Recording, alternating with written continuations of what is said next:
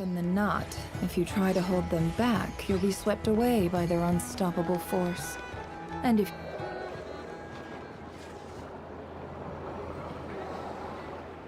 Oh, it's been a few days since we said bye to the others in Nasha Town. Still no news about Rarer, though. Where could he have slunk off to? If only he was gone for good. But with all the trouble he stirred up before, there's no way we've seen the last of him. Hello! You must be the traveler in Paimon? Mr. Flynn has been looking for you. Unfortunately, there's been a serious wild hunt attack over at the quarry. He thinks it's time to regroup and figure out a plan. A wild hunt? Oh, uh-oh. We better get over there, right away! Come on, let's go!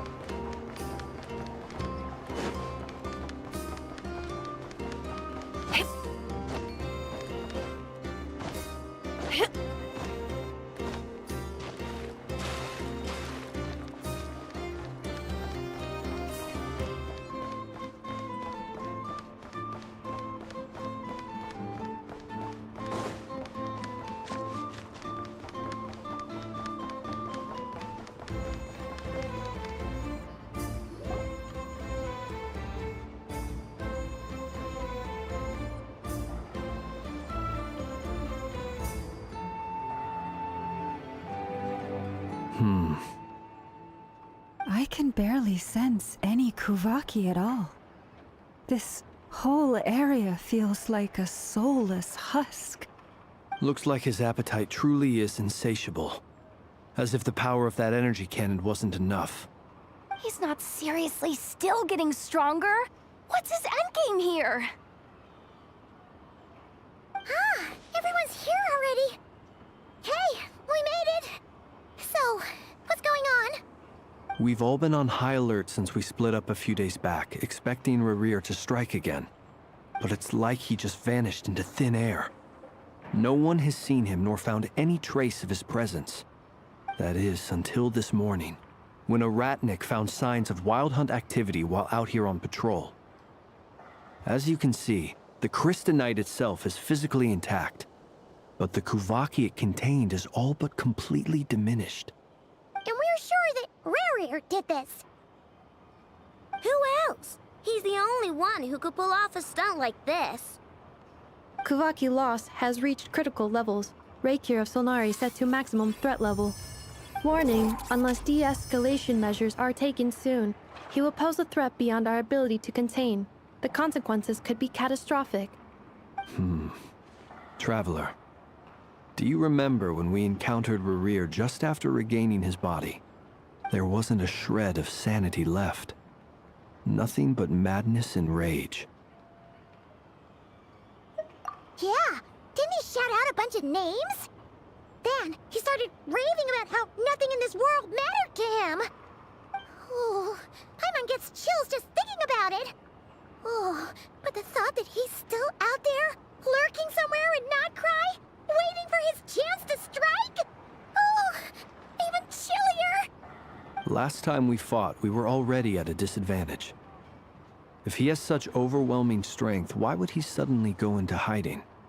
Yeah, if I were him and I wanted more Kuvaki, I'd just take it by force. No point staying in the shadows. Unless something went wrong. His whole resurrection thing didn't exactly go smoothly. The other thing is, how does someone who's completely lost their mind still have the wherewithal to cover their tracks so perfectly? Beats me. According to certain medical studies, insanity does not always entail a complete loss of rationality. It may be that he is simply living in a world of his own. That actually sounds about right. He was ranting away to himself the whole time, like he had zero interest in talking to us. There are many unanswered questions here. He could be right under our noses, and we'd still be in the dark. Besides his name and title, we know little about him. Certainly nothing about his past, or what he might be hoping to achieve. Exactly. And we wouldn't even know where to begin looking. Even Boss hadn't heard of the Rahir of Solnari before all this. I'd be willing to bet that even if we gathered together every scrap of intel in Nodcry, we still wouldn't find more than, like, 3 useful facts about him. So, if we do nothing, he'll just keep getting stronger. And if we want to investigate him, we have no idea where to look. Last time we had Marionette and her big robo-buddy to help us, and we still barely held our ground. If we had to face him alone... Oh, Paimon's head hurts just thinking about it. What are we supposed to do against a threat this big? Well, I do have a little hunch about his next move. Given that he attacked the quarry, I'd say it's likely he'll target other places rich in Kuvaki. Somewhere like the Eye of Krati, or the Pillar of Embla. One thing's for sure. If we just sit back and let him keep absorbing Kuvaki, we really won't stand a chance against him. A perfectly reasonable hypothesis. However, it is worth noting that these 2 locations are quite far apart. To investigate them both, we'll need to split up. I agree, we should split up. Right now, Rarir's goal seems to be gathering Kuvaki, not fighting us directly. Once we're done, let's regroup on Hisi Island. Wait, why Hisi Island? If I recall correctly, your largest goddess statue was carved from Kuvaki-rich ore, was it not? That's right. Yes, it could well be a potential target of his. I should head back and start evacuating the pilgrims.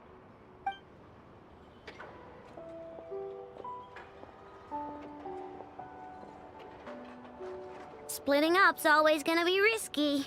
But I guess we don't have much choice, right? We're in a race against time here. And if we do run into Rarir, what then? That's when you follow the 3rd rule of treasure hunting. Run like the wind. Didn't you say the 3rd rule was go with the flow? I don't know. Did I? Anyway, whatever. In this situation, go with the flow means go find backup. Agreed. If anyone finds so much as a trace of Rarir, do not pursue him. Get out of the area and alert the rest of us as soon as possible. We need to put safety first. All right, we'd better get moving. Come on, Anefa, let's go.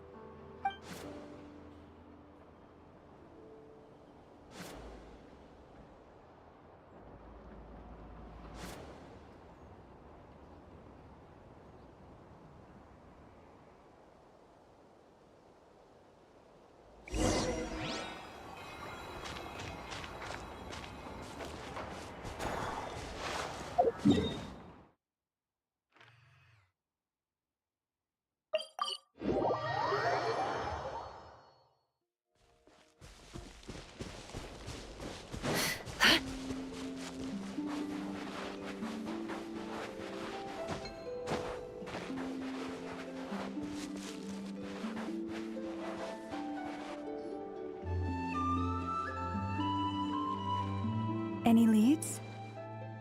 Nope. Diddly squat. No clues to where he might be hiding. It's like he's a ghost. It feels like we're sitting on a powder keg that could go off at any second. Ugh, I hate this feeling. I'd rather face him head on than be left hanging like this. So, you guys didn't find anything either? Not loving the word either. How about you, Flintz? I questioned a few Ratniki and eventually narrowed my investigation down to one suspicious individual. But by the time I got to his place, he was already gone. Almost as if he knew someone was on to him. Either that, or he's just extremely cautious and doesn't stay in one place for long. He's been biding his time for a while now. The question is, where Or what is his next target? No idea. Since regaining his body, he seems to have lost all interest in the fragment in my possession. If he did still want it, he's had plenty of chances to take it. All we can do now is hope that Ino and Anefa turn up some leads. Darn it, Rerir! If you've got the guts, come face me one-on-one! Wait, he's actually here? I didn't mean it! I swear! No, it's coming from Silver Moon Hall. The Lady Kutar might be in danger. Let's get over there, quick!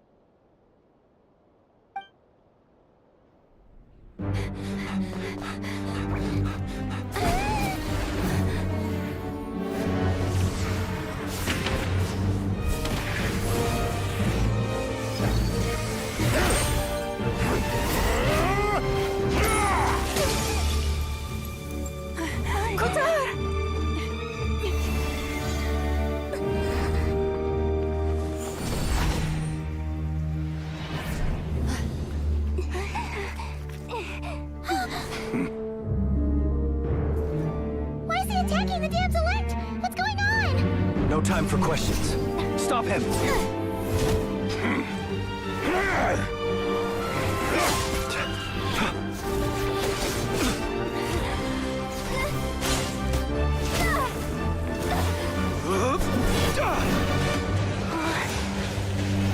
This is insane. Yehuda, get Kutar out of here! On it.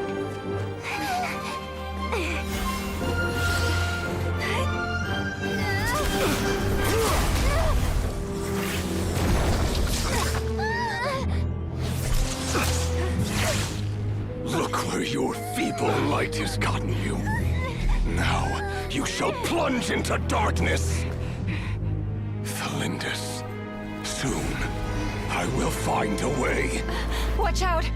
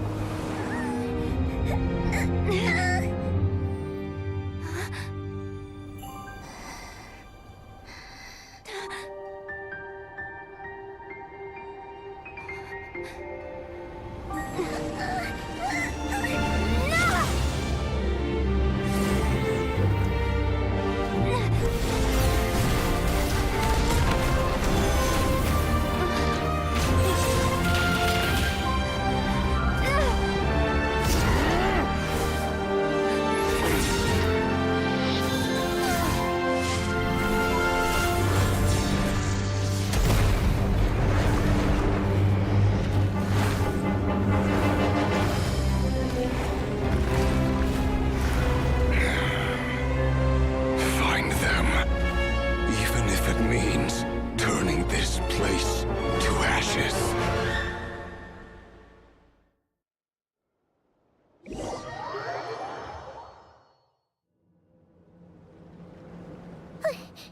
That was too close! We barely made it out of there alive. What's that guy's deal? How'd he get so crazy strong? He's a threat to this entire nation. I doubt his strength could even be measured by conventional standards. I have a question. When me and Anefa showed up, we saw him chasing after this lady like he wanted her dead. What was that all about? We weren't there for the whole thing either. They were already duking it out by the time we arrived. Yeah, we didn't see how it all started. It all escalated so quickly, we had no choice but to step in. Kutar, can you shed any light on the situation? Kutar. Cross-checking database. I see. So you're the one that the Frost Moon Scions refer to as the Moon Goddess? Wait, she's the moon goddess? Oh, no wonder she looks just like all those statues. There are many reasons why people might worship the moon, and just as many why they might despise it. I've never met that person before, but there was no mistaking his deep-seated hostility towards me. Why he holds me in such contempt, I cannot say. But since he hunts the power of the moon, it's no surprise that I am a target. Kutar. There are many potential motives. For instance, you help the traveler escape his grasp. This could be his way of taking revenge. It is also possible that he covets the Kuvaki inside you and seeks to take it for his own. The list goes on. But right now, devising a counter-strategy should be our #1 priority. The likelihood of this location being discovered is close to 100%. A counter strategy? But we don't stand a chance against an enemy like this. Surely our only option is to run. He's not gonna chase us to the end of the world, right? So as long as we can sneak out of Nodcry undetected. No, I can't say that. Come on, Yehoda, this is serious stuff. You can't suggest we all just chicken out. Running is our only option. Huh? You seem surprised, but what other choice do we have? We are facing an enemy we cannot possibly defeat in battle. Well, I mean, yeah, but still. It's not too late. I can distract him, so you have plenty of time to make your escape. Wait, what? You're gonna act as bait? Doesn't that make sense? I'm the one he's after. There's no need for you to risk your necks on my behalf. A coyote doesn't stop for bypassers while it's howling at the moon. What is it, Loma? The Frost Moon Scions have already grown accustomed to life without their goddess. My presence here is no longer essential, and this is not my home, so you needn't ask me to stay. We can't just roll over and let him get away with this. That's not our style. Yeah, we can't just call it quits after everything we've been through together. Besides, she'd pretty much saved my life back there. If I just ditched her now, I'd never forgive myself. We can't overlook that you have saved our lives multiple times now. To talk of returning the favor would be a little crass for my liking. But suffice to say that we are friends, and friends look out for one another. Riri's true objective remains unclear. Even if we were to sacrifice Miss Kutar, there's no guarantee he would stop. But Kutar, I know why you left the Frost Moon Scions so long ago. It was because people started treating prayer as a form of trade. They would make self-centered wishes, force you to accept meaningless offerings in return, and then expect you to perform miracles for them, as if that were their entitlement. If it were me, I might have walked away too. But I believe that time can change everything, and that sometimes it takes losing something precious to appreciate its true worth. After much reflection, I've realized that this was never about whether the Frost Moon Scions need you. Any relationship based on need is purely transactional. What I truly hope is that you'll choose to stay, not out of obligation, but as part of our family. You were born here, and now you've returned. Who knows? Perhaps it was the moonlight that guided you home. thank you, Lauma. But my power is on the wane. I'm afraid I will be of little use to you now. Very well then. I'll do as you say. Both times you saved us, we were transported across great distances in an instant. Is that one of your powers as the Moon Goddess? It is, but I find it very draining. I barely managed to pull it off just now, and it will be some time before I'm strong enough to do so again. Rejected by the world, my power is dwindling. Like a lake cut off from its source, slowly shrinking away. now, it has almost run dry. What do you mean, rejected by the world? The 3 moons belong to the ancient bygone era in which they came into being. From the moment I was born, the world itself has been steadily sapping away at my strength. The 3 moons are not one and the same. As the goddess of the Frost Moon, I cannot wield the powers of the other 2. Yet moonlight has a way of blending together. Each can reflect the other's glow. So when our fingers touched, I was able to restore my strength by drawing Kuvaki from the eternal moon's marrow. But this method of recovery is painfully slow. If only we could find the... It's the Wild Hunt! Even faster than we expected. We'll have to finish this conversation later. See how those Wild Hunt creatures are running away from us. They're likely just a scouting party, which means Rerir won't be far behind. Then what are we waiting for? Let's get the heck out of here!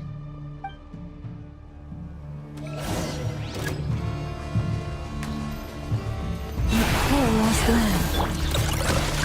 Rash it! Installation chamber deployed. Annihilation mode. Oh, they just keep coming! This is driving me nuts! Rerir's closing in on us. We need to pick up the pace. There's too many of them! And this time, we can't fall back on Kutar's house to escape!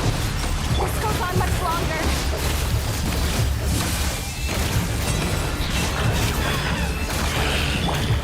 Cleanup sequence initiated. Preparing for dust-up.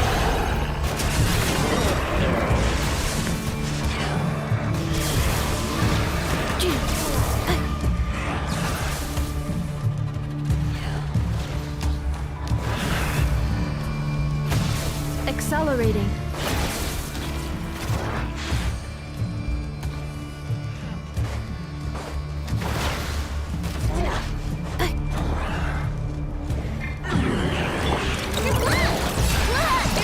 Defensive mode engaged. Annihilation mode. By the craftsman of old. Be silent.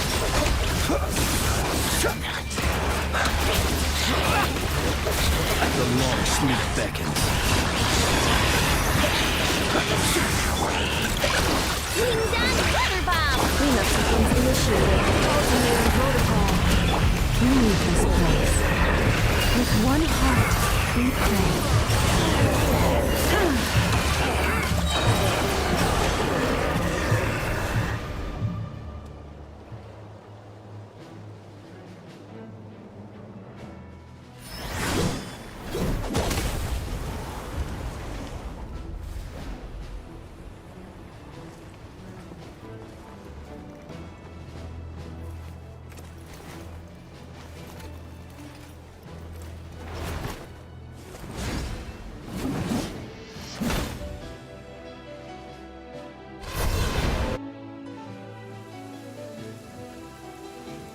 What's the matter? Bit off more than you could chew?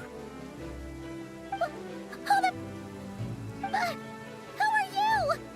Uncle Varka! You're back from Amsvartnir? Whoa! You're Varka? Grand Master of the Knights of Favonius? We could save the intros for later. Right now, let's get you all out of this hellhole. Follow me. I know somewhere you'll be safe. Oh, is that where I think it is? That's the one. Come on, move! There's no time to waste.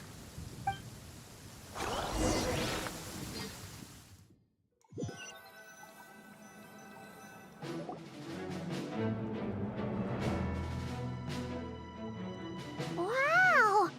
Where are we? This is so well hidden. Well, that goes without saying. This is the Knights of Favonius' meeting place in Nodcry, and a contact hub for the Northern Intelligence Network. AKA, the black market of intel. No matter what faction you're with, it's the place to buy and sell information. Their headquarters are in Nodcry, but they've got contacts in every nation. as an expeditionary force on foreign soil. Working with them has offered us the most effective way of getting our hands on reliable local intel. This is where we meet, so naturally, it's secure. Anyway, where were we?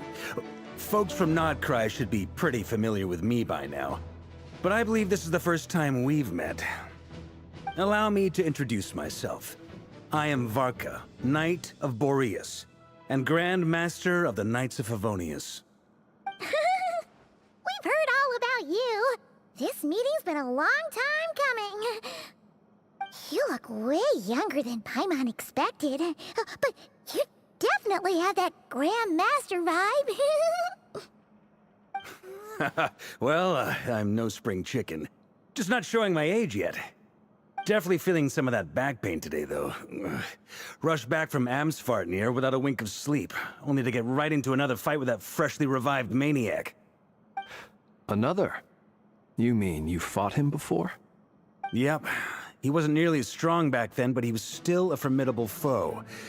I brought some of the knights along to give him a little surprise, but he saw us coming from a mile off. My squad took heavy injuries, and I barely made it out alive myself. We knew it might have been our last chance, so we staked everything on it. But still, it wasn't enough to stop him. I tried tracking him down afterwards, but he didn't leave a trace. Even in his unhinged mental state, he's as cautious as any trained operative. So, I decided to come find you. And as luck would have it, turned up to find you being ambushed by the Wild Hunt. The rest, you already know. Is that why he's been frantically absorbing Kuvaki these past few days? Because he sees you as a threat? Maybe I'm part of the equation, but even if I weren't, I'm sure he'd still be gathering power. He's clearly working up towards something. Note to self, Uncle Varka's strength rating officially upgraded. Guess it's my turn to ask questions now. So, what exactly has been happening in Nodcry? Why is the Wild Hunt returned in humanoid form? And why is it after you? That's a long story, but I'll try to make it quick.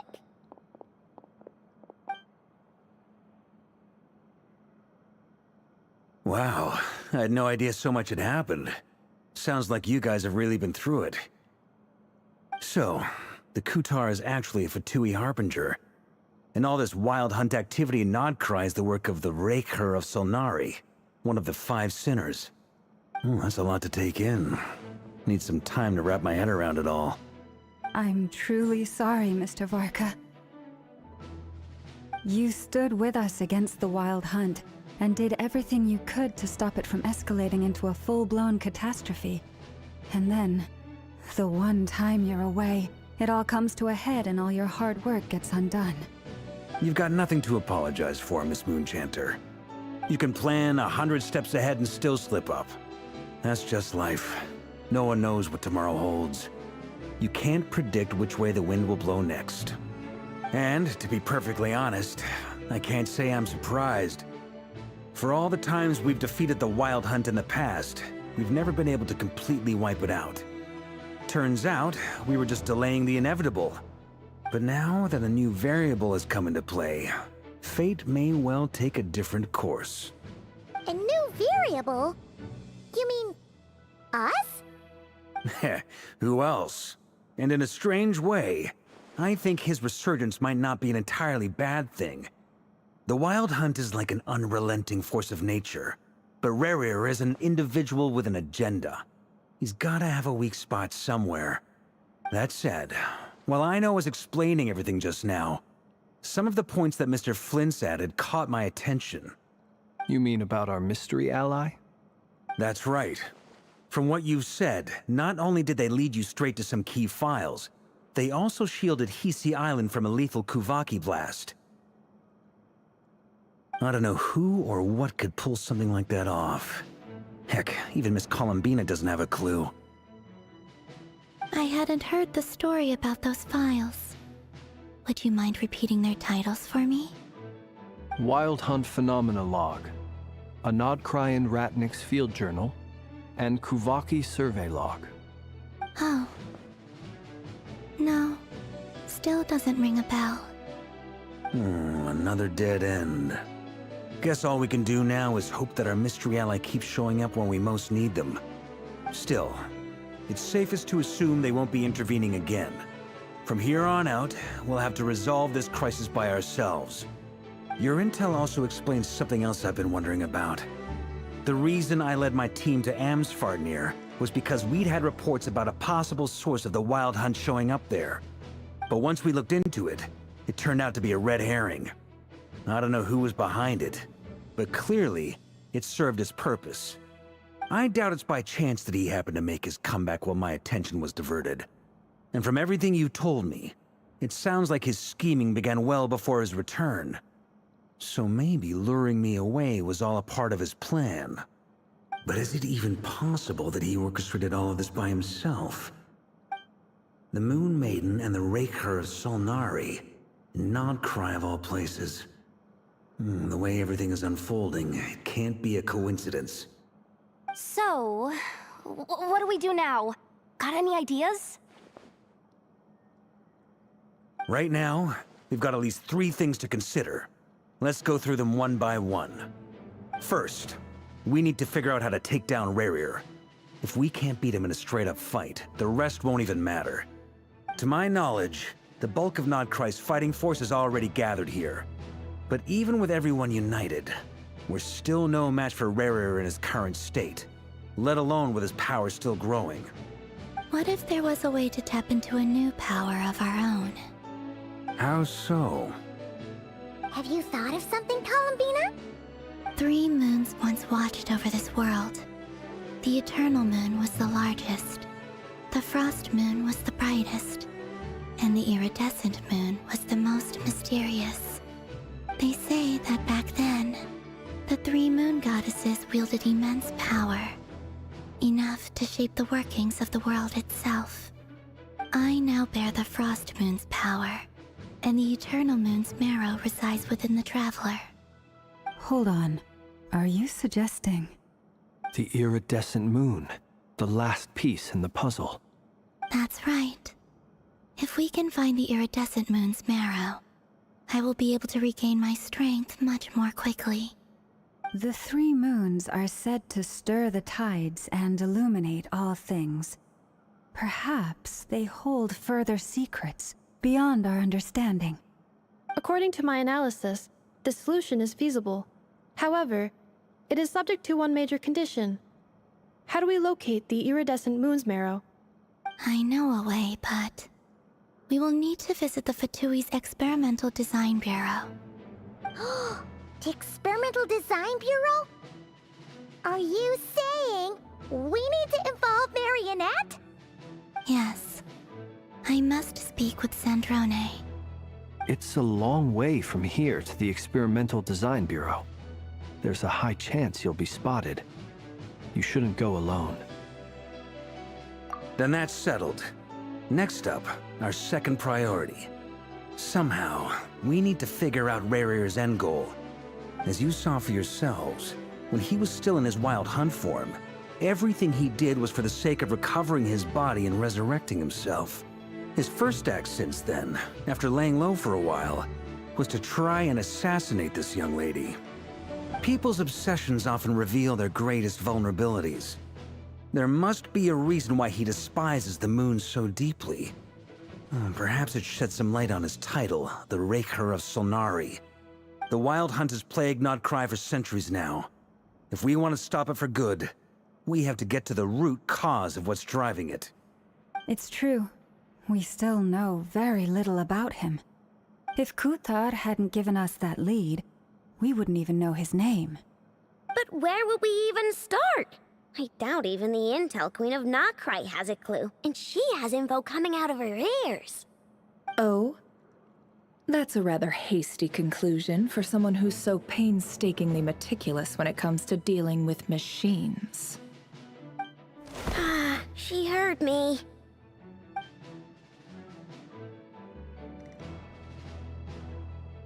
Boss! What are you doing here? I'm now asking myself the same question. I received a letter from a humble knight of Favonius, requesting a meeting to discuss a major business deal. But it looks like this humble knight had something else in mind. Details, details. Miss Sneffer, the important thing is that you've arrived at the perfect time. Since his failed ambush, I've been racking my brains trying to come up with a plan to fight Rerir. Given the severity of the situation, I think it's fair to say that our only chance lies in uniting as one. And I'm talking all the factions in Notcry. We can't do this without the Curatorium, but I knew it'd be a tough job to win you over. So, I took the liberty of reaching out for a little chat. Wait a sec. How did you even hear about this place, Nefer?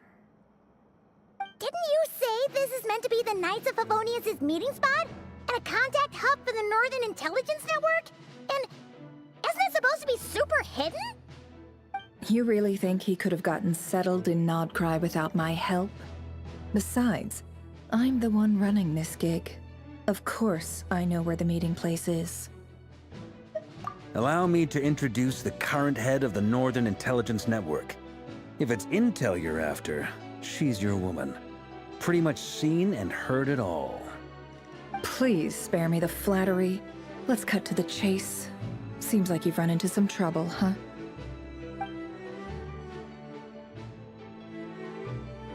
Well, this certainly qualifies as an unforeseen crisis. On behalf of the Curatorium of Secrets, I wish you all the best of luck. So you're just going to sit this one out? Why should I get involved? What could possibly be in it for me? What if we told you we can't do this without you? Oh? Then I'd say, you'd better make it worth my while. I don't work for free. I can't put a price on something like this. It's just not in my nature. But then again, you and I have always been polar opposites in this regard. So I can't exactly say I didn't see this coming. If you insist on compensation, I will pay you. Consider this a formal commission. Sound fair? You just don't give up, do you? Too bad. I know you well enough to know you can't afford my prices. The riskier the job, the more it'll cost. And a Moonchanter's stipend isn't exactly generous. Unless you're planning to start passing the donation box around among the faithful. Boss, just a thought. If they come up short, maybe you can take the difference out of my next few paychecks. Things got really dangerous during the fight with Rerir. If this girl hadn't saved me, I'd be ley line fodder by now. I'd be gone for good, boss. If there's any way we can make this work, I'd really like to help her. Please? I'm begging you. This is why I'm always telling you never accept favors. They are the hardest debts to repay. You have to be careful who you get involved with, or you invite all kinds of misfortune. Very well, Yehoda, I will help. But just this once. Don't count on this happening again. Flynn's, that fragment that Rerir was after, do you still have it on you? Of course. Let me borrow it. I need it to follow up on some leads. Wait, you actually have some leads? Shh. This is top secret information. I get it. We all have things we'd rather keep to ourselves. Plus, I know we can count on you, so we'll leave the intel gathering in your hands. And that brings me to the third and final item. We need to find a way to distract him. We need time to make our move, so someone will have to stall him. I'm in for this part, no matter what. Anyone coming with? Count me in too. Come off it, you two. Quit playing heroes. I'm way ahead of you here. Nefa did a scan of the Moon Goddess's Kuvaki signature, and we're gonna use it to make some decoys over at the Kramkake craft shop. Anyone who's in, follow me. Once they're ready, we'll deploy the decoys across Nogcry. So as long as the rest of you keep moving, he won't catch on to your scent and won't be able to track you down. I like it. Genius idea. No biggie. All right then, we'll split into 3 teams. Once your team has finished their mission, return here and wait for the others. Dismissed!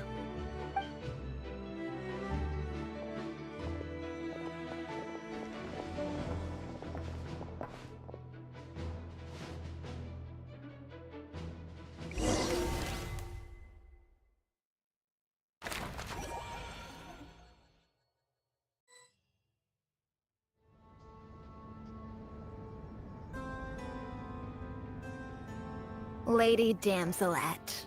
Wait, and you two? What are you doing at the Kuvaki Experimental Design Bureau? We've been doing our best to mind our own business lately. But if you're just gonna waltz up here like this, you're seriously pressing your luck. Don't blame us for doing what we have to. Huh. You really think that's gonna scare us off? We're not looking for any trouble. I just want to see Zandrone. Do I need to remind you that you're still a wanted fugitive for deserting us? Out of consideration for our former ties and the crisis we're all up against, we'll let you leave in one piece. But don't even think about trying to get inside. Let them in. But... Are you going to make me repeat that? No, my lady.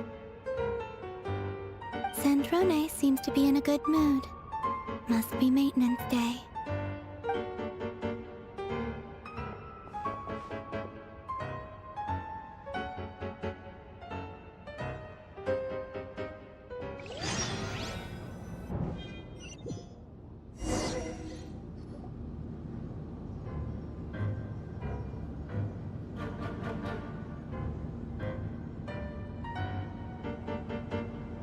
So tell me, to what do I owe the honor this time?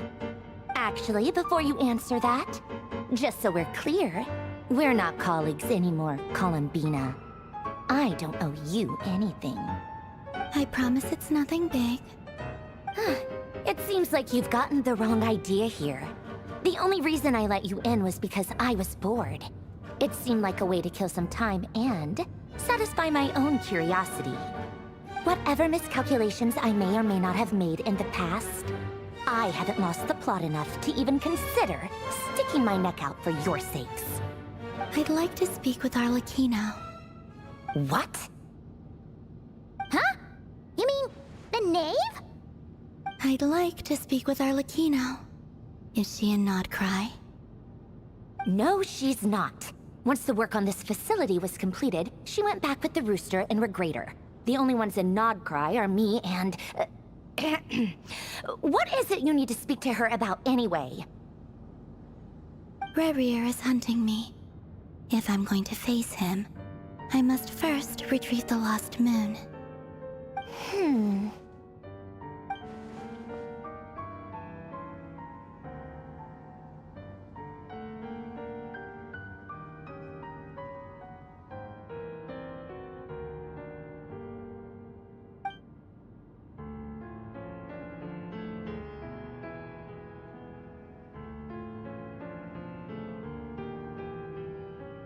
Is that a no, then?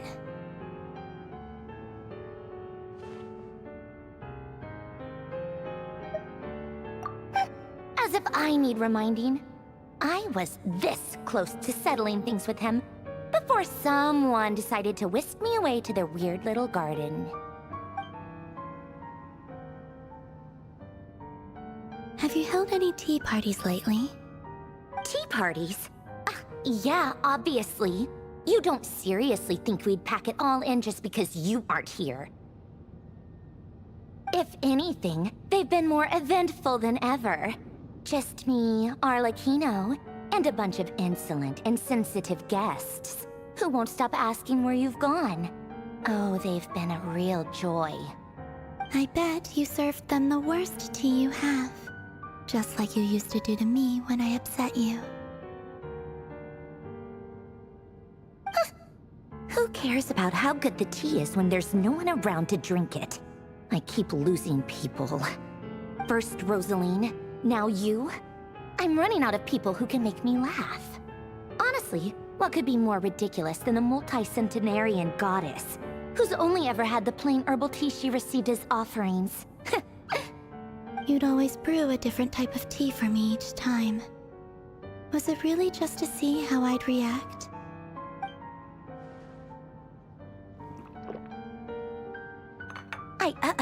Well, duh. Why else? Watching you squirm was practically my only form of entertainment.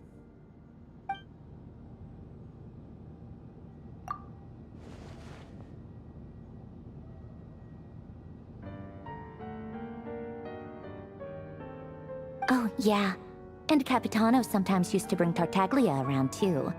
But I guess we won't be seeing him again. Well, I guess we are overdue for a get-together. Polonia! Have Febronia pass a message to Arlecchino for me. It's time for tea. Will suffice. Pass along a message for me, too, if you would. My body cannot contain the marrow of 2 moons, so I'll be leaving one of them in her care. Excuse me? Who said you were on the guest list? If my tea meant that much to you, maybe quitting the Fatui wasn't your brightest move. Back when you were under the Tsaritsa's protection, no one would have dared come at you so openly. But that protection didn't come for free. In fact, I paid dearly for it. At the end of the day, it was just another transaction. I just got tired, that's all. I never wanted any part in their grand ambitions, and I've had enough of being treated like a bottomless supply of power. It brings back memories from the old days, when I was still worshipped as the moon goddess. Centuries on, it may be a different group of people, but I see the same greed in their eyes. I figured you'd leave eventually. You didn't have as much of a reason to stay as I do. The Tsaritsa gave you shelter and protection, but that was it. Nothing more, nothing less. Meanwhile, the Fatui demanded everything from you in return, until it was more than you could bear. I get why you left. And frankly, I have no interest in dragging you back just because the higher-ups told me to. But if you keep hanging around with this riffraff, the next time we cross paths, we might be enemies for real.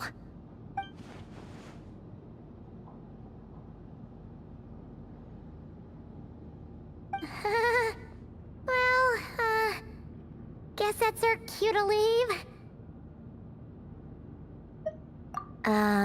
That might be your plan.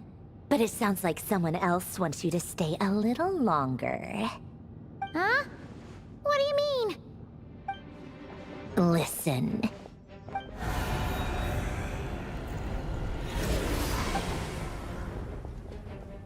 My lady, it's the Wild Hunt. A horde of monsters is headed straight for the facility. Ugh, another uninvited guest trying to crash my tea party. Clear the area! I'll handle this. Wait, what? You want us to leave you here by yourself? Huh, you'll be lucky to make it out of this alive. You really think you can afford to worry about me? Go on, get out of here. You may have stopped Polonia from crushing him last time, but I've made sure that won't happen again.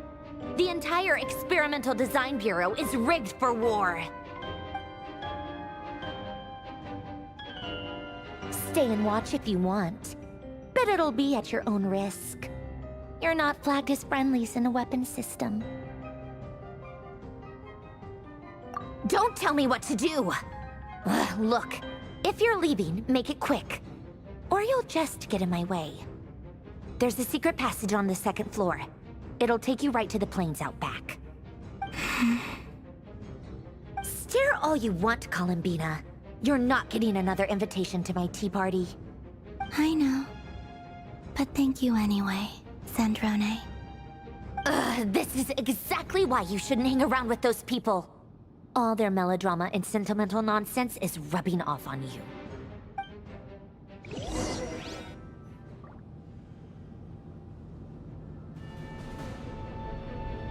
Come on then, Mr. Ray here. Let's pick up where we left off. It's your Wild Hunt monstrosities versus my beautiful creations. Let's see who comes out on top.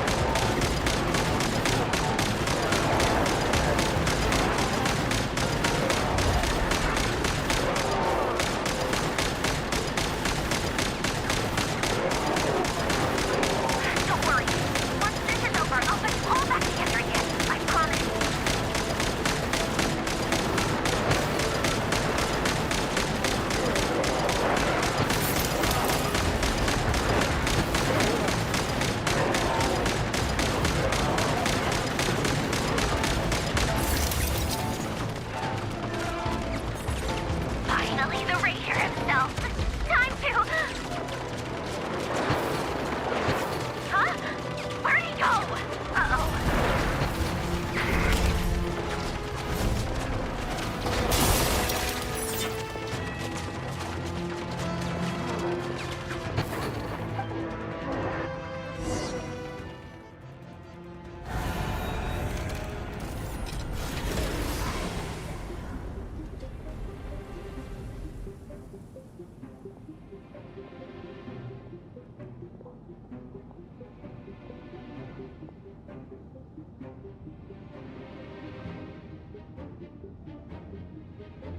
Polonia, get him!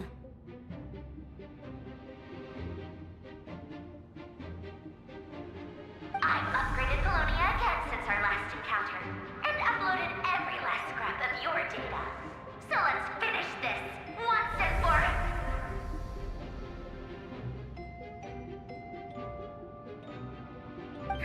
She's not here. Where did she go? Hey! Over here, you big...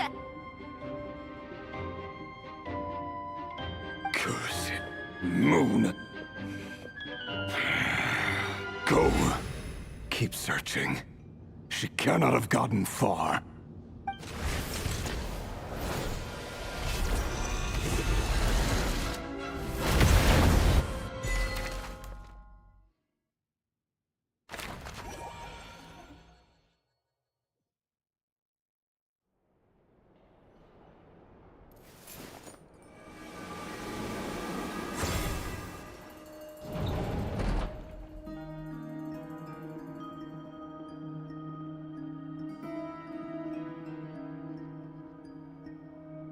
So this is your method for investigating Rarir's past. It almost looks like some kind of ceremony. Good deduction. But it's quite a different affair from what you're used to with the Frost Moon Scions. Whoa! First time I've ever been in here. Boss always said it was off limits, so I pictured some kind of creepy dungeon. But it's actually kinda nice. Oh, I guess this must be Sumero decor? That's where Boss is from. And that nice shopkeeper who sold me my treasure compass. I'm not sure exactly what you've got planned, but it looks like you're all set. When do we begin? Whenever we wish. But for some reason, I've got a feeling this isn't going to end well. I've never faced Rarir myself, but from what you've told me, his power is beyond anything I could imagine. I, on the other hand, am just an ordinary businesswoman. Our paths should never have crossed, yet here I am, forced to make an enemy of him. If you ask me, you're about as far from ordinary as it gets. So what are you saying? You're getting cold feet? Once I take a job, there's no backing out. Still, I have to ask myself if the power I'm relying on will even work on an opponent of this caliber. And also how to make sure I come out of this alive if things spiral out of control. Death is the one thing we can take for granted. It is the great equalizer, however fortunate or unfortunate we may otherwise be. So it's important to consider how to spend what lifespan we have left. Come on, boss. Lighten up. Quit talking about death. It's bad luck. For once, I agree with you. When you're up against a foe like Rarir, there's no such thing as being too prepared. Is there anything I can do to help? That won't be necessary. I've already made up my mind. Time to cash in a precious favor I've been saving for a rainy day. Yehoda, I need you to find someone for me. The sooner the better. Eh? Find who? That shady merchant who sold you an overpriced treasure compass the other day. Come on, boss. You're pulling my leg again. In what way is she shady? She showed up when I was completely lost and sold me a neat little gadget that was exactly what I needed. Trust me. She's a good person.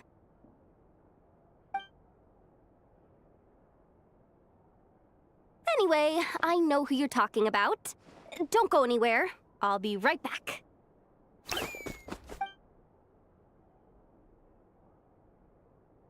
Quit grabbing me. I genuinely can't run any further.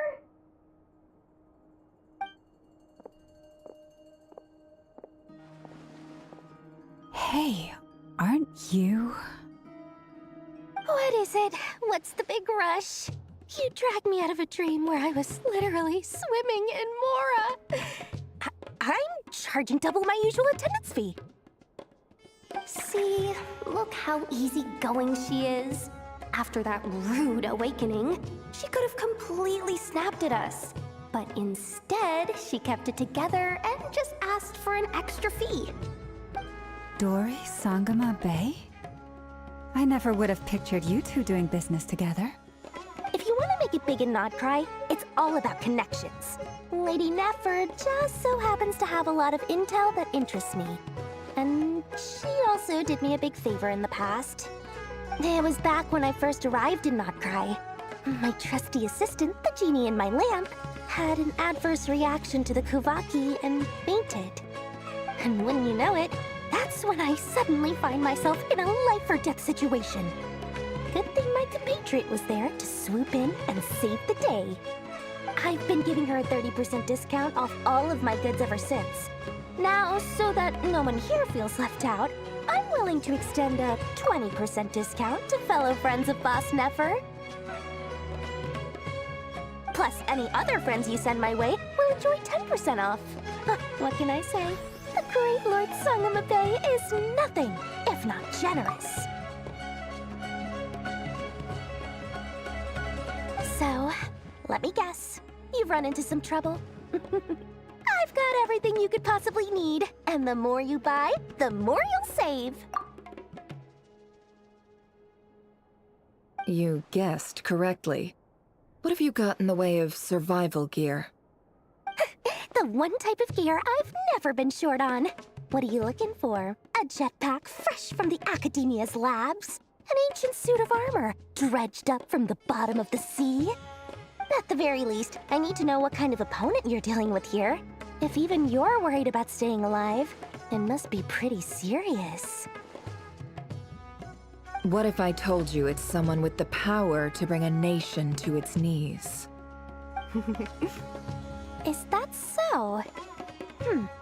Then we really are talking top-shelf treasures. I don't have anything like that in stock right now. I'll have to ask my supplier. Your supplier? A powerful woman, make no mistake. I can't reveal her identity, but luckily for you, I hear she's planning to visit Nodcry in the near future. If you're willing to wait, I can ask her when she's here. Can't say exactly how long that'll be, though.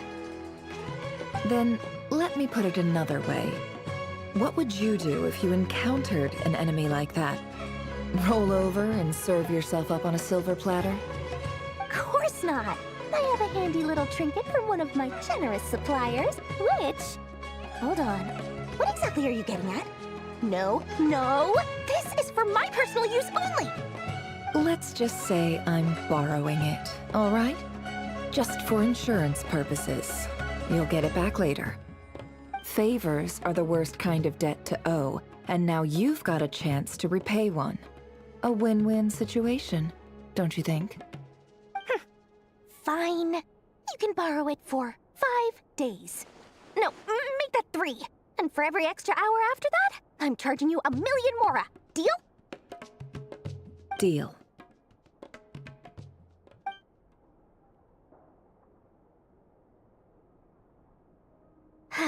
What a way to start the day. Now, was there anything else you wanted? Or can I go back to bed now?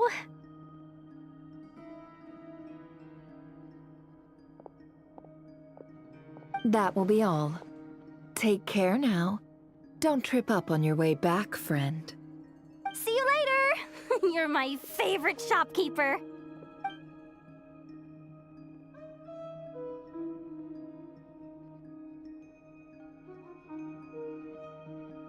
Excellent.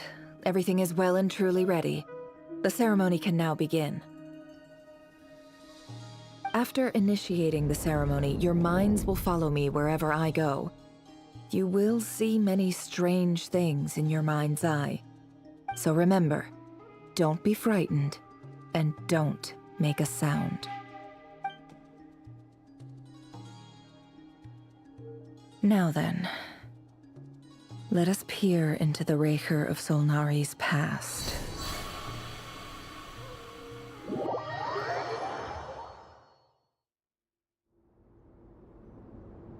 I made it. I don't recognize this style of architecture. Must be Conrian. Simple furnishings, table and chairs. It's a more ordinary house than I might have expected. Looks like the fearsome Raker of Solnari came from surprisingly humble beginnings. Unless this passed for luxury in Conria. Unlikely. It was said to be a very prosperous nation in its heyday. Anyway, I'll keep exploring.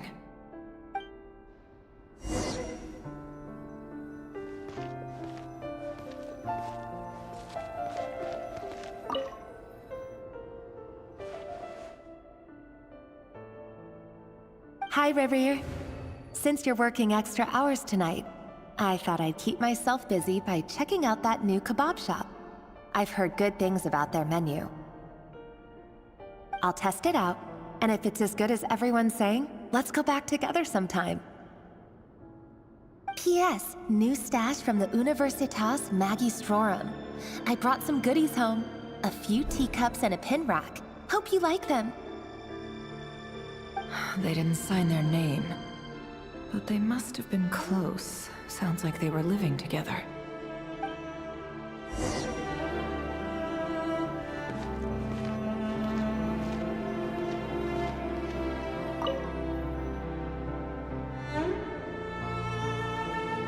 I went over to Joseph's for drinks today. They have a fine collection, but I went alone. Felindis was tied up with something and couldn't make it. Joseph asked why I came alone, but I didn't really have an answer. He then went on to ask about other things. If you ask me, someone who asks that many personal questions is too nosy for their own good. But if he invites me again, chances are I'd still go. Felindis. That's the same name Rerir mentioned. Crane imports keep falling. If things don't pick up, we'll soon be back to meat and mushrooms only. Honestly, I'm not a huge fan of that new type of mushroom everyone's been into lately. Didn't it start out as a lab-grown variety? I heard it's even mildly corrosive. Seriously, why would you even eat something like that? I don't care if it's an impressive feat of alchemy. That just isn't the kind of thing I like to eat. Grain has to be imported, and they're eating a diet of mostly meat and mushrooms. Could it be because Conria is underground, so it doesn't get much sunlight? That would explain why they use so much stone in their buildings. They even use alchemically modified strains for food. Seems like the people of Conria don't have many options when it comes to dining. I've just about saved up enough now. Time to buy it and keep it somewhere safe. Making a big purchase. I wonder what it is.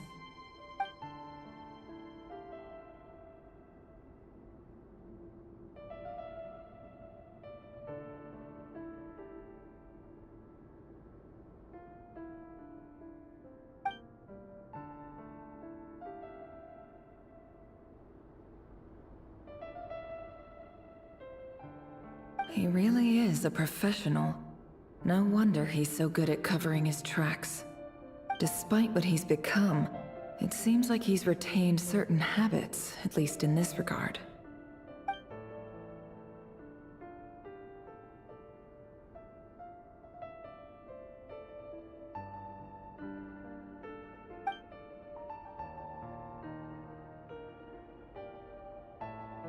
Did Rary rip it out himself?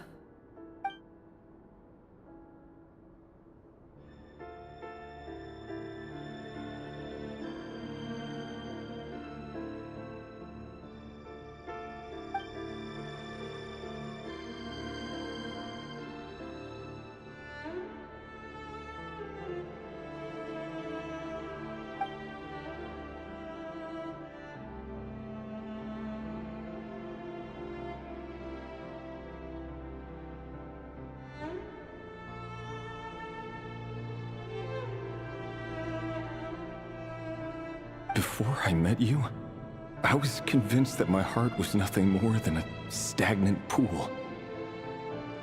The burial place of a fallen moon. A withered, windless grove where the waters rested forever unrippled. It was you who helped me see that my heart hadn't entirely withered away. That it could still beat to the rhythm of love. This is just trivial sentimentality from the looks of it. Why would he go to the trouble of hiding that? The burial place of a fallen moon.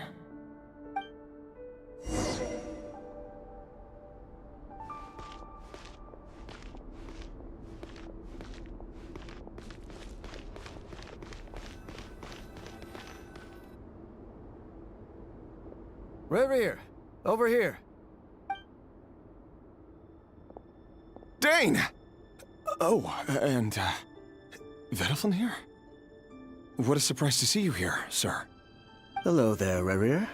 You need not address me so formally outside of court. He doesn't get that much free time, so I invited him over for a drink. Even the court prophet deserves a break every now and then, right?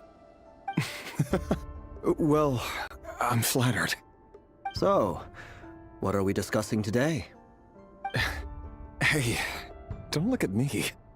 As far as I see it, we don't need an excuse to have a few drinks. Come on, don't give us that. Didn't you say you were about to pop the big question? How's that coming along? Who'd have thought the great Twilight Sword was an even greater gossip? I just didn't expect you to be the first one to settle down and get married, that's all. Yeah. If you told me that a few years ago, I wouldn't have believed you either. So, are you planning to come clean about your job then? I'm guessing you still haven't told her. Sure, I'll have to tell her at some point. But I'll need to pick the right time and place. To be honest, I have no idea how she'll take it. Come on, stop being such a pessimist. For all you know, she could be thrilled. I bet she'll be much more impressed by your actual job than the one she thinks you're doing now. A member of the King's Guard. Quite the cover story. Does the king himself even know? Of course he does. Anyway, enough about me. How have you been? Me? Same old, same old. Nothing much to... Huh? What's up, Fed? It's nothing. Vedaflin, Dainslift's elder brother. Renowned throughout the court of Conria as the Visionary. And said to possess a wisdom far beyond the reach of any ordinary man. And yet, despite the gulf between us, he seems to have something to say about me. Does he even know me? Does he see me as a friend of his brother, or just another of the Vinster King's blades? Why did he react so strongly? Was it really to do with what we were talking about? Brown, curly hair and brooding blue eyes. So this is what Rerir looked like back in the day. Perfectly normal. No different from anyone else. As frightening as this monster is in the present, there's something even more unsettling about seeing the human he used to be.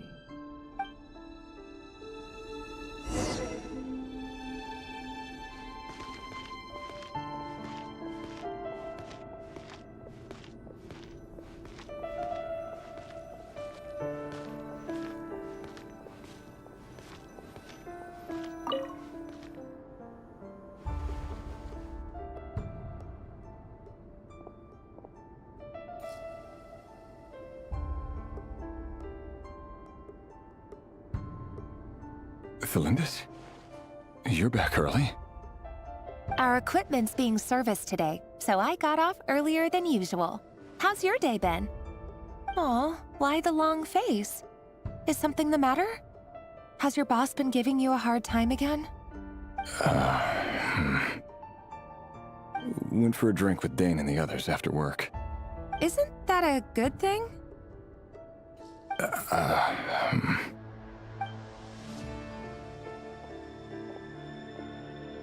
Vedaflin showed up today, too.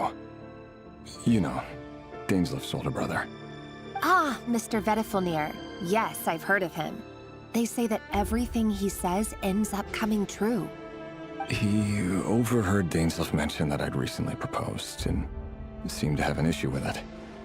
But when I asked what it was, he kept it to himself. So, you're worried? You can be such a child sometimes, Revier. We're nobodies. Why would the Visionary be concerned about us? I'm sure someone in his position has much bigger fish to fry. Maybe you're right. You worry too much, Revier. We've been together for ages now, and everything's been going so well, has it not? You've even proposed to me. So, you do remember. Tell me then. What's your answer? Like I said, I need some time to decide. You can't just rush into things like this. We may be nobodies in the grand scheme of things, but if we want things to work out, we've still got to plan ahead. All right. Take your time. Just don't keep me waiting forever. Nobodies. Sounds about right. In the eyes of people like Vedifilnir and Dainslef, what do we matter? Can someone whose gaze is so fixed on a far-flung future even see the present clearly?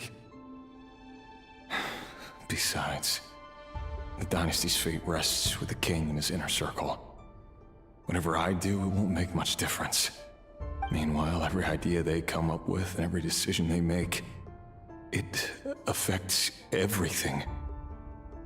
These days, the king is lost in his research, and the purge of the Crimson Moon bloodline grows ever more intense. The opposition tried to speak out, but nothing came of it. And I'm under no illusions as to why. Because we eliminated them and got rid of their bodies. A man can have 1,000 reasons to carry a sword, but there are few good excuses to use it.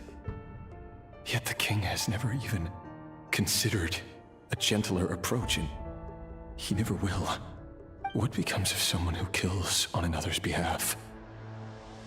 Can he ever find true peace?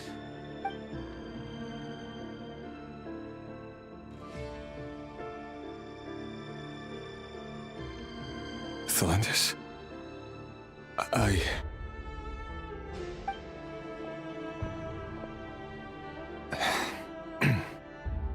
It's nothing. You were right. Fate has never smiled upon nobodies like us. But by the same token, it's unlikely to bear a grudge against us either. There's no reason we can't keep living happily together, cherishing the simple joys of each day as they come. See? You just need to stay positive, Revier. I can feel your warmth, your breath. You're right there, right by my side. Just seeing you makes me happy in a way I can't explain. And that's something that no one could ever take away from me. So smile, my love. Let go of that frown. You're right, Thelendis. I've just been overthinking things. That's better. Getting caught up about things like this will only ruin our evening. Speaking of which, all set for the ball tonight? I need to go get ready. You go ahead. I just have a few things to take care of, then I'll come join you. Even busier than the big shots, huh? Fine, I'll go get started. But don't be late. If you keep me waiting too long, I won't be a happy bunny. Relax. I'll be there. Seriously, though, you drive a hard bargain. You're really gonna leave my proposal hanging and still expect me to take you to the ball? Well, that goes without saying. I already told everyone I'd be coming with a dance partner. Besides, they're two completely different things. Let's take it one thing at a time, all right? All right.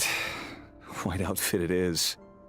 It seems like Rerir was deliberately hiding his ties to the intelligence services by giving the impression that he was just an ordinary member of the Venster King's Guard. He clearly doesn't want his would-be fiancée to know about his other life. Then again, that's hardly surprising. People in the intelligence trade rarely do. Who'd have thought we were in the same line of work? Let's dig a little deeper.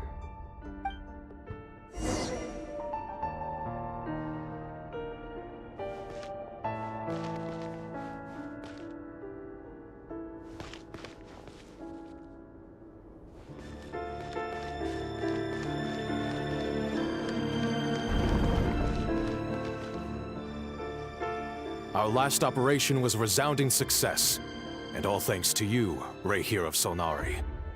In total, we apprehended 32 dregs of the Crimson Moon, and 67 accomplices. After all these years since the dynasty's fall, so many of them still linger on.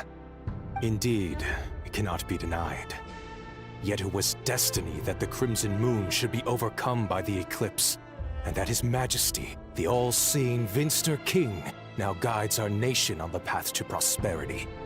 Conria has no further need for a dead moon. But alas, there will always be those who refuse to see the truth, choosing instead to romanticize the past. That's not entirely true. Much about the Crimson Moon era was worthy of remembrance. And that's exactly why they keep trying to see it restored. Many of its secrets remain unsolved to this day. As it happens, that's precisely the field of study my partner is devoted to. You still haven't told her what you really do for a living. Where would I even start? How do you tell someone that you're one of the King's hand-picked executioners? That your hands are steeped in blood? You didn't choose this life, any more than I did. Orphans like us don't get a say. But I'll sure as heck be the one to pay for it. Speaking of which, we need to be more rigorous in the way we identify direct descendants of the Crimson Moon. Someone, it seems, has strong opinions about my future plans. Most likely my marriage in particular. I have a feeling that we may soon become targets of the Crimson Moon's retribution. Your concerns are not unfounded. They've taken out many of our colleagues these past few years, and for that very reason. These are no helpless lambs we're leading to the slaughter. They're wolves in sheep's clothing. Take care, Rahier of Solnari. I look forward to toasting you at your wedding. Thanks, Thorkel. You look after yourself, too.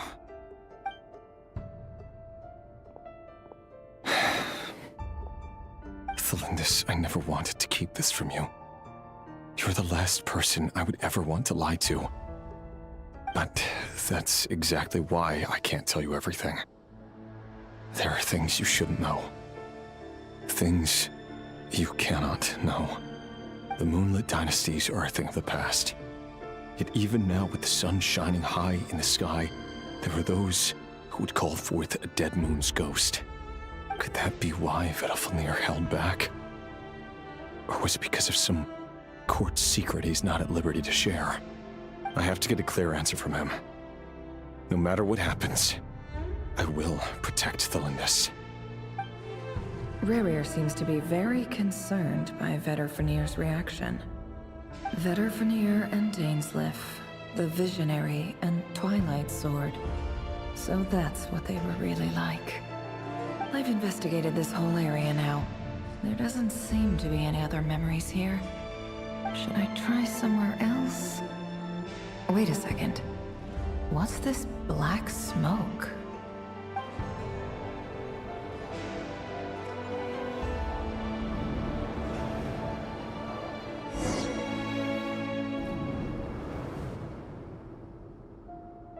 So, he's late after all. Just you wait, Rahier. You're in for it. Big time. Are you waiting for someone, ma'am? Could I tempt you into buying some flowers? Oh, sure.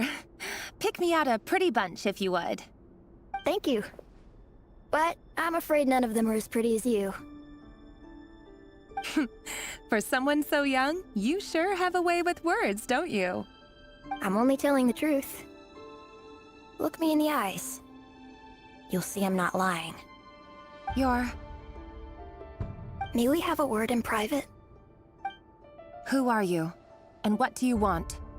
It doesn't matter who I am. Too many of our kind have fallen lately, so I decided to take the risk of reaching out. Not long ago, The Ray here of Solnari led an assault on one of our strongholds. We suffered many casualties, and many who came to our aid lost their lives as well. Sorry, I don't know why you're telling me this, and I don't want to get involved. Wait, hear me out. This time we finally got a clear look at his face and learned his true identity. His name is Rerir, and he claims to be one of the King's guards. What did you say? A cruel irony, isn't it? The man you're set to marry leads a double life as a brutal executioner. But surely, you must have caught a whiff of the blood on his hands. Why are you telling me all of this now? Simple. It's because... How strange. Rerir was nowhere to be seen in that memory. It clearly belonged to the Lindis. Rerir couldn't possibly know what happened if he wasn't even there. Why would her memories appear in his fragment? The ceremony won't last much longer. I think it's time to call it a day.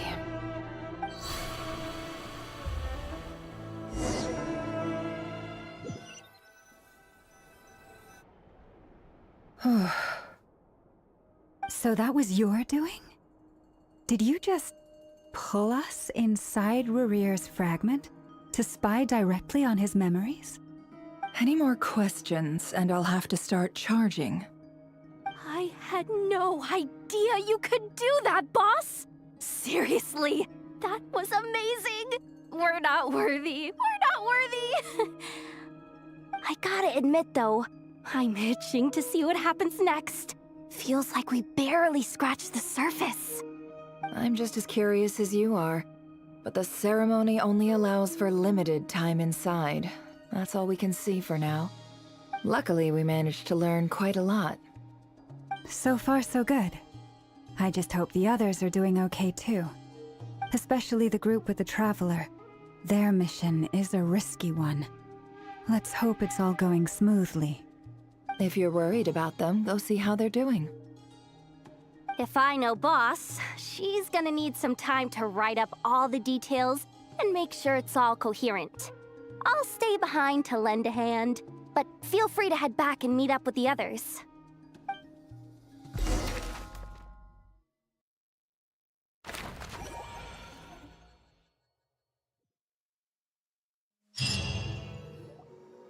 Oh, they've been prowling around for nearly 2 days now.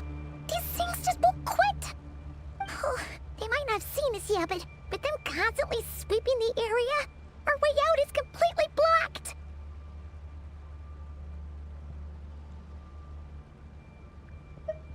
Oh, that's never gonna work. One little slip up and it's game over. If they spot us, they'll run straight back to Rerir, and once he knows we're here, it won't be long before he's breathing down our necks again. Oh, guess you're right. All right, time to zip it.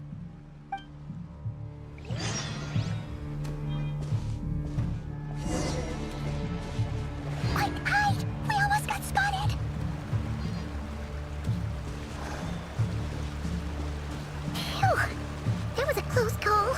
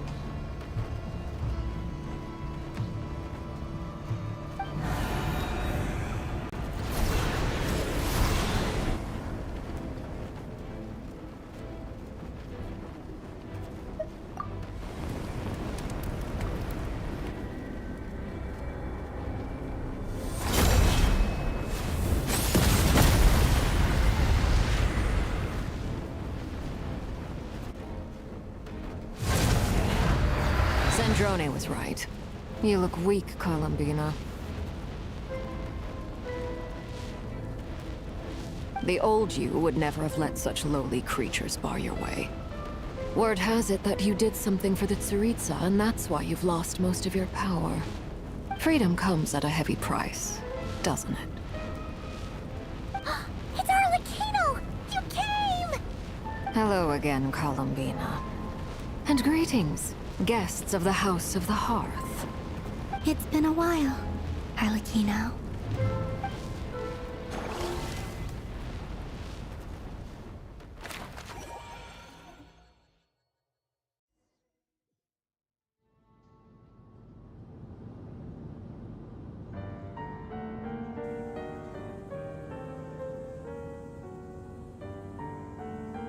Stupid right here of stupid Solnari. Ugh, whatever. I've got all the data I need. Next time we meet, you're finished.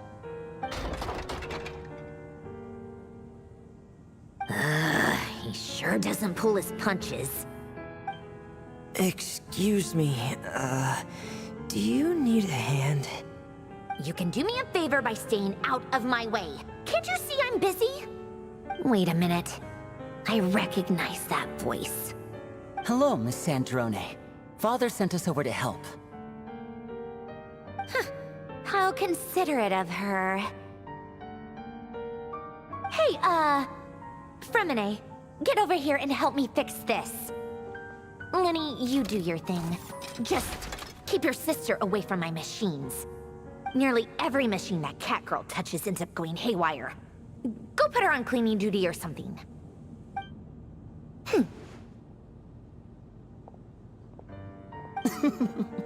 Then let's start downstairs. Fremine, we'll leave this place to you. You've got it. Wait a second. Pretty sure there's still some tea in the cupboard. If you want some, you'll have to make it yourselves.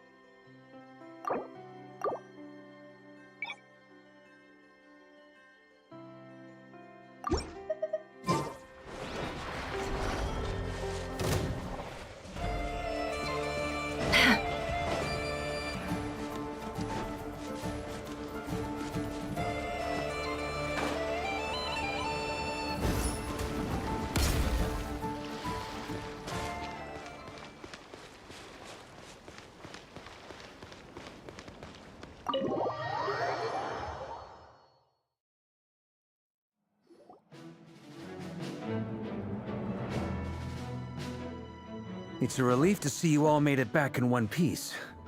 Huh? Feels like there's quite a few people missing. Where's Flint's and the others? And what about Nefer? I returned ahead of them. Flint is helping Ino and Anefa to set up the decoys and buy some time. As for Miss Nefer... Boss is still wrapping things up on her end. She sent us back to fill you all in on the top secret intel we've been gathering. I see. Then let's get right into it. But first, who do we have here?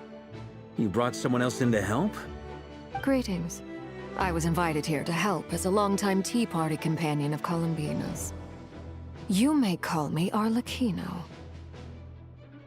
Surely it can't be. Those eyes. Oh, where have I seen them before?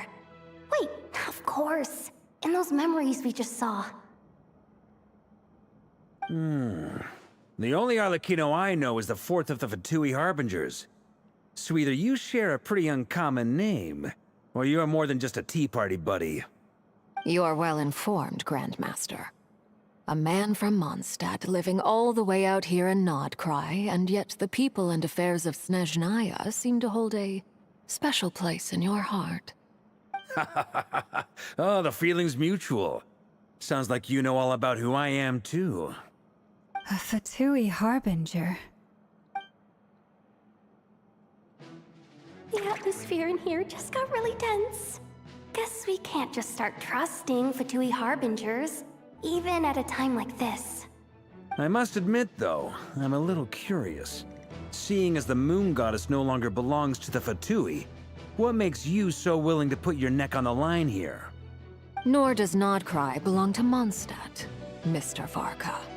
Yet still, you're fighting for it all the same.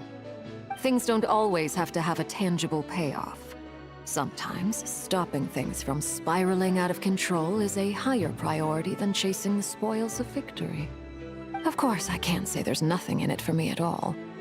But that's between Columbina and myself.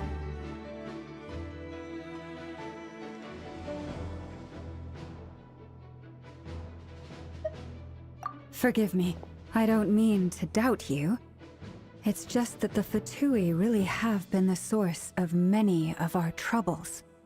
We have our own way of doing things here in Nodcry. But ever since they arrived, the Fatui have treated us with nothing but hostility. I know there's been a lot of bad blood between us in the past. I've done my utmost to avoid friction whenever I could. But sometimes fundamental conflicts of interest simply can't be settled amicably. That's why I'm here solely in a personal capacity. This has nothing to do with the Fatui. As a gesture of good faith, I'll be frank. I can help Columbina track down the iridescent moon's marrow, which will help her restore more of her power. Anyway, what else is on the agenda? Let's begin. She says she'll be frank, then completely skips over the details. Looks like she doesn't want to give away too many secrets after all. But she clearly wants to change the subject. It'd be awkward if I tried to bring it up again now. I guess we'll just have to go along with it. She's the fourth of the Fatui harbingers after all. One look and you can tell she's not someone you'd want to mess with.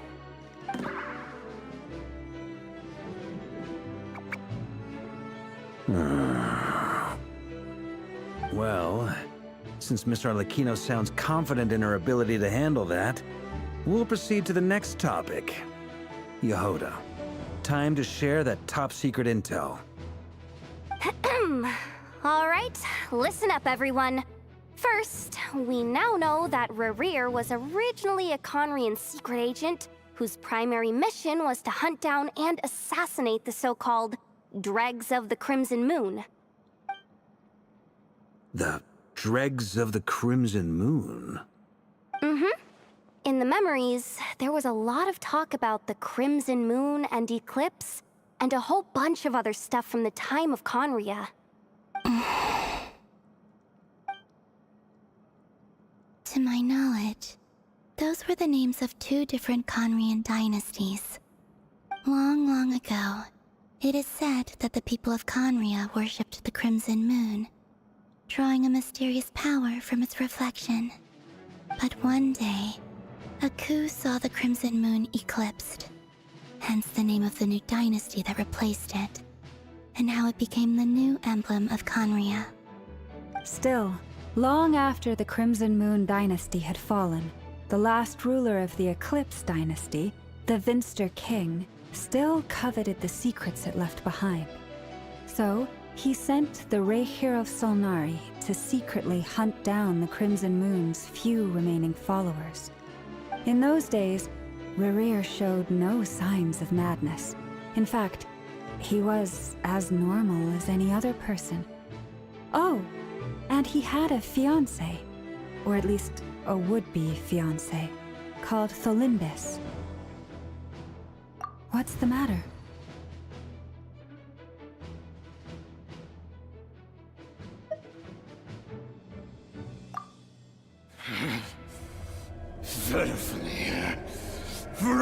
Daughter! Flinders!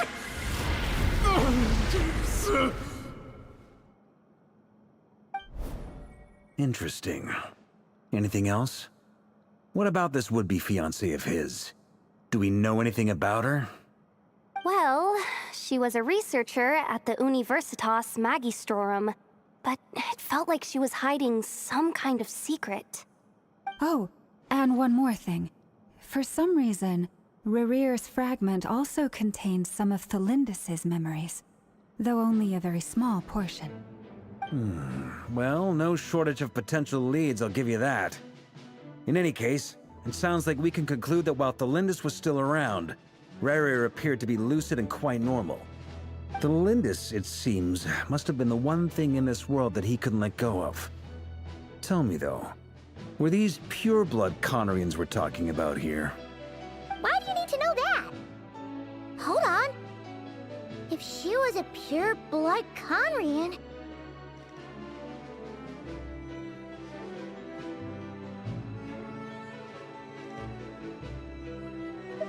Oh yeah! Just like how it was with the captain! If we could somehow find her, do you think there's any chance Rerear might regain some of his sanity? It's possible, but it would take a miracle. We can't pin all our hopes on that. That merchant who Nefer knows, Dori Sangama Bay. Maybe we could hire her to look into it. All right then. Let's keep working in our separate teams. Traveler, Paimon, Kutar, and Miss Arlecchino will go look for the iridescent moon's marrow. As for the others...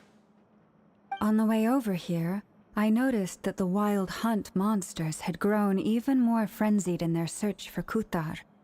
At this rate, the people living here will be in grave danger too. So I'm thinking of gathering together some of our followers to go wipe them out. I'll head back to the Curatorium and meet up with the boss. Feels good knowing we've all got something to be getting on with. Given that the Wild Hunt has been a lot more active lately, the Lightkeepers have likely begun their own operations too. If that is the case, someone will need to pass the news on to Flint's. I'll hold the fort for now, then discuss our next move with Flint's, Aino, and Anefa when they get back. Alright then! Well, the clock's ticking. If that's everything, we'll be on our way. We'd better get moving too. We'll try to buy you as much time as we can. Relax. Just do your thing. I decided to call in some backup since things are getting so hairy. Our reinforcements should be here any minute now. Stay safe, everyone. Dismissed.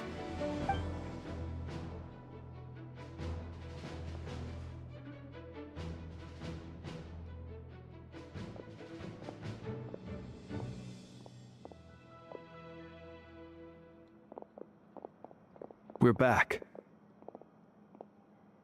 Did we get here a little early? Or a little late? A tad late. The others have already set off. To summarize, our resident moon goddess has found us a new ally, and Boss Nefer has uncovered some promising info. Everything going smoothly on your end? Not great. I don't know how long we can stall them for. The decoys are getting taken out way faster than we imagined. I'm gonna make some more later, but I need a timeout first. I'm so tired right now. Oh, right! Inefa, could you fill in Uncle Varka on what we just discussed with Flint's? Sure. Uncle Varka, you previously told us about how when you went to investigate a source of the Wild Hunt in Amsvartnir, you discovered that it was just a diversion. But according to Flint's intel, several outbreaks of the Wild Hunt had already occurred in Nodcry in the period leading up to that. That was before Rerear had regained his body, when he was far from regaining his full strength. In other words, in theory at least, he still lacked the means to act in two places at once. Flint's, with everything that's been happening, the Lightkeepers across Nodcry are rallying to fight back against the Wild Hunt. They're gonna need your help. I know, I'm sure you're capable of coming up with something far more effective than decoys. But for now, you should stay here and get some rest. Ineffa and I will head back over to Amsfartnir to see if there's anything I missed. I told you Uncle Varka would say that, didn't I? A deal's a deal. Not a word about my snack intake for the next week. Database updated. Reliability of Aino's predictions increased. What does that mean? They were betting on how you'd respond after hearing their intel. It's the obvious choice, isn't it? That's hardly worth betting on. We already decided that Ineffa should go investigate the situation over at Amsfartnir on her own. You might as well stay here and keep watch. Someone needs to hang back and oversee our strategy meetings. And besides, you still haven't fully recovered from ambushing Rerir. So I've ended up with the easiest assignment. Well, I appreciate it, everyone. See you when you get back.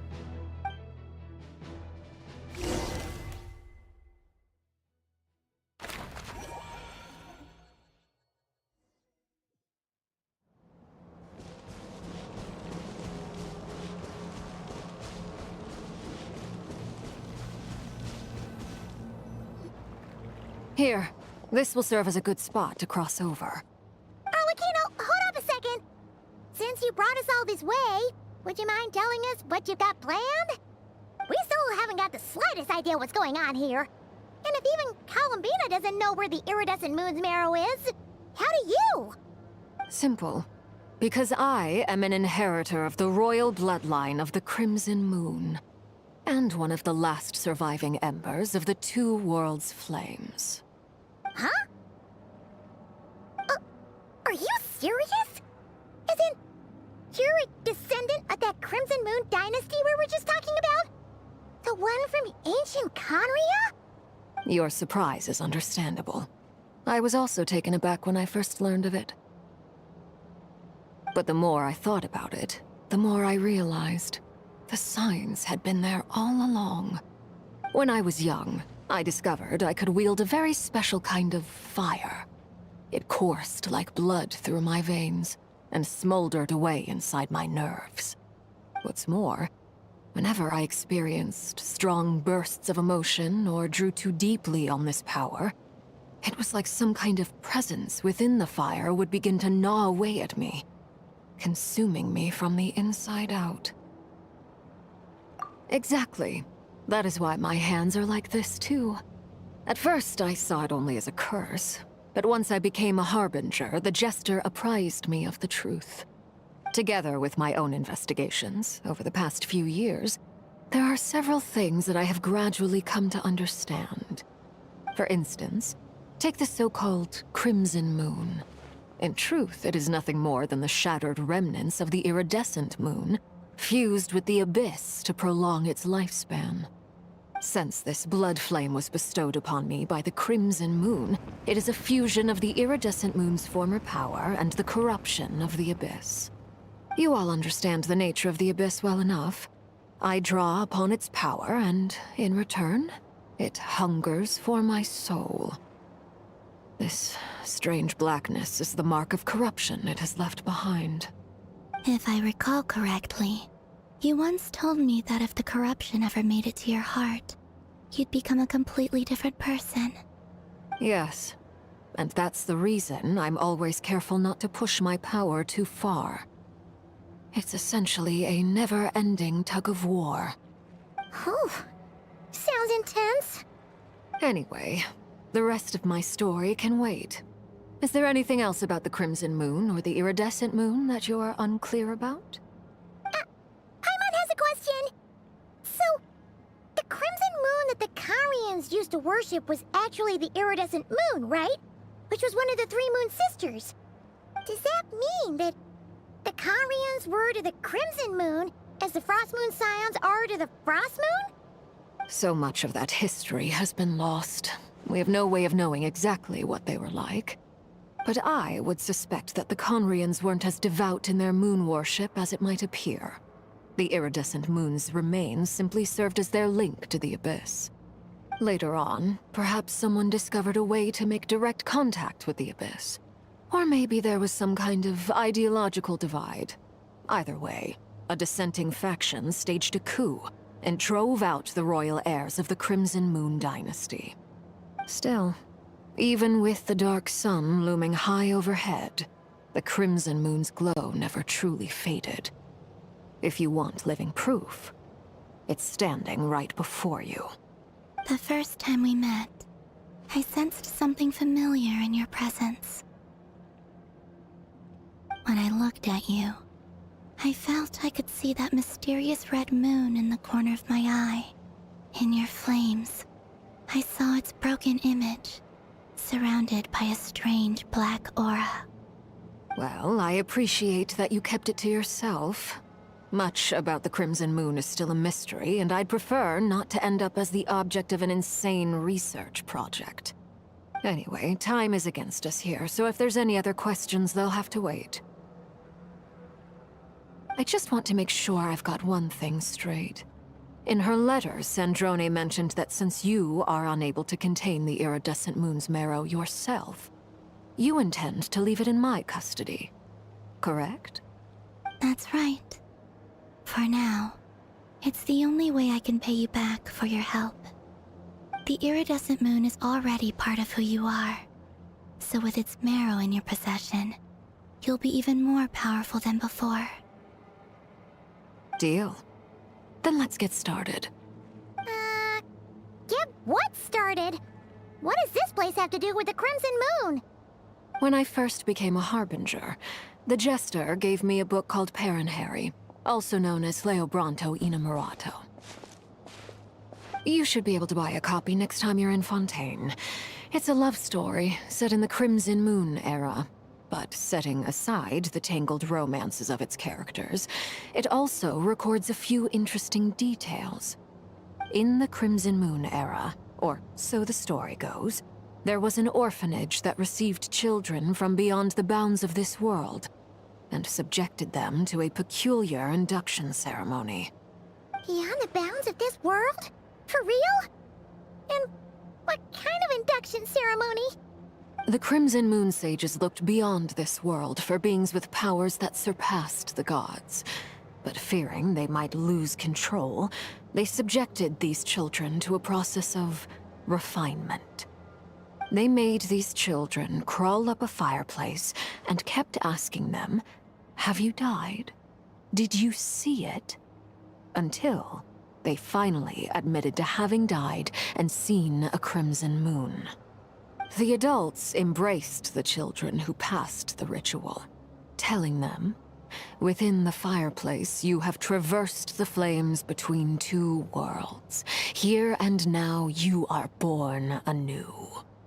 The book leaves much unsaid, but I suspect that this was their way of branding the children they had enrolled, leaving an indelible mark upon them so that they would forever live in the Crimson Moon's light.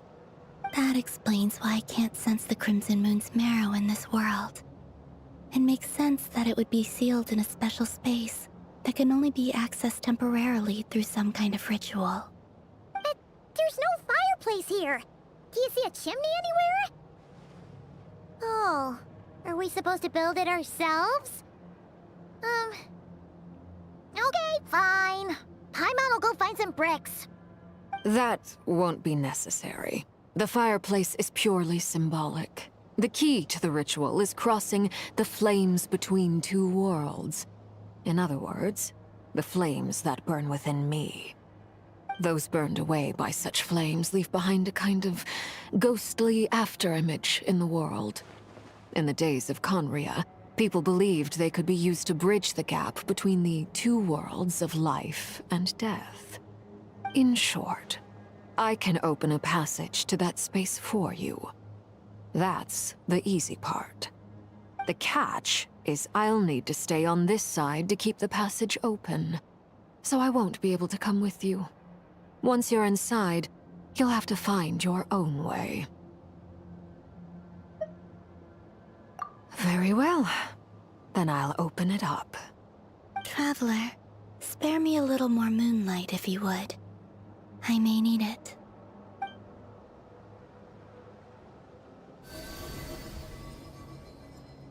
Thank you. I feel like I've recovered some of my strength now. It should be enough to move us across short distances and confront whatever dangers might await.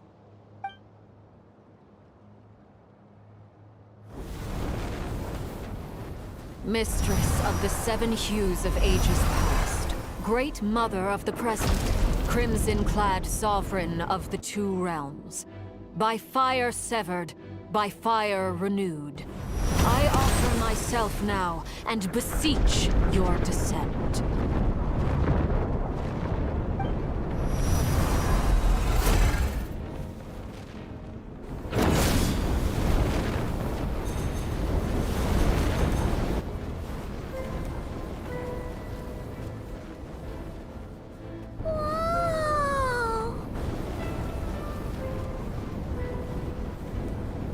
One word of advice.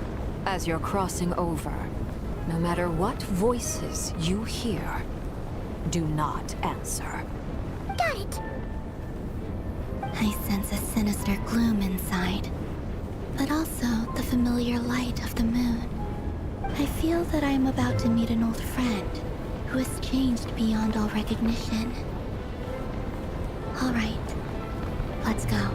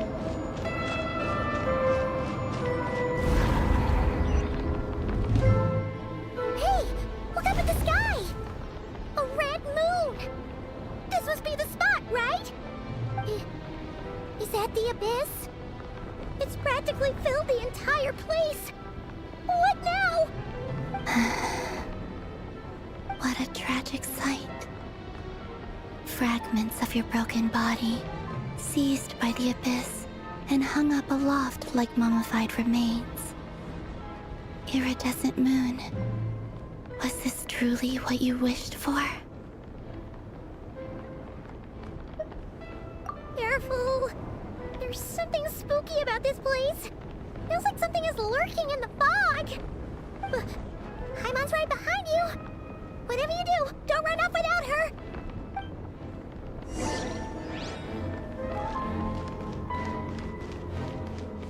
By the way, Kalambina, didn't you tell us that the iridescent moon had shattered into pieces?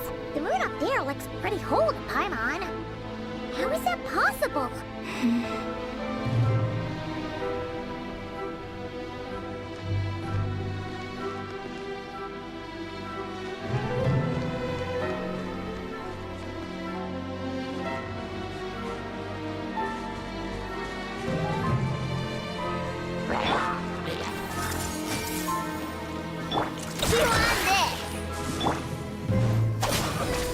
It all adds up.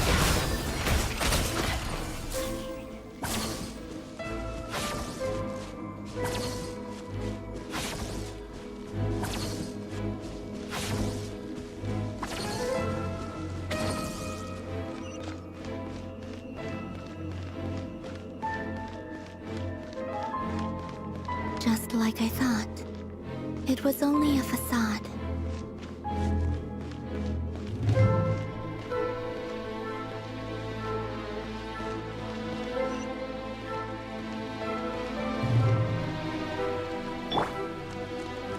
Everyone hold hands. Yeah. No more lies.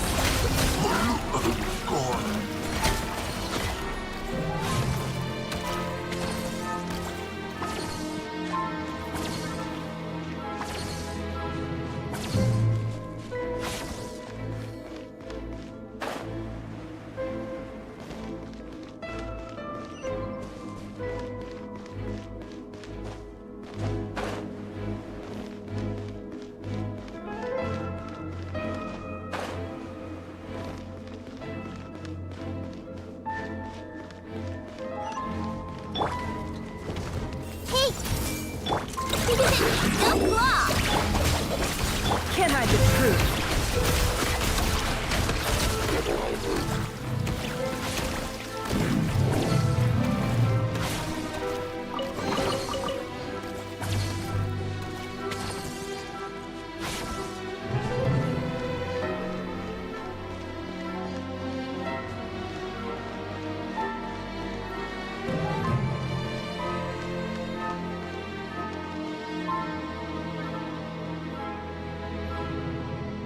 Huh? Huh? For real? That's way too high! There's no way we'll be able to reach it! No. I'm not sensing anything up there. It's coming from under the mountain. Let's see... Ah! There's some kind of weird shadow over the water! Wait, see that? Looks like a mechanism of some sort. Let's check it out!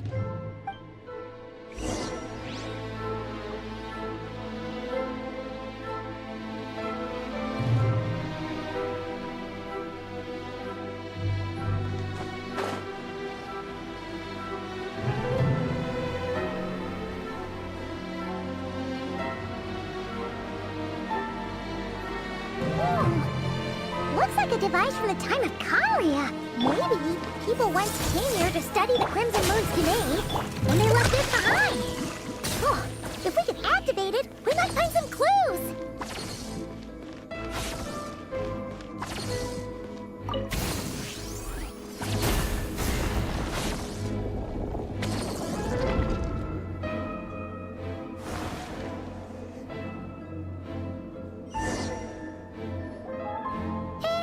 Look at that!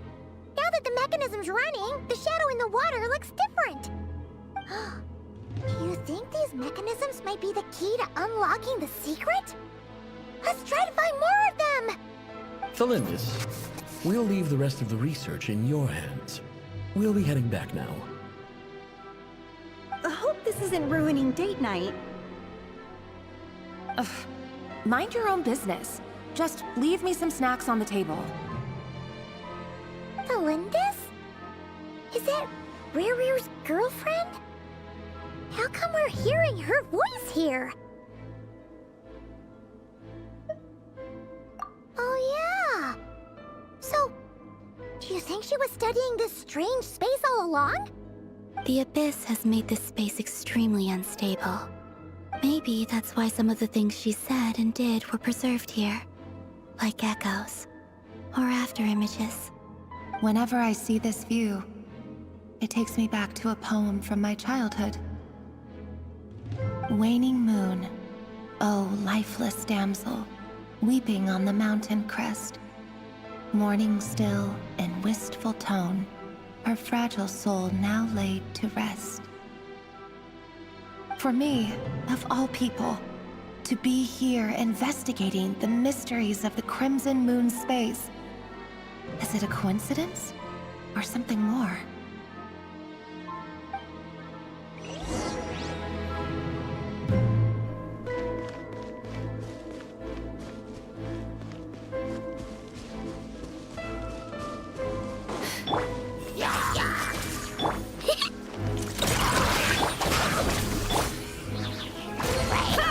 No more lies.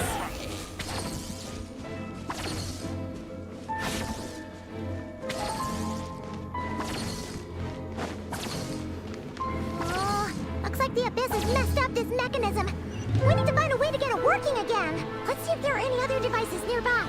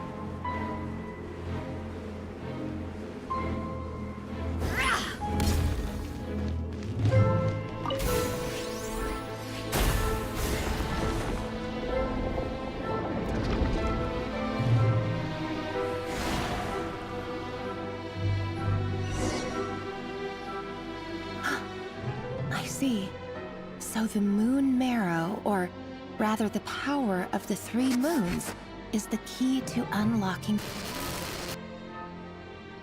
If it really does exist, then maybe this madness can finally be put to an end.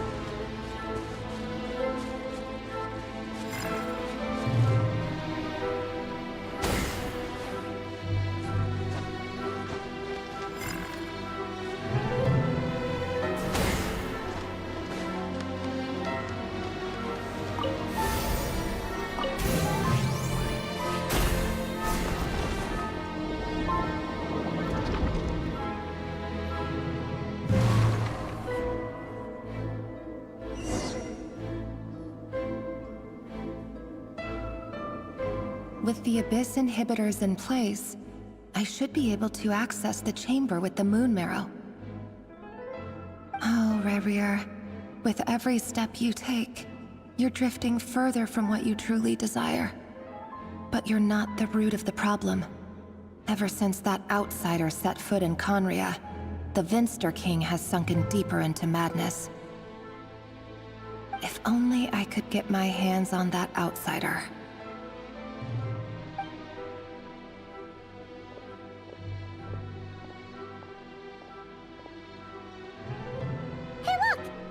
Reflection is back to normal. Olympus's voice mentioned a chamber with the moon marrow. Do you think maybe it's hidden in the moon's reflection? It must be. For within it, I sense the fragile aura of a dying soul. Then there's no time to lose! Let's go!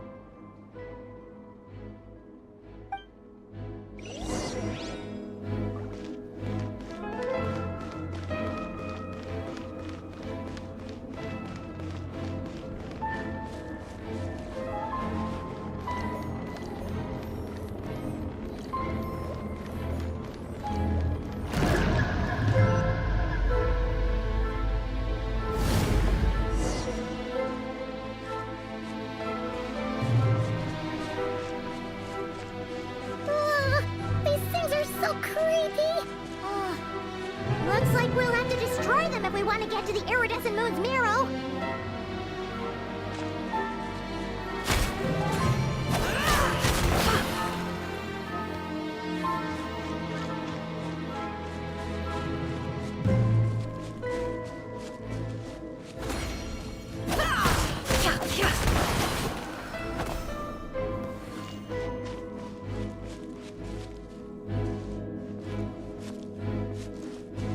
That must be the iridescent moon's marrow! Oh, we'll need to destroy these things before we can reach it!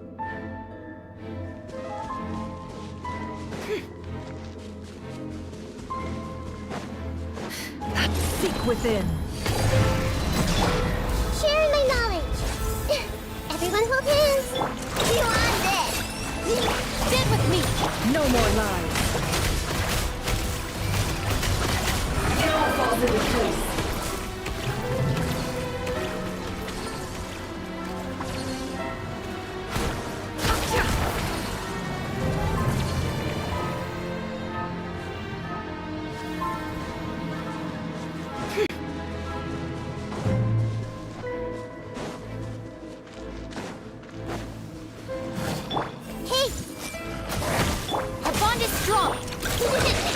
Can't hide the truth.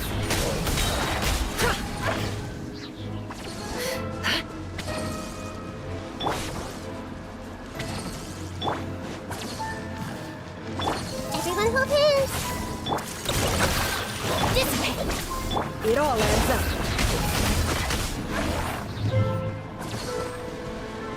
It all falls into place. There! We're so close!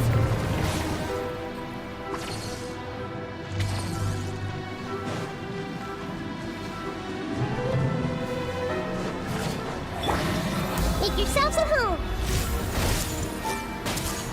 You on this? It all falls into place. Yeah.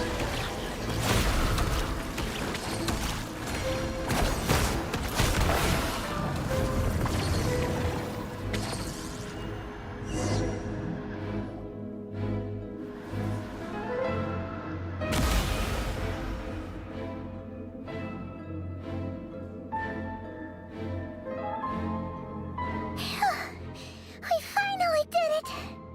The iridescent moon's marrow, still burning away like an undying flame, yet now contaminated by the abyss. It has taken on a new form entirely. If we can purify the abyssal power within, we should be able to obtain its untainted essence.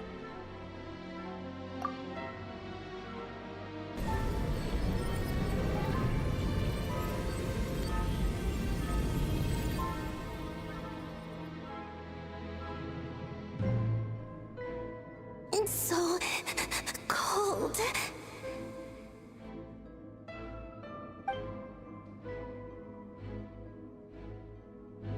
Is it you? Are you here? Huh? Are you talking to us? At long last, I can see you once more. Our fates have crossed, and I am finally free.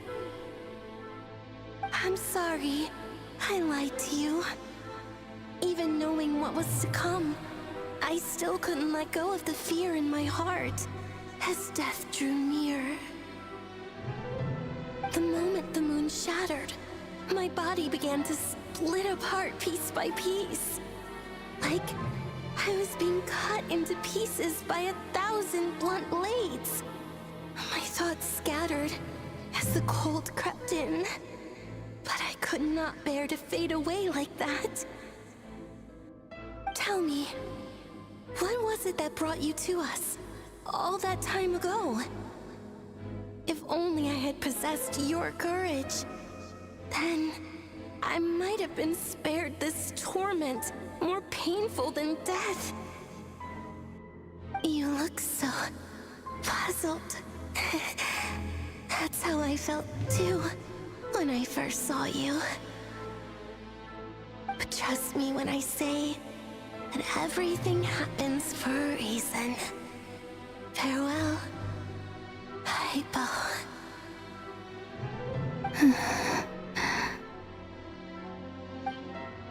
What was that all about? Was that the goddess of the iridescent moon? Oh, it sounded like she was speaking to a long-lost friend. But none of us have ever met her before, right? Perhaps. She took me for the goddess of the frost moon she once knew. For a fading soul like hers, our auras must be too similar to tell apart.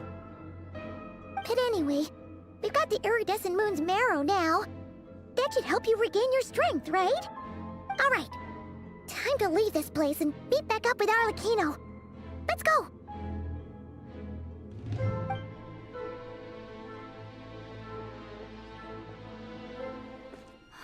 That's odd. This place looks different than when we came in. Waning moon, Huh? oh lifeless damsel. Oh.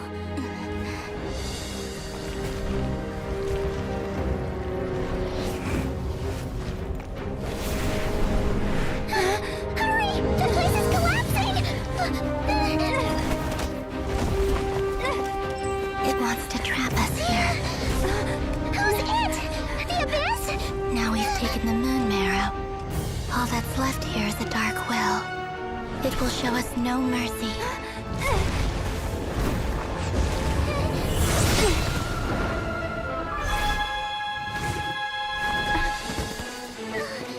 Give it back!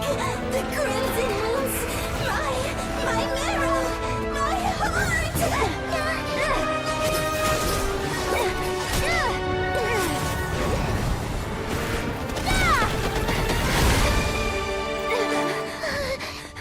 Finally! Huh? Oh no! The exit's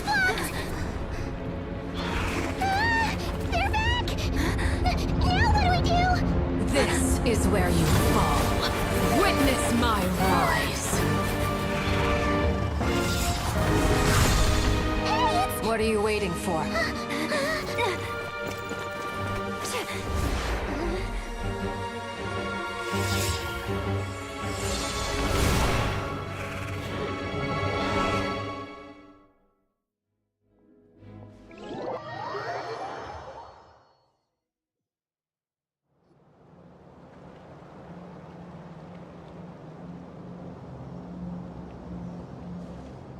Oh, we made it!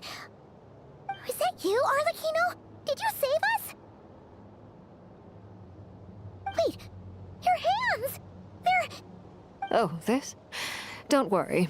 It's a small price to pay. The Abyss wanted to trap you inside, and I defied its will by bringing you out. No wonder it's a little angry.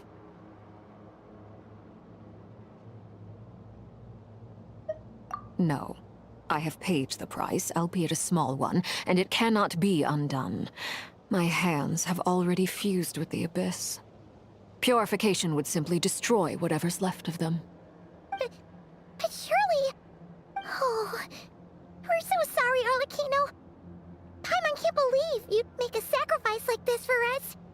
As much as I'd like to call it a favor, the truth is I was simply holding up my end of the deal. Well, Columbina. Yes, you did your part. And as promised, I will leave the iridescent moon's marrow in your care. From this day forth, may the two worlds' flames burn ever more brightly.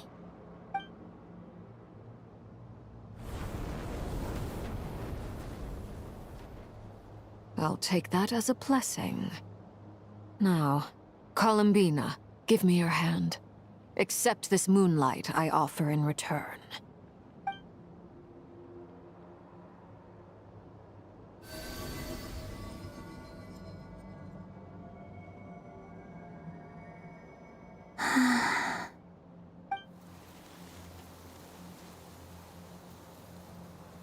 Feeling stronger? Oh, hey, Columbina! Are you okay? I'm fine. Our powers are a little at odds, that's all. By the Frost Moon's authority alone, wielding the power of the other moons was always going to be a stretch. Still, I think it's fair to say that your strength has returned. At least to the level it was at as Third Harbinger. It's still not enough. There's no way I can hope to challenge Rayrier like this. Just one more ray of moonlight, if you would. It's okay. I can take it.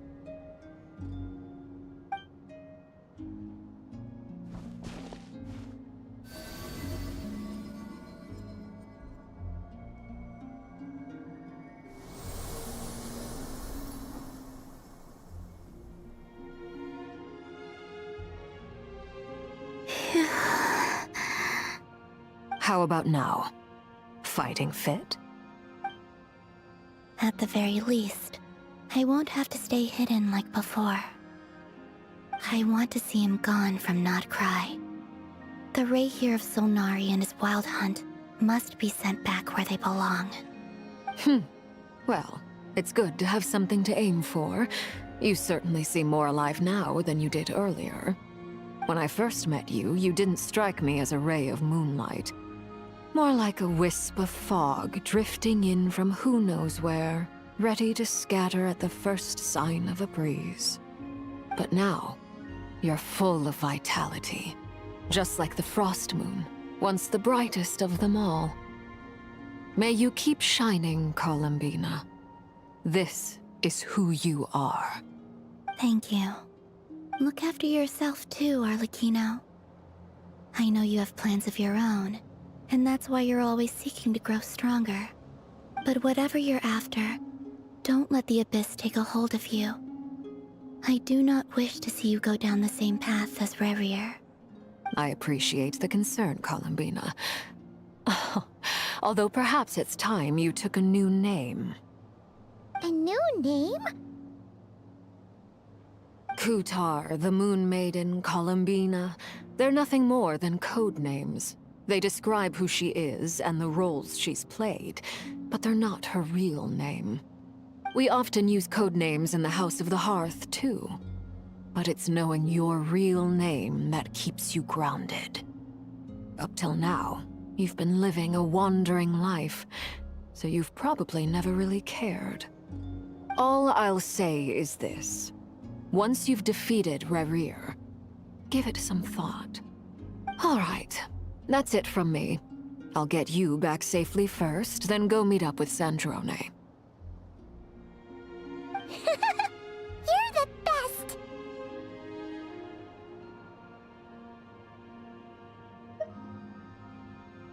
I appreciate the gesture. It speaks to your good character.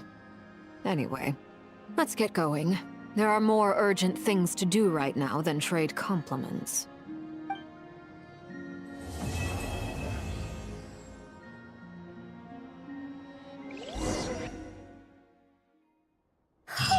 It was a close call, but we got the iridescent moon's marrow and restored Columbina's strength, and that's all that matters. In other words, mission accomplished. Paimon wonders how everyone else is doing.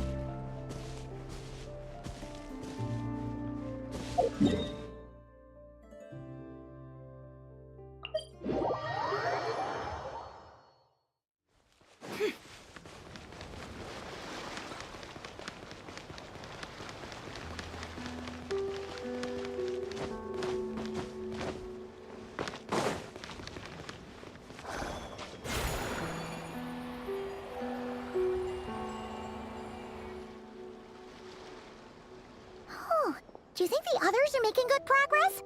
Hope it's all going smoothly. Huh! Hey, look! They made it back as well! Flintz! Llama! How did it all go?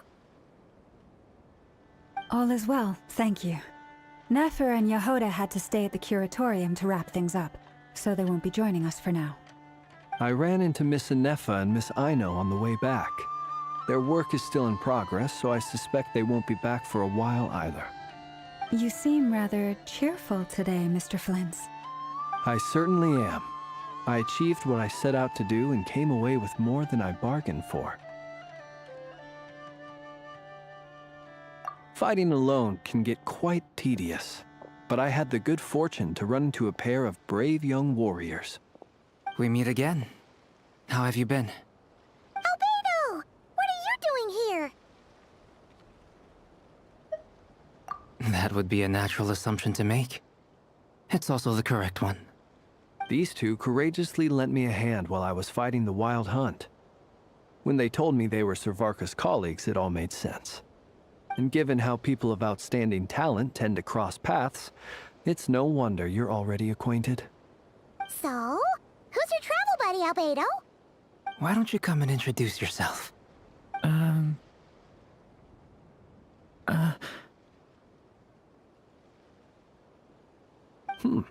A gentleman of few words, I see.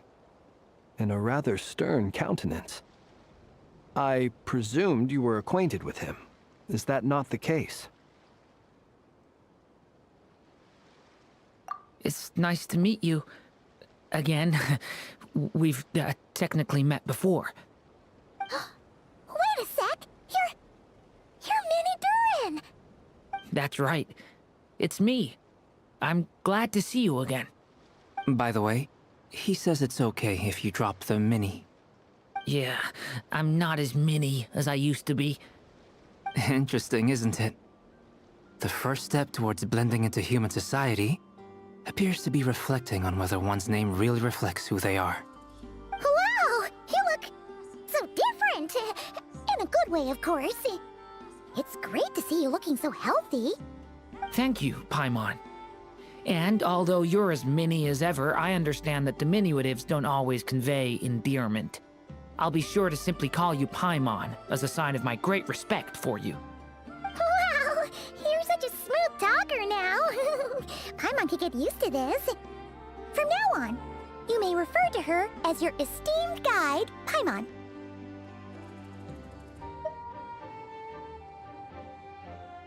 Personally, I think our little Paimon is the perfect size. When people call her Little Paimon, it's just because she's so adorable that they can't help themselves. If that's not a sign of endearment, what is? You're absolutely right, Miss Lauma. My brother still has a long road ahead of him when it comes to understanding human relationships. Anyway, speaking of long journeys, didn't Columbina, leave with you? How come she isn't back yet? She's been catching up with old friends.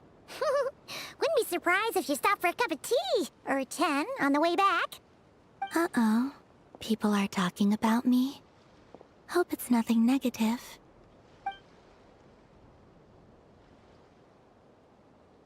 Judging from your expressions, I'm guessing it all went well? It's getting crowded here. I'll go grab some chairs. No need. This is a job for an alchemist. I'll whip some up momentarily. Thank you for your hospitality, ladies and gentlemen, but I was merely escorting my friends back. I'll be meeting Zandrone shortly, as we still have some things to discuss. It's been a pleasure, everyone. But this is where I'll say goodbye. We really appreciate your help. Oh, come on. Spare the formalities. I'm just glad I could help out some true friends. I understand. Well, bye for now, Harlequino.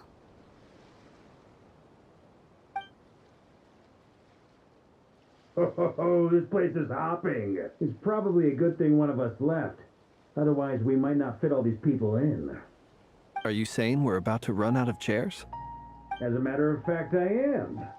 Come on in and see for yourself.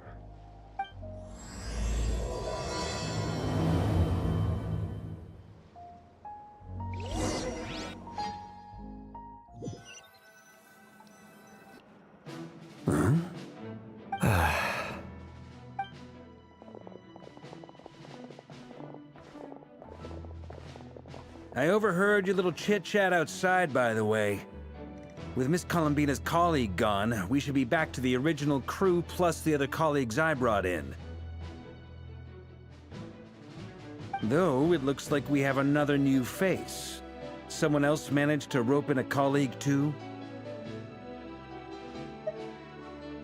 Frankly, you and Paimon are the only people I know here. This here is Dainsliff, colleague of Tibet's greatest guide, Paimon, and greatest adventurer, the Traveler.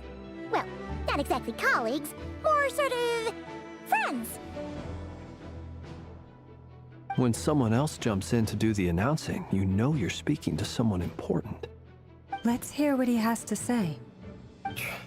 Note to self. Once Paimon knows your name, the rest of the world will soon follow. When he comes looking for us, it's usually something important. Paimon's guessing you've heard about the Wild Hunt, then. From the looks of it, you're about to hold a meeting. If I were to say that the Wild Hunt is our mutual enemy, would that earn me a seat at the table? As the saying goes, the enemy of my enemy is my friend.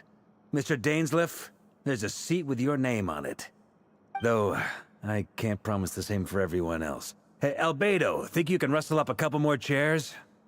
After all this time apart, Grandmaster Varka's first order is to rustle up a couple more chairs.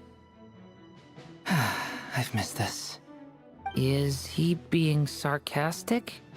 Hey, he's your brother. Why are you asking us? I've still got a lot to learn about the nuances of human conversation. Trying to decipher Albedo's way of speaking has been like jumping in at the deep end. Oh, good point. Paimon gets you now. Don't sweat it. There are people who go their whole lives without getting the hang of it. You're ahead of the game already.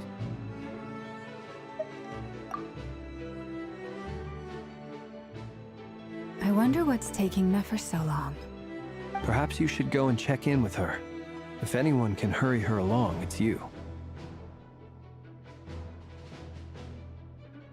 I just got back from the curatorium. Besides, aren't you curious to see what's taking her so long? Miss Nefer doesn't strike me as the type to share secrets. And since gathering intel is her specialty, I'm guessing she'd prefer to keep her methods confidential. Under such circumstances, would it not be tactless for me to impose? Oh, but it's fine for me to impose. What can I say? You have an unrivaled ability to garner people's affection, Miss Moonchanter. Besides, you have far more in common with her than I do. All right then. Impressive. She barely fought back at all. I admire your powers of persuasion, my friend. As I'm sure Miss Lauma will realize soon enough, the trick in life is to always pitch in with other people's responsibilities so that you can be selective with your own. Another trick is to simply hide in the background. Spoken like a true sage. Anyway, looks like we've got some time to kill before the meeting. Let's take a little breather, folks. And feel free to chat amongst yourselves. We'll get down to business once the other two arrive.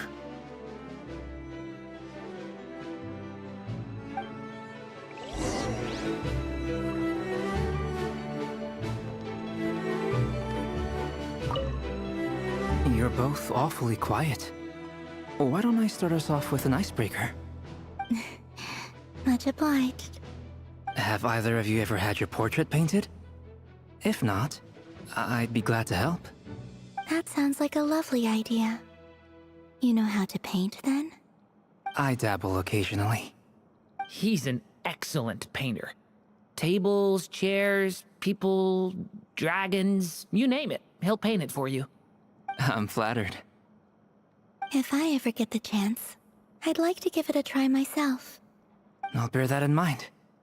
Anyway, how about you, Durin? What sort of portrait would you prefer? Oh, I'd be fine with anything. Whatever style feels best to you. Very well. Then I'll play it by ear. You can replicate any style I want?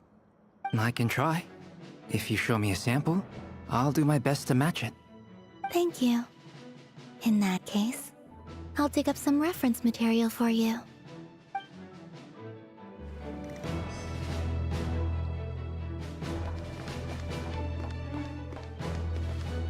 Is there something you'd like to say to me? Yeah!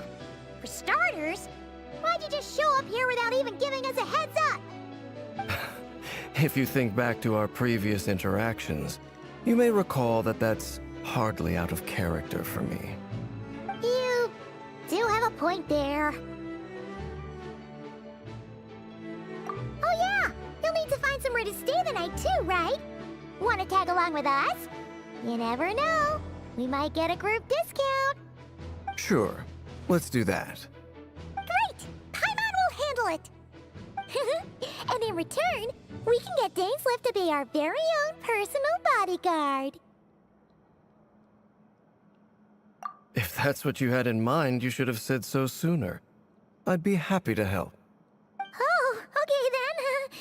Paimon was only kidding, but good to know. Anyway, since we're all here together, we might as well watch each other's backs. That's just what friends do, right? Indeed. Thank you.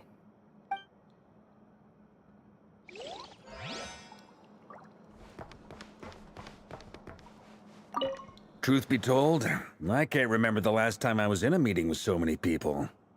You're not alone there, my friend. The Lightkeepers also struggle to bring everyone together for a serious discussion. I don't doubt that. I've only ever met two Ratniki, one being you, and the other being that young guy, Itlua. Itlua is a good apple. I'll give him that. He's kind, honest, and regularly delivers supplies to my lighthouse. A true Ratnik to the core. In that sense, he puts me to shame. So you're what? A fake Ratnik? That's what it sounds like you're saying. But I get the feeling that's not quite what you meant.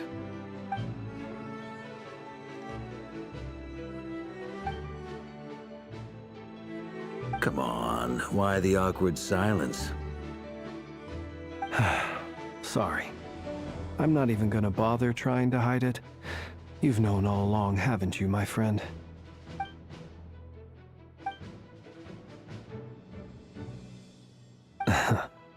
Now that was an awkward silence. Let's just keep this between ourselves. Probably best if Eloa doesn't know, huh? That goes without saying. Gotta be careful what you share with youngsters, after all. Anyone else in the know? Let me guess.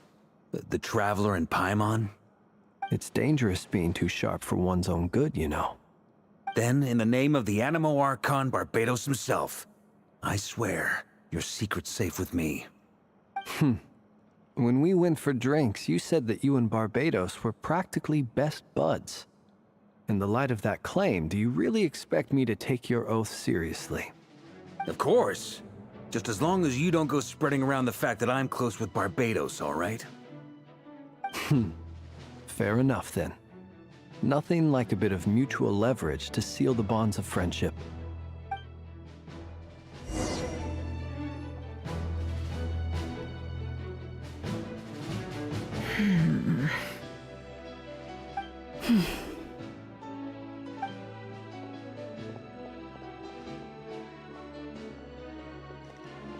Ah, Miss Nefer. You made it after all. But what about Yehoda? I'm here to give you an update on how things are going on our end. Once this is over, I'll be heading straight back to continue my work. I left Yehoda back at the Curatorium to watch over things while I'm gone. Huh. So much for just this once.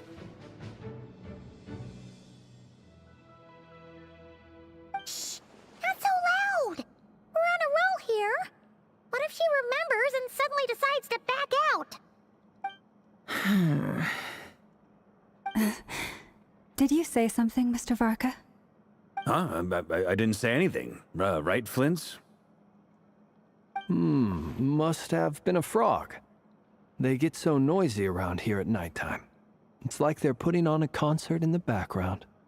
Anyway, before we begin, there's a few introductions to make. Let me start by saying that it's an honor to be speaking before so many distinguished colleagues and collaborators. First up, we have Miss Lauma. As Moon Chanter, she's the leader of the Frost Moon Scions, a local religious community in Nodcry. Then there's Miss Nefer, boss of the Curatorium of Secrets, an intel gatherer extraordinaire. Nefer is leading the investigation into Rerer's background, assisted by Yehoda and Lauma. From the little I've heard, they're making some great progress. Over here, we have Mr. Flint's, a ratnik and guardian of the abandoned lighthouse. In our last operation, he courageously distracted the Wild Hunt to buy time for the rest of us. For those of you who've never met, this is Mr. Albedo, a renowned alchemist and captain of the Knights of Favonius investigation team. By his side is a new face for us all, myself included, Mr. Durin, who's come to lend his aid. Next up, we have the Moon Maiden and former Fatui Harbinger, Miss Columbina. Then we have the Traveler, who's earned more titles than I could possibly hope to list out, so I'll spare you the rundown. And Paimon, the ultimate travel companion and quite possibly the best guide in all of Tevat. Wow! That's a lot of people! Great turnout! Miss Nefer, it looks like you might have another job coming your way, so, congratulations on the booming business, I guess. You think I haven't got enough on my hands as it is? Who's looking for me now? That would be me, Miss Nefer. I have a commission for you. And you are? Who I am doesn't matter right now. What does matter is that I'd like you to gather more intelligence about the Recher of Solnari. Well, it's not as if we never take on anonymous commissions. But in your case, I'll have to decline. I'm gonna take a wild guess and say your job's probably more hassle than it's worth. Something about you seems like bad news. It's my eyes, isn't it? Conrian, I assume. And what's with the mask? Are you trying to hide your identity? In any case, the fact that you're even still alive raises an awful lot of questions for me. My name is Dainsleif. And yes, I am from Conria. As I'm sure you're aware, the Recher of Solnari's real name is Rerir. He was once an acquaintance of mine. Really? Then you must have been quite an influential figure yourself. You flatter me, but none of that matters anymore. My point was simply to clarify why I have asked Miss Nefer to investigate Rerir's background. So you're both from Conria, and it sounds like you used to be friends. What am I missing here?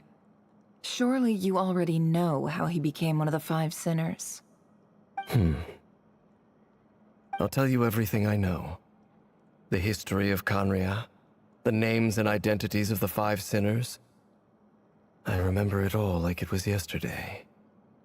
I have never spoken openly of this before, but the truth was exactly as people say. The Five Sinners were each driven by their own desires, and it was by playing upon these that the Abyss tempted them to their fall, tearing Conria apart in the process. The visionary, Vedifenir, who wished to foretell the future. The wise, Haroptatir, who sought limitless knowledge. Gold, Rhindaughter, who desired to create life. The foul, Surtologi, who pursued supreme strength.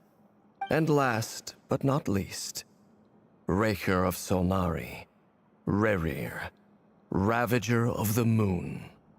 Of the five, Rerir is the only one who remains a mystery to me. He never harbored grand ambitions. So what changed in the space of a single night? How did he come to fall like the others? In other words, you're saying that his change came as a shock to you, and you have no idea what actually happened? That's right. You mentioned how the Abyss tempted them, which led to their fall. But what did that look like in practice? And what other context can you give me about the events of that time? The more detail you can give me, the better. Strangely, now that it comes to it, I hardly know where to begin. The fateful night took place during the era of the Eclipse Dynasty. One day, my elder brother, the visionary, Vedifenir, was summoned to the palace by the Vinster King, only for the king to gouge out his eyes and cast him into the dungeons. When I came to hear of this, my fury knew no bounds. I gathered together every ally I thought I had, and together, we set a night to storm the palace and free Ved. Centuries on, the memories of that night still haunt me like a never-ending nightmare.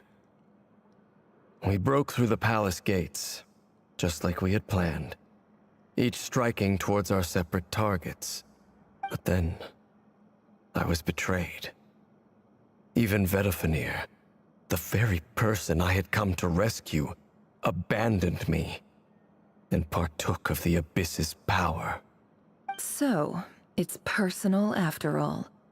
Then tell me, Mr. Dainsleif, what price are you willing to pay? You, of all people, must know that nothing comes for free. I cannot say what price would be worthy of such a commission. But know this. Rerir was not always a madman. Believe it or not, there was a time when he was just an ordinary man, working for the Conrian Intelligence Service. Uncovering the truth of Rerir's past is the only way to unravel this mystery. But before you decide if you will accept my commission, I will tell you more about him. Enough, I hope, to help you plan your next move. Sounds pretty good to me. Feels like we just flagged down a random passerby, only to discover he's actually a master strategist who has a score to settle with our enemy.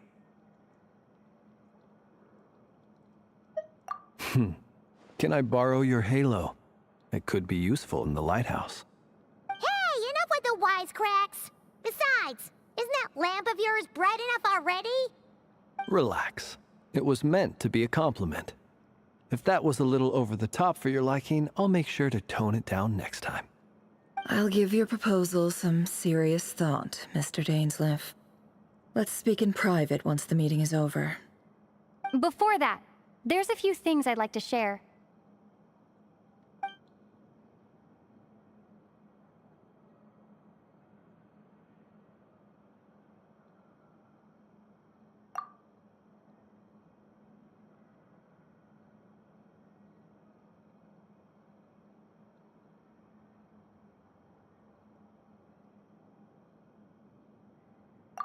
Now that we've united the hearts of the three moons, your power should be greatly enhanced. But it seems like that hasn't happened yet? I believe it will take a little longer. You've done so much for me, so I want to be completely honest with you all. Even though I'm doing a lot better now, the truth is, my recovery will likely be an ongoing process. From the moment I was born, my power has been slowly ebbing away. And that is because Tevat has never accepted me. Even with the moons united as one, it seems my rejection cannot be undone. So far, I have yet to find a solution. It may turn out to be a problem that will plague me until the day I finally leave this place behind. Even so, I will do everything in my power to help you drive out the Ray here of Solnari. As Arlecchino put it, this is not about chasing the spoils of victory. It's just a gesture of heartfelt gratitude. Kutar.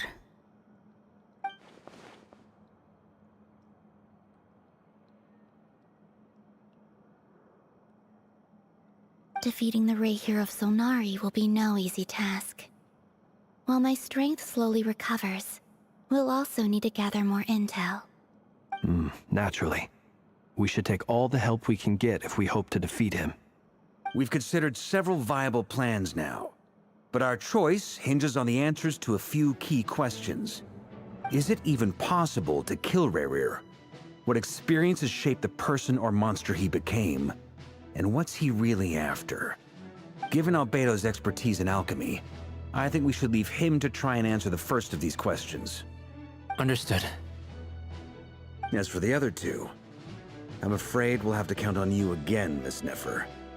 Believe me when I say it's not my wish to burden you. But right now, relying on your skills is our only option. So you're placing all your hopes on me, huh? We can't thank you enough for agreeing to help us. Honestly, I can hardly believe how lucky we are. You sure have a talent for changing your tune, Miss Moonchanter. Timid like Yehoda one moment, then flinches insincere flattery the next. Ladies, please. I must object to your portrayal of me. That's all. Feel free to keep bickering. Just pretend I'm not here. I almost don't want to leave this room. I'm curious to see how this plays out. I have faith in you, Miss Nefer. Something tells me you'll stand by us until the very end.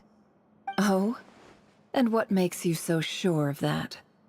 What if I suddenly decide that my compensation is insufficient? This isn't about the money. I can sense that you've got a deep-seated distaste for Rerir. And knowing you, that alone is motive enough. Look at them getting along so well. Like two peas in a pod. And I'm the one they accuse of insincere flattery. There is no justice. Miss Lauma, you have to understand something. Unlike you, I don't actually enjoy having everyone's hopes on my shoulders. Is that right? Well, maybe the fact that I'm willing to put my hopes in other people says more about me than you. But the fact is, I also trust you. And that's because I know that you're someone we can count on. Anyway, we've got our plan, so let's get moving. Mr. Dainsleif, let's talk. And Traveler, once we're finished, if you've nothing else planned, I'd like you to come with me. This whole experience is teaching me a lot. For instance, I now know that when other issues come up in the future, I'll have far more luck getting Lauma to convince Miss Nefer than trying to do it myself. Hate to say it, friend, but that's one of the funniest things I've heard in a while. Why? You think I've got it wrong? Quite the opposite. But what makes it so hilarious is how long it's taken you to realize.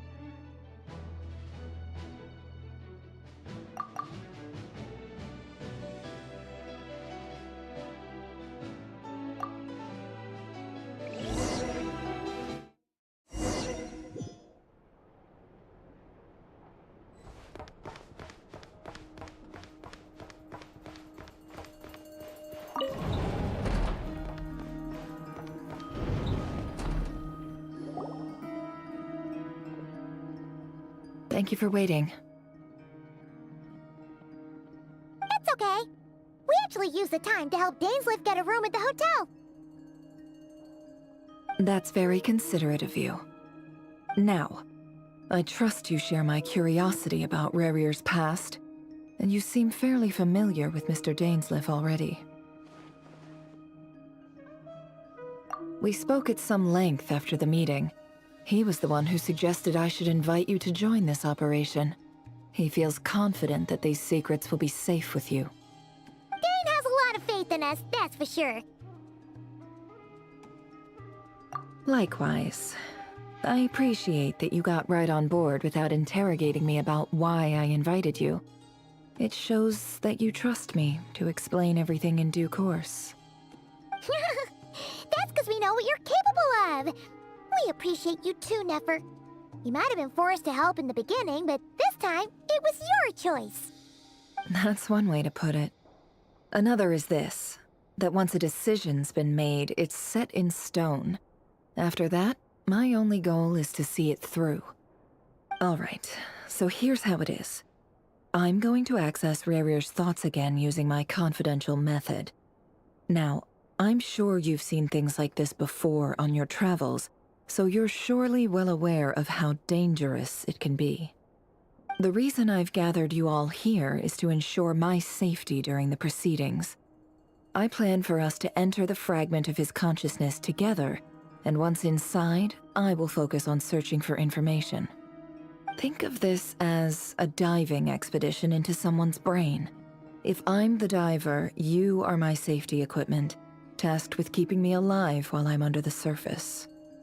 Once the ceremony begins, we will all be spying on privileged information.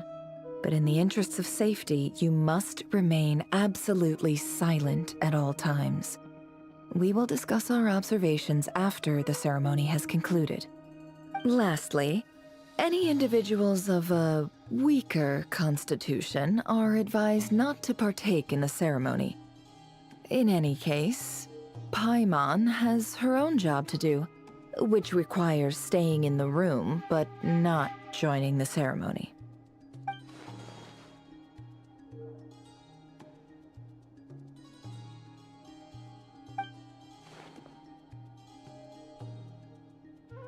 Well, good luck, everyone! Sounds like all Paimon can do is cross her fingers and root for you guys. There's a little more to it than that. I was being serious when I said you have a job to do. While the rest of us are inside Rarier's mind, it's imperative that we have a team member on the outside. In the event that something goes wrong, you will be our first responder. I don't anticipate any issues, but the extra level of safety will be greatly appreciated. I second that. This is a dangerous operation here, and you're our whole rescue team. That's pretty much the most important job in the crew. So, Paimon's like the lifeguard? Yeah, that makes sense. Alright, got it. Good. Please, take a seat. We'll get started momentarily.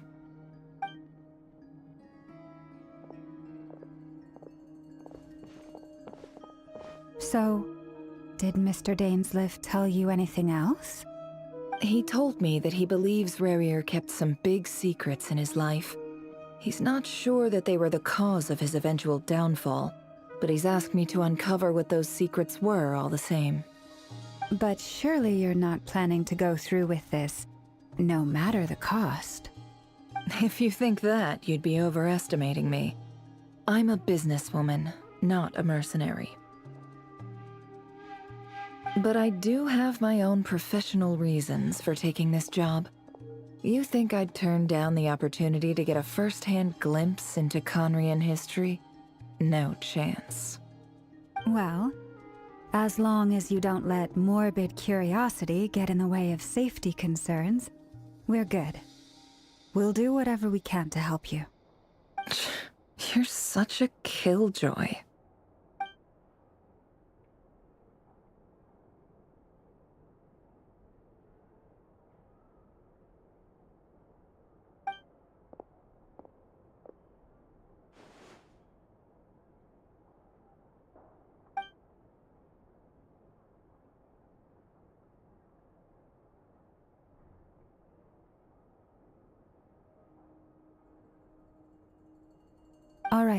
I'm good to go.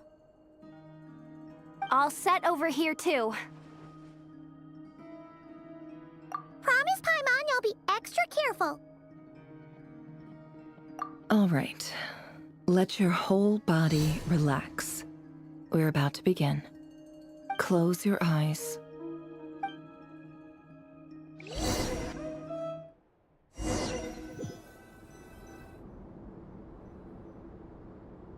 Phew. Could this be his office? Pretty standard setup. Bookshelves, paperwork, files. According to Dainsliff, Rarier used to be an intelligence operative. Chances are there's plenty of top-secret intel stashed away in this room. Is this where you keep your secrets, Rarier? Can't say I'm not looking forward to this.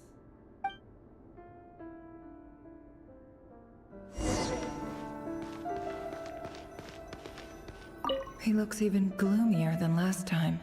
I wonder what's changed.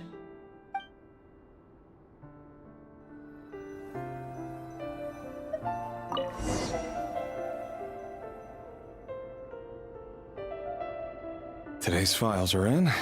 Time to wade through them just like usual.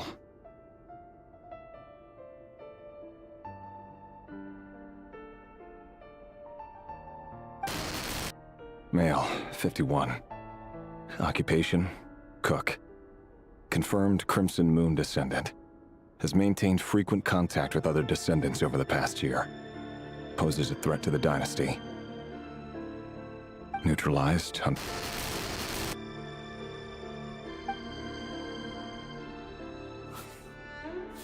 This one should be archived under purged targets.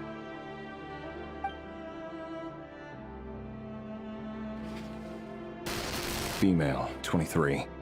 Occupation, office clerk. Confirmed Crimson Moon descendant. Has maintained frequent contact with other descendants over the past year. Poses a threat to the dynasty. Neutralized.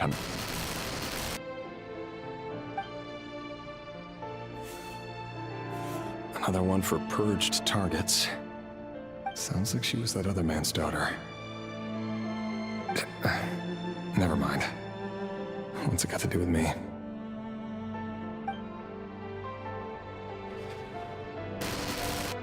Male, 40. Occupation, teacher. Confirmed Crimson Moon descendant. Has been observed making contact with other descendants during the past year. Poses a threat to the dynasty. Neutralized on...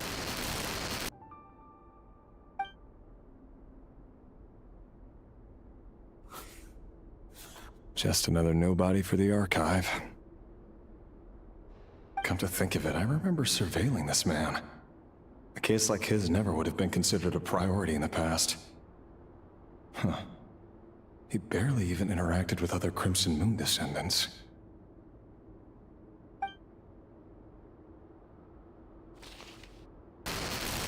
Female, 16. Occupation, none. Orphan and confirmed Crimson Moon descendant. Has been observed making contact with other descendants during the past year. Poses a threat to the dynasty. Neutralized on...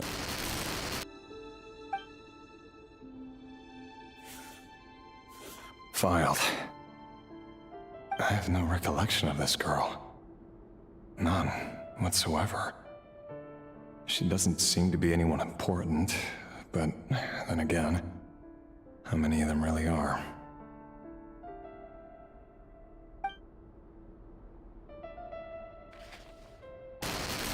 Female, 13.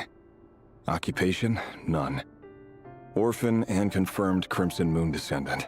Has been observed making contact with other descendants during the past year. Poses a threat to the dynasty. Neutralized and...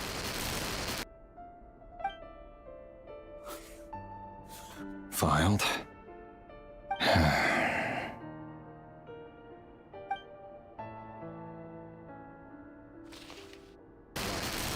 Male, 11. Occupation, none. Orphan and confirmed Crimson Moon descendant.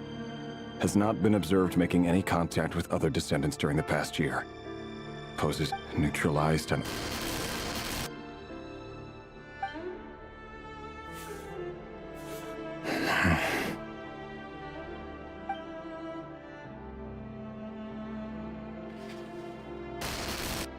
Male.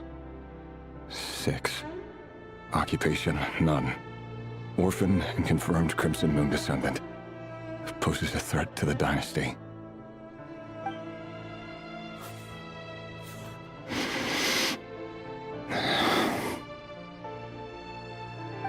It's funny, isn't it? Your job is becoming both harder and easier at the same time, depending on how you look at it. Sooner or later, the Crimson Moon descendants will be completely wiped out. But as their numbers dwindle, they become harder and harder to track down. That's not how it is. Fortunately, however, most of the able-bodied adults have already been taken care of. The remaining weaklings will be increasingly easy to deal with. No! No. My job is to ensure the survival of the Eclipse Dynasty. And the only way to do that is by eliminating any and all potential threats. It's a perfectly legitimate line of work. Every single one of my colleagues can attest to my fairness.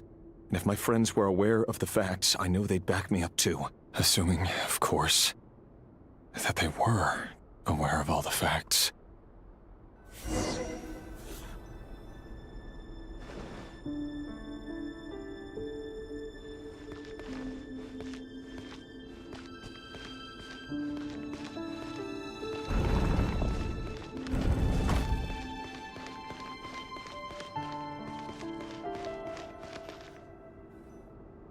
Mr. Vedifalnir, it's been quite some time since we last met. Rerir, I trust you're here because you have something important to discuss.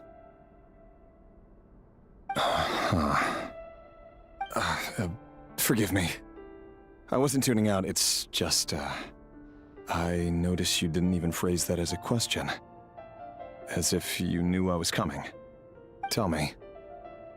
Does someone in your position ever feel the need to ask questions at all? It is indeed within my power to foresee certain things. Things like your arrival. I was just thinking. It won't be long before I'll be inviting both you and Dane to my wedding.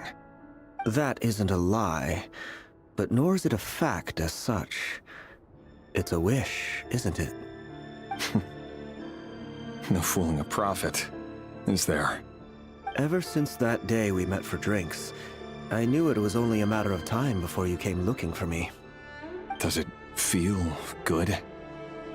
Knowing how the future will unfold. I'm afraid the notions of good and bad fail to capture the complexity of what such a power entails. Once you've seen what will come to pass, it can be all too easy to succumb to fear and melancholy. Unless, of course, you learn to abandon these feelings. You fear my silence, and long to hear the words I left unspoken that day. That's right. You must have noticed my reluctance to broach the subject. And the reason is simple. Because the truth could never have lived up to your hopes. For both our sakes, such words are better left unsaid. The burden of prophecy was never meant for your shoulders. So who exactly do you deem worthy to hear your prophecies? None but our exalted king? Or rather, our king as he once was. You're closer to his majesty than I am. You must know better than anyone how much he's changed. You say that as though it is to my benefit. Yet precisely because of that, I dare not speak rashly. A king can turn out to be the most virtuous of rulers, or a tyrant more terrible than the most vicious of dragons. You are so wise and far-sighted, yet still you would have me live in fear of the unknown? You make a fair point. Especially given my silence alone was all it took to send you spiraling downwards. Very well then. Let me offer you some advice. And I say this not as a prophet or a visionary, but simply as the brother of your friend. For many reasons, there is very little chance of your marriage ending in happiness. If happiness is what you seek, you should find another fiancé.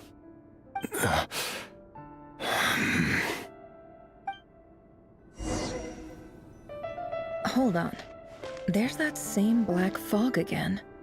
Could this memory belong to Thelindis? Guess I'd better tread carefully.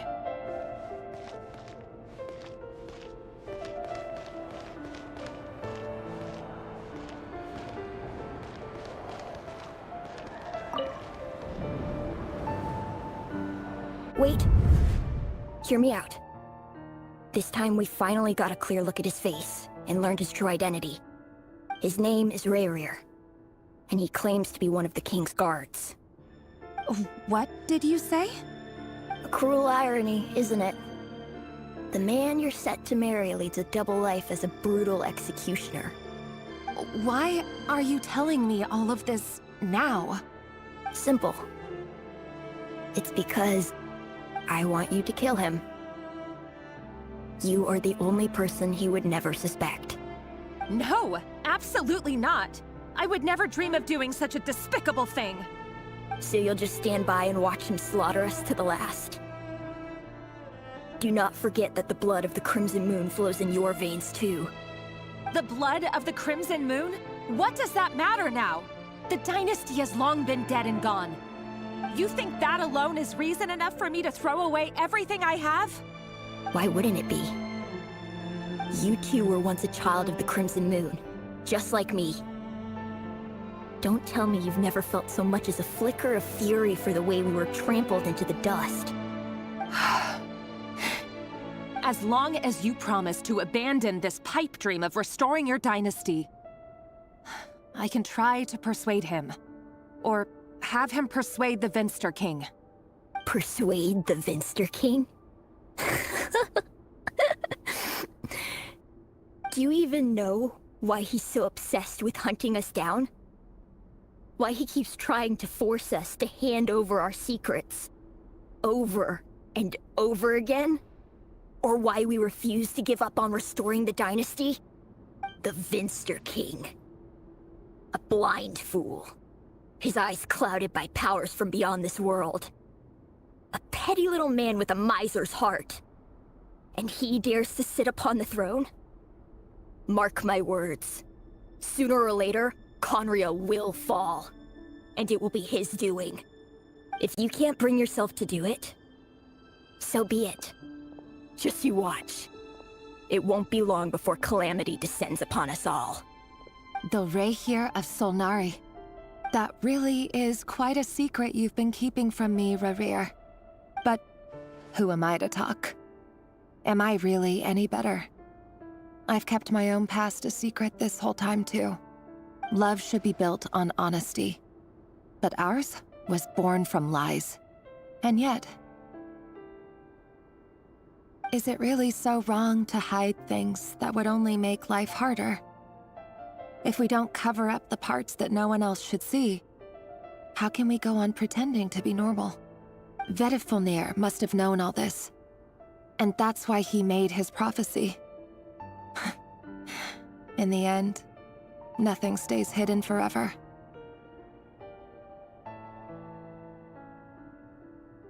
But I won't just sit by and watch this disaster unfold. I'll do everything in my power to protect what I cannot afford to lose, no matter who I have to face.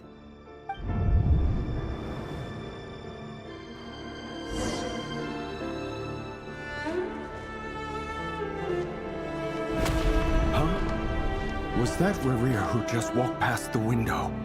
Doesn't it give you the chills that he still takes the same road to work every day? As if nothing ever happened. Those people at the deli. Enough already.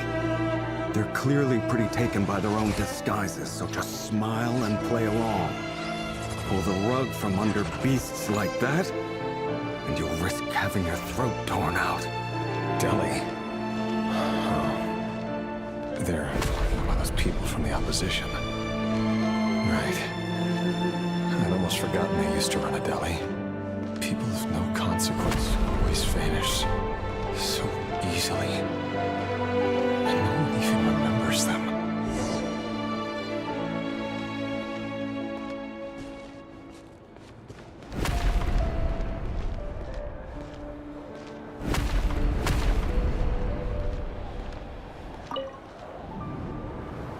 But surely you can see he's not the man he pretends to be. So many have died already, and they say that the king's madness grows with each passing day. We're not going to survive this, are we? But why does it have to be this way? Do we really deserve to die just because of the blood that runs through our veins? Felindis, are you even listening? Sorry, Freether. My mind was off wandering. I heard you, though. You're talking about what Rerir said. He's just following the king's orders. He's a secret agent, and it's his job to hunt down rebels and dissidents. By the time you first met him, he'd already taken lives. Maybe he was using you from the very beginning. No. Rerir has no idea I have anything to do with the Crimson Moon. My family are only distant relatives of the main lineage, and besides, my eyes are perfectly ordinary. Truth be told, apart from my teacher, pretty much no one knows I have any connection to any of it. It's been a long time since my family severed ties. But as Orlog said, who could possibly talk sense into that raving lunatic of a king? No one. I'll work something out. Trust me, I'm with you all. But for now, you need to keep yourselves hidden. Don't let anyone find you, anyone at all. Don't forget that Rerir is an Eclipse operative. You need to be extra careful when he's around. And when I am too. For now, don't come looking for me. And if anything happens to me, just act like we've never met. If even you can't escape this, what hope do the rest of us have? But after all this time together, surely he wouldn't lay a hand on you. I won't speak in his defense, nor can I give you a clear answer to that question. But I'll do everything I can to put an end to this. Here, hold on to this. If an opportunity to escape presents itself, take it. You'll be glad you took some spare change. You call that change? But what about you? I've got a job, and there's still money coming in. But you can't go anywhere right now. Please think about yourself for once.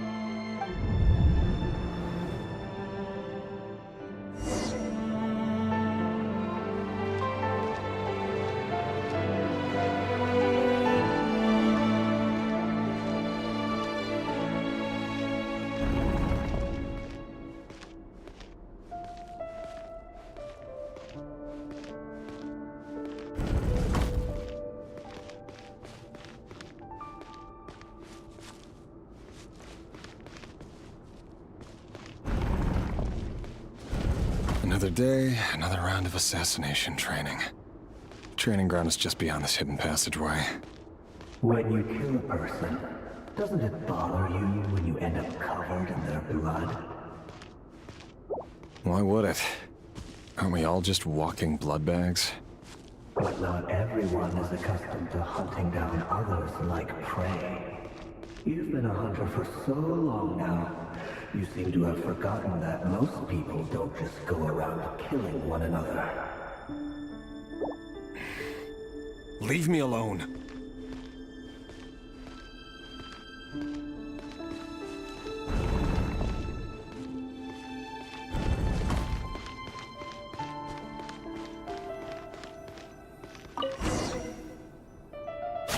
Make sure you have a firm grip on the handle, then choose your angle well. Keep your movements light and brisk, and the prey won't sense a thing. I doubt that.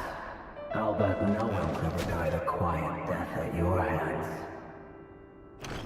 I work clean. No traces.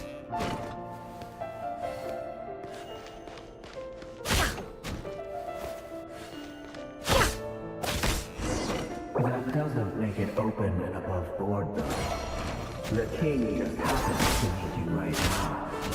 What if someday he doesn't? That won't happen. Ever since we fell under the spell of that power, in the beginning, we only had you take out a handful of the defeats. ones I've dealt with have always been guilty. And I've carried out my work flawlessly.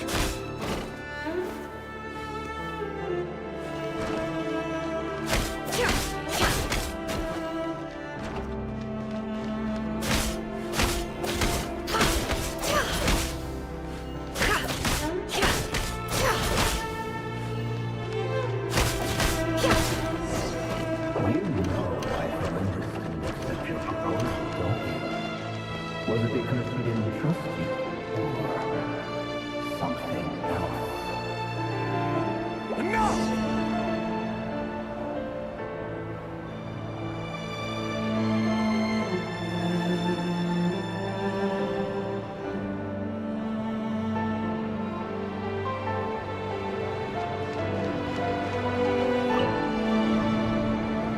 Delindis, do you still remember Orlog? Orlog. The boy who was pretending to sell flowers. You spoke for quite a while, didn't you? Yes, we did. What about him? He was arrested 2 days ago. Chances are he's already dead. He... I just don't get it! After everything he's done, why do you still stand by him? Or does it mean nothing to you that people keep dying? No, that's not... Just hear me out. I need to go now, Delindis. They're looking for us. You take care too. If you ever need a place to hide, come find us.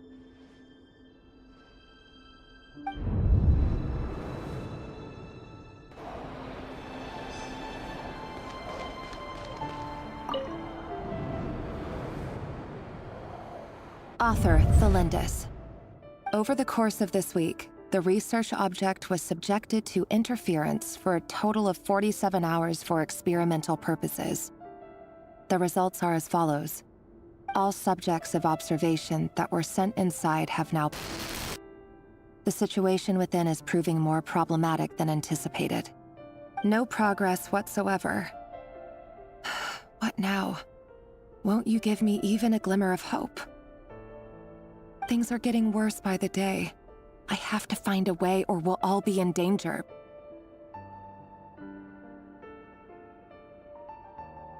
But I... If all this research comes to nothing, what then? Sooner or later, it'll be my neck on the line.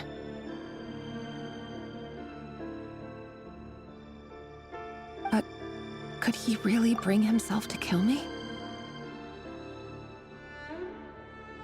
No. Surely he wouldn't have the heart.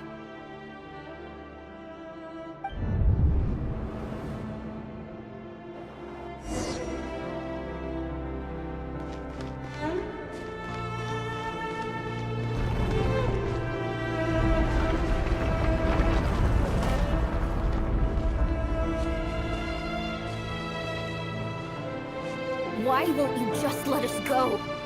We don't even know each other. All we want is to live ordinary, peaceful lives. You want to live?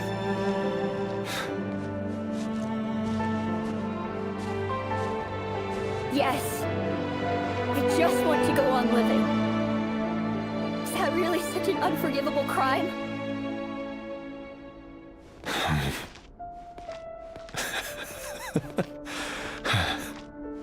You want to go on living. I want to keep living too. To keep living forever. That's why I have no choice but to continue on the path I'm on. If only some savior would suddenly swoop down and change the way the world is. Too bad that's not going to happen. Imagine that. If there really were such a person, you and I wouldn't be standing here like this, would we?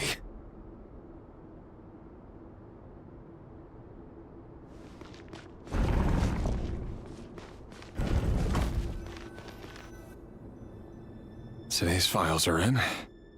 Time to wade through them just like usual. No, I don't get tired of it.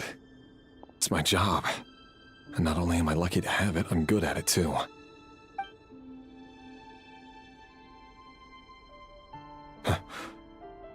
Wait. That's... Thalindis? No. No! No! Why?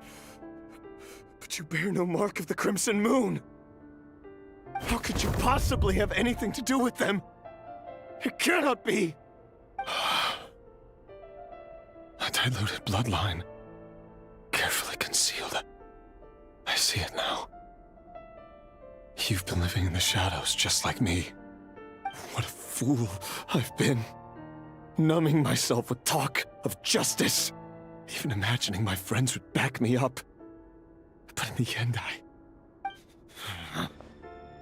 Irminsul. Finster King! How far are you going to take this? From the direct bloodline to secondary offshoots? And then what? Today it's the descendants of the Crimson Moon. Who will it be tomorrow? Will you not rest until everyone down here is dead? No. This cannot go on. This is where it ends.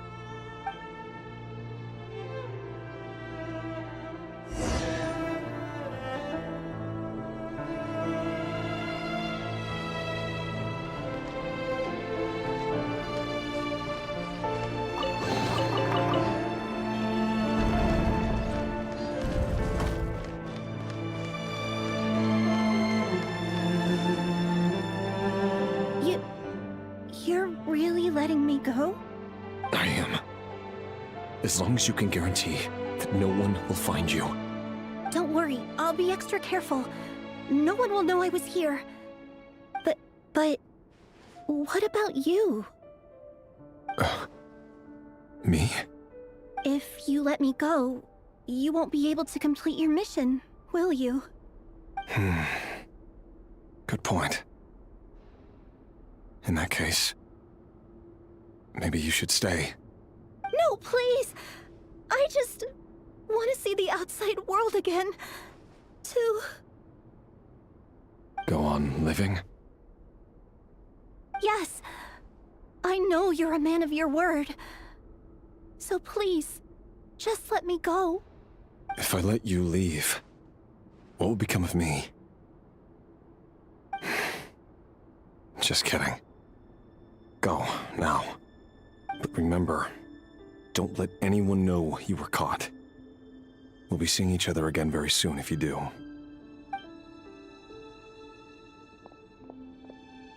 Even shadows in the dark must live by a code.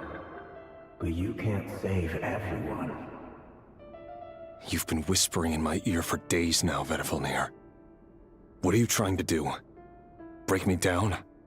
I only say this because you long for an answer to your problems. Let her go, Rerir, or you risk losing everything. I will not abandon Thalindis. Then you'll need a little more vigilance and a lot more power. The world is changing, Rerir. Keep your eyes peeled for your moment of opportunity. That voice used to be so unclear. But now I know exactly whose it is. It's Vedifalnir. He won't tell me how to actually resolve any of this, but he keeps trying to manipulate me like a puppet. What's his game here? Tell me then. What will this moment of opportunity look like? And... no answer. He's like a ghost. Always disturbing me when I'm on edge, but never answering when I need him most. So, the Eclipse Dynasty was purging, well, massacring the descendants of the Crimson Moon. And it seems like it was all connected to the Finster King's research. The King's obsession with abyssal power left the future of Conria hanging in the balance. No wonder every aspect of Rerir's life was so unstable. And it looks like this Thalindis, Rerir's would-be fiancée herself belonged to a sub-branch of the Crimson Moon Dynasty's descendants. It almost defies belief that a couple like them could hide the truth from each other for so long. If the Vinster King hadn't intervened in such a drastic way, they might have gone on deceiving each other for the rest of their lives. And why does Vedderfanir, Daneslif's older brother, keep talking in Rerir's head? This guy kept more secrets than I ever imagined. The human mind is like a vast desert of shifting sands. When you follow the flow of someone's memories, you only ever see the parts they're willing to let surface. Time for something a bit more creative. We've been inside Rerir's mind this whole time, building up a picture of his psyche. There's already enough clues on the board to start reading between the lines and mapping out the rest.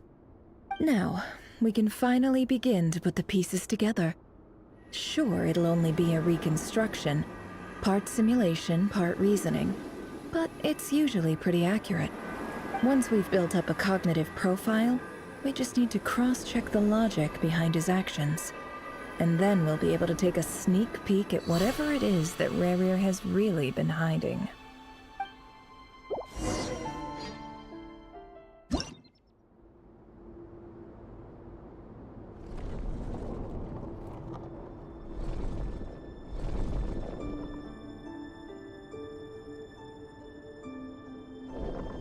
Rerir, are you there?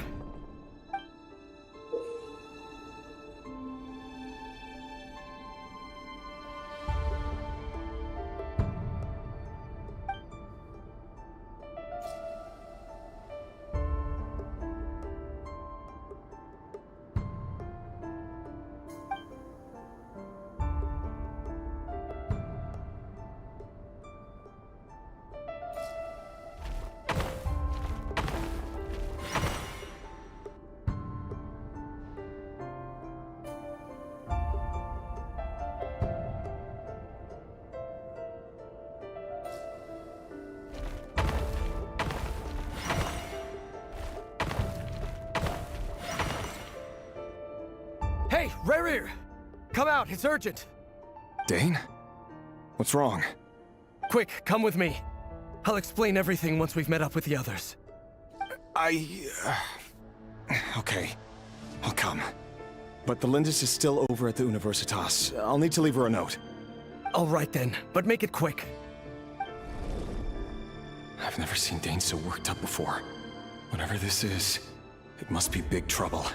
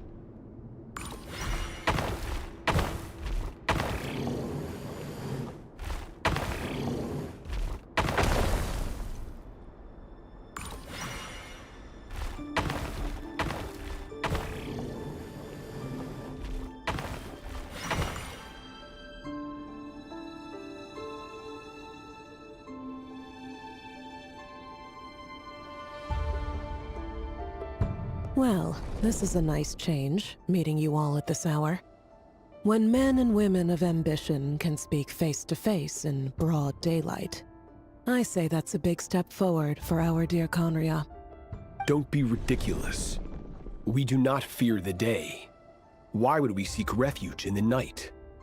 You might ask your blade that same question. I'm told it prefers the cover of darkness. The word on the street is that Sertologi only strikes when he has an unfair advantage. But that is patently false. I see you're missing an arm and a leg. Surely only a fair fight could explain that. If this is your way of offering me replacement limbs, believe me, I'll take them. Oh, we can certainly discuss that. With bioalchemy, anything is possible. Assuming I have your full support in my research. Lunatic.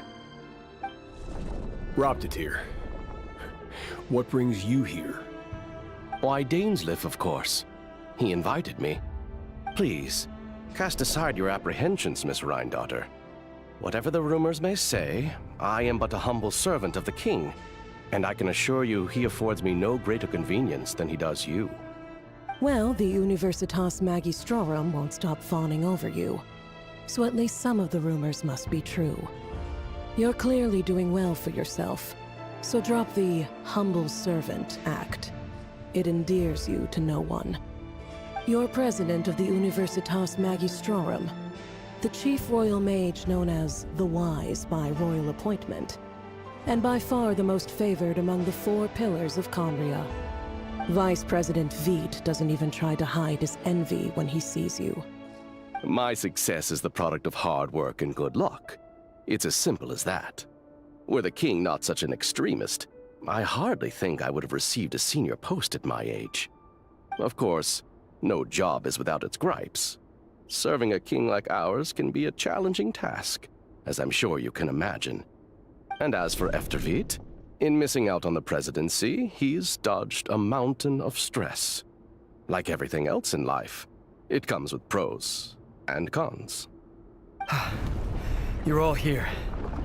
I apologize for the short notice, but it was an emergency.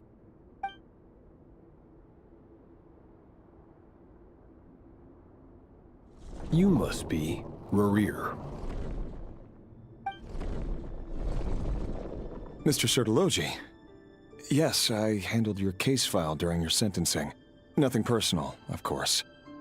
I'm pleasantly surprised that you remember me. You're clearly a person of substance if you've been invited here. But Dainsleif, you'd better have a very good reason for convening this little gathering. It's my brother, Vedafenir.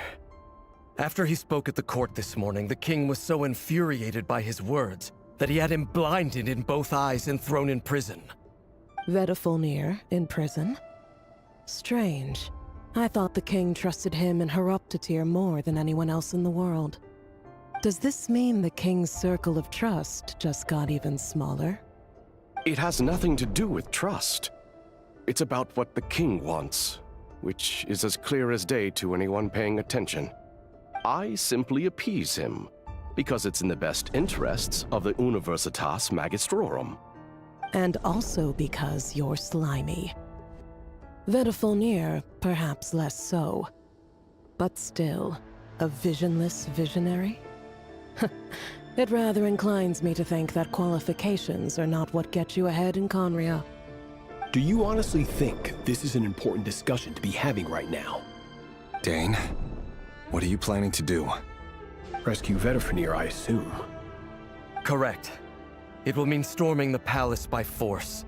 Tonight. I need all of you on my side. That's far too dangerous. And don't forget, Dainsleif, you're captain of the Royal Guard. You swore an oath to the throne. Hmm? You've been planning this for a while, haven't you? I have no desire to commit treason. But whatever critique the king may have of Vedafenir, disfiguring your most loyal subject for putting the best interests of his court and nation first, this is not the conduct of a wise ruler. My blade will force the king to see the error of his ways. So, Vedafenir's prophecy enraged the king. I'm sure it wasn't what he wanted to hear, but if he won't take counsel even from the visionary, that is deeply troubling news. The extent of His Majesty's madness is now all too clear. The question is, how does a man like me get out of this situation unscathed? You have noble ambitions, Dane, but I'm afraid they don't do much for a guy like me. I'm not interested in saving the world. All I want is a letter of pardon. A letter of pardon? For whom? Thelindis? The chances of the Vinster King issuing a pardon for anyone connected to the Crimson Moon seem vanishingly slim.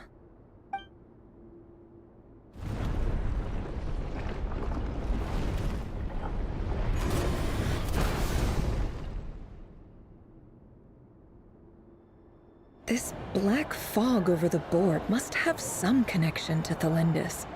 But why is it taking this form? Does it have something to do with Rarir's past? Another mystery I'll need to unravel.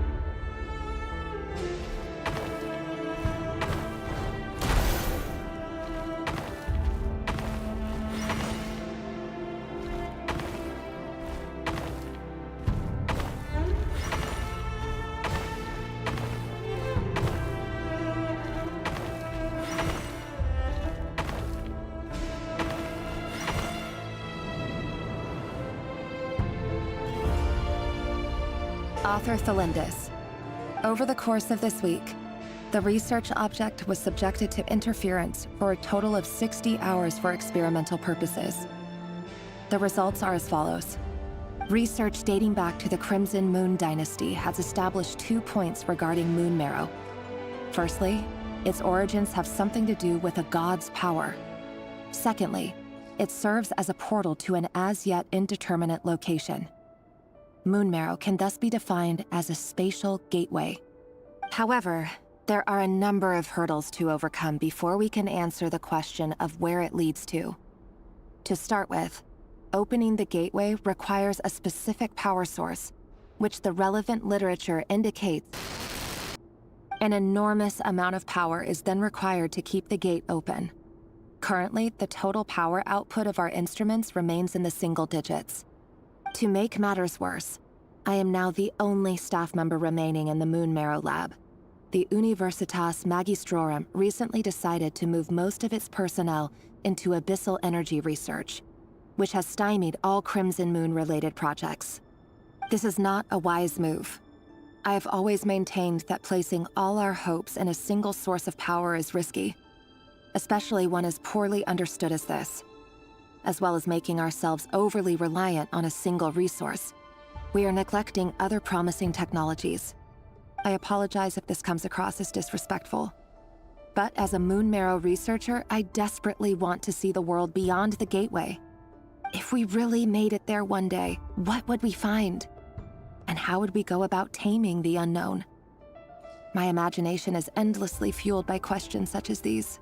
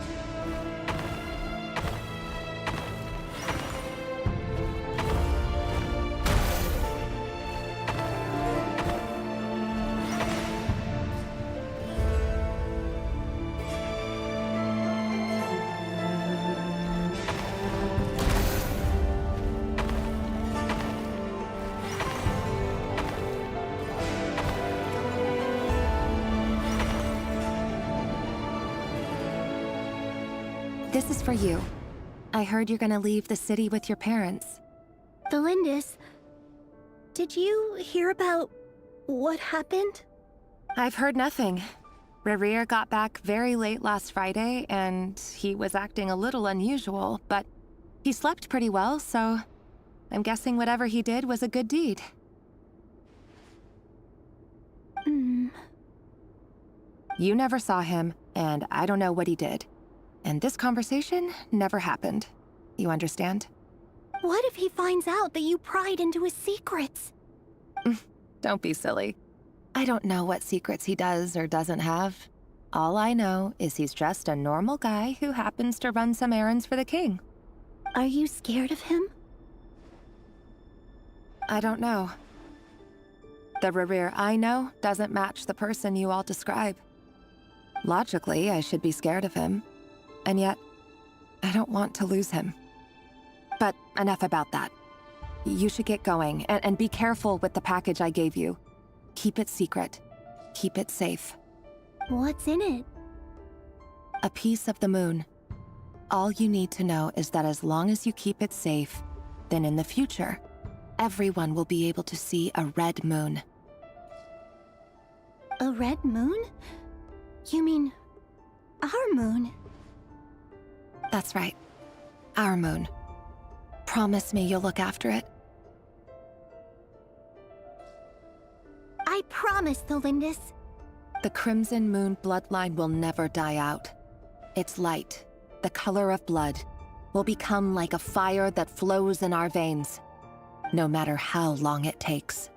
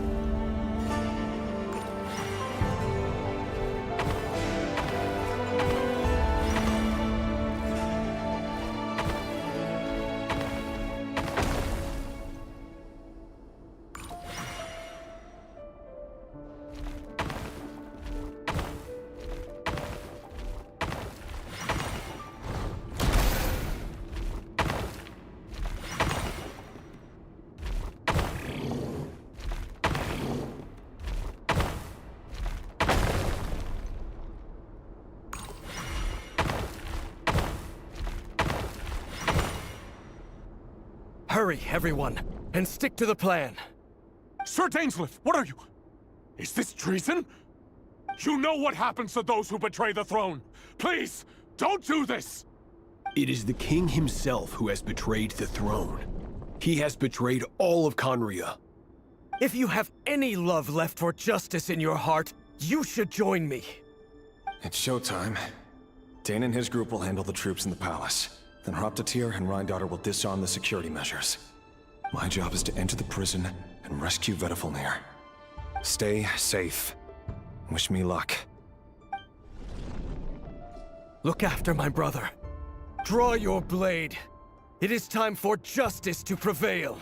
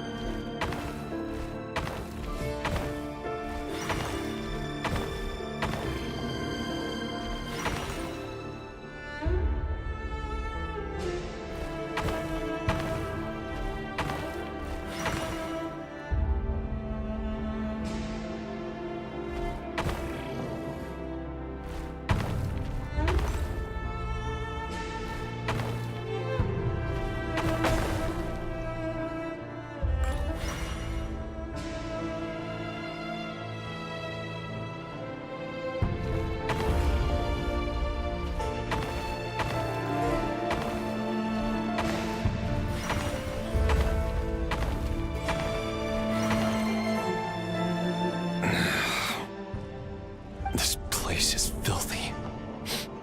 And the smell is abominable.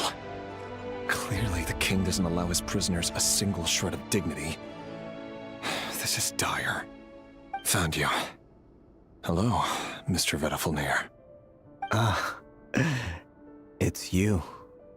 Surprised? Oh, wait. I guess surprise isn't an emotion that prophets feel very often. I certainly felt some surprise in the moment when I was blinded. Surprise at the king's sheer ignorance. Surprise at just how unfairly this world responds to words of earnest remonstration. I'm curious. What did you prophesize this time? It wasn't a prophecy. It was a word of warning. Someone had to say it.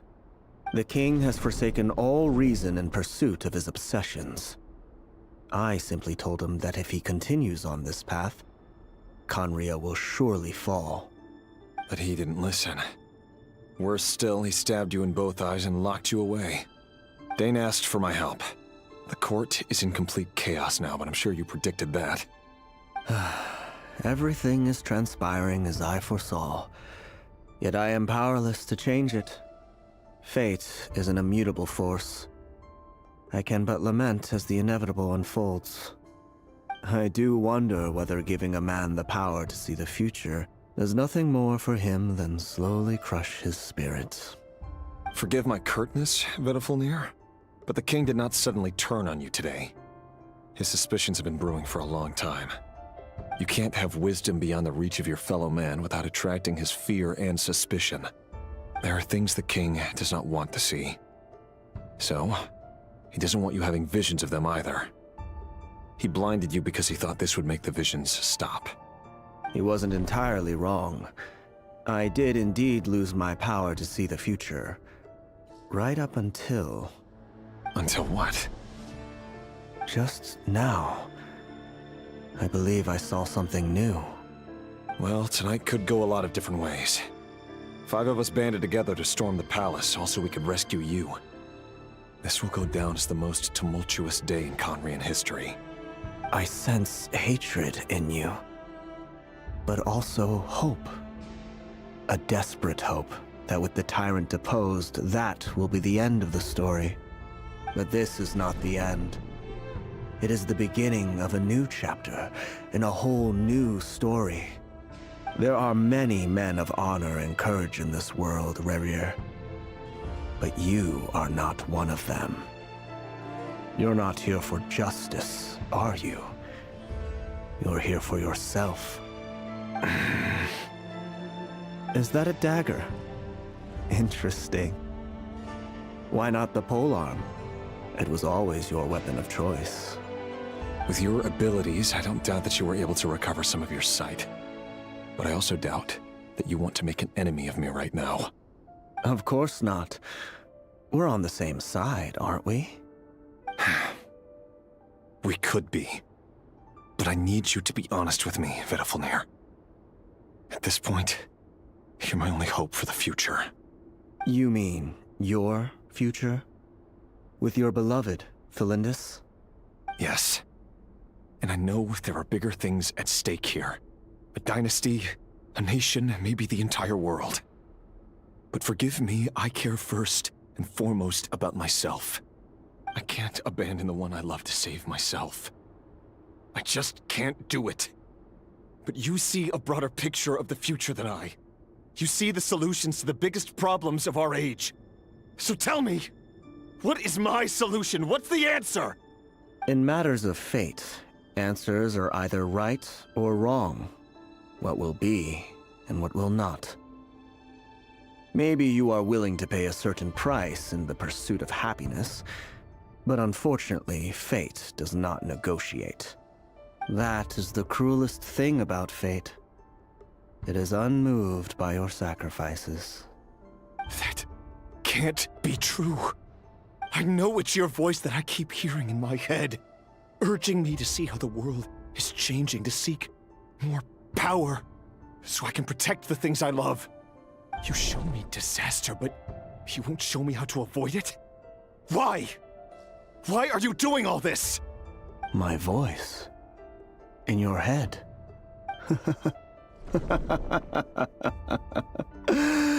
So, you hear it too? The voice that steals your mind, gains your trust, and drives you crazy. It turns out that we are not so different, you and I. Vedifalnir just broke into the strangest smile I've ever seen in my life, as if he'd discovered some monumental secret. But then he suddenly switched to looking extremely weary. Very well then. My advice to you is as follows. You must persevere. Whatever trials and tribulations you may face, be steadfast in the belief that they are your path to the future. For as long as you live, your story with Thelindis shall not come to an end. That is the only chance you have of fighting back against fate. It is up to you whether you believe my words. Regardless, that is all I will say on the matter. I have no right to intervene any further. I will hold you to your word. Thank you for setting me free. In return, I will tell you one more thing that you cannot afford to ignore. Just then, a strange wave of energy rippled through the city. We had no idea what it could mean. If I were you, I would head to the Universitas Magistrorum. The Universitas? Oh no!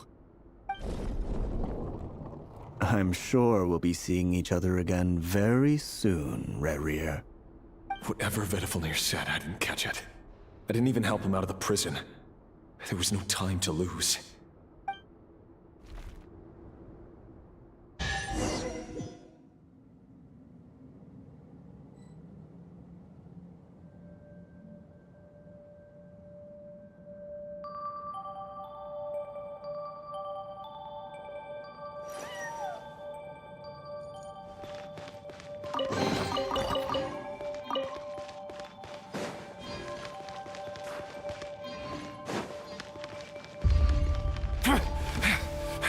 Monsters? Is this Rhindaughter's doing? Or the Universitas Magistrorum? Out of my way!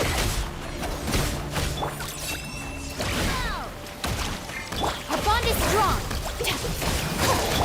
Let's change. Can't hide the truth. The Universitas. That reminds me of a rumor I once heard. Allegedly, the king installed secret mechanisms in the palace and around the city. No one knows where they are or what kind of power they hold.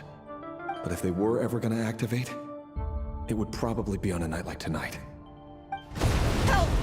Help! Hold on! Don't let them anywhere near you! Save me! I can't! Ah!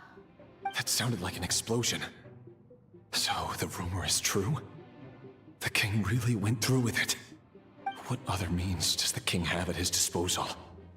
They must run on power from the Abyss. And given it's a major center of Abyss research, anyone over at the Universitas will be in grave danger. I have to hurry!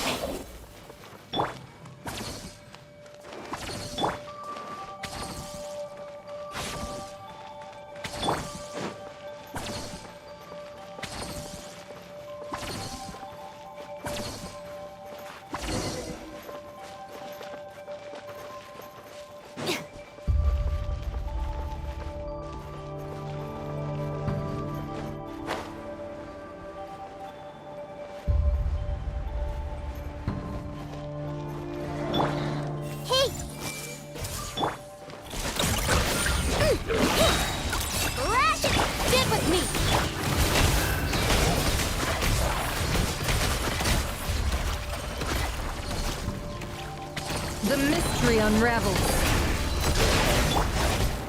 Everyone hold hands. This way. Go claw. No more lies.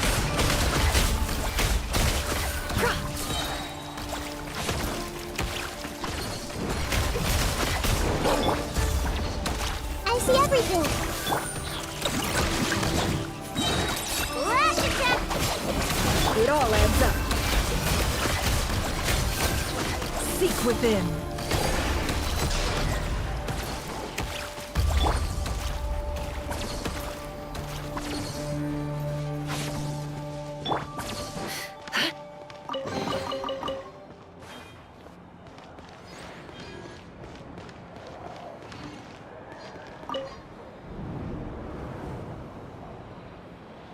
Monsters!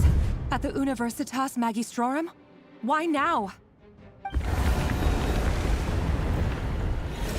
Oh no! They're coming!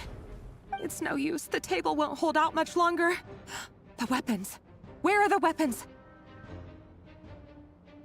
Of course. All the lab equipment was upgraded after the inspection last week, but the new weapons haven't been allocated yet. I'm done for. Is anyone there? I need help!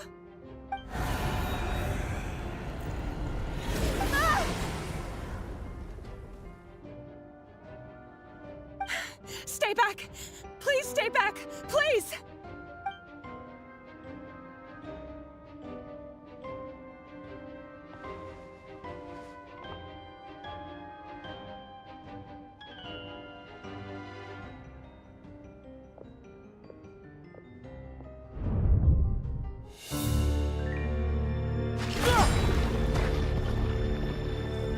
What's that? Rear. So the rumors about your work are true. What? No!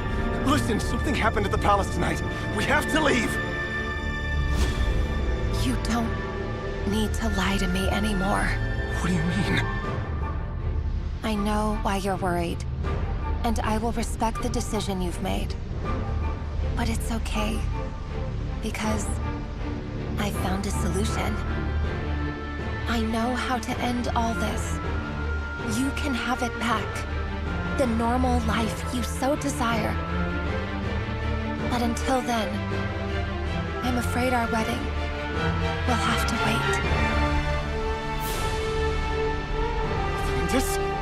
No, don't do it! Cylindus! Cylindus!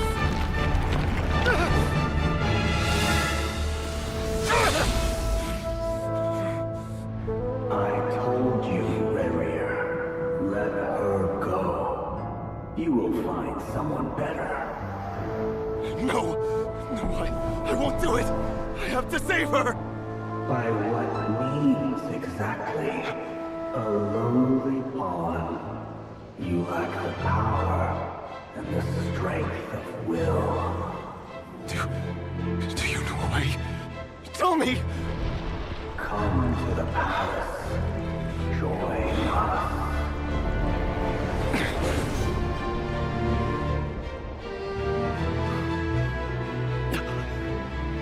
Rerir, thank goodness we...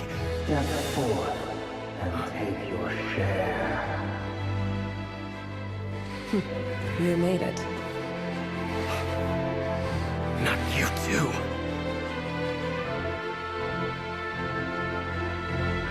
Hatred or grief, despair, desire.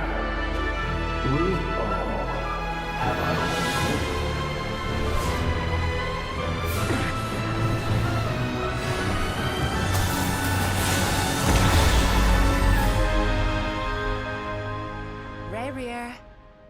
Rerir. Cylindus? Were you daydreaming?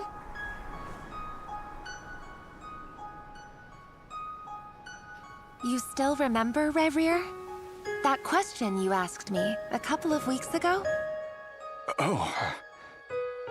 You mean the proposal? Yeah. I'm wondering, where do you think would be a good place to discuss it? Maybe in the garden? Or were you thinking a fancy restaurant? It's your choice.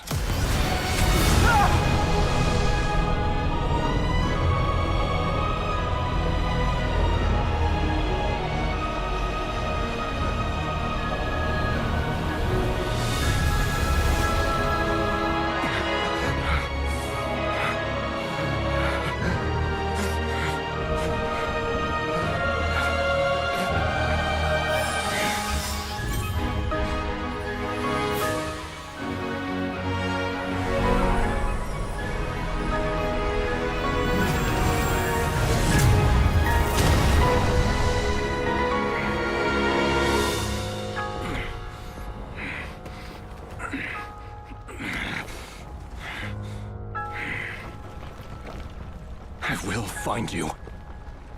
And then, you can give me your answer.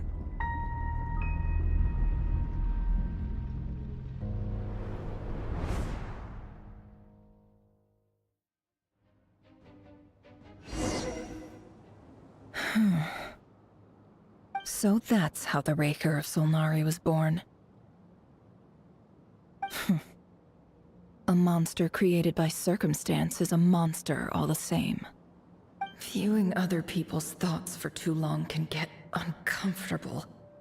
Right now, I'm feeling a strong sense of loathing. In a nutshell, the story of Conria is what happens when the truth falls by the wayside. Everyone tells little white lies, and before long, you have a huge pack of lies that destroys everything.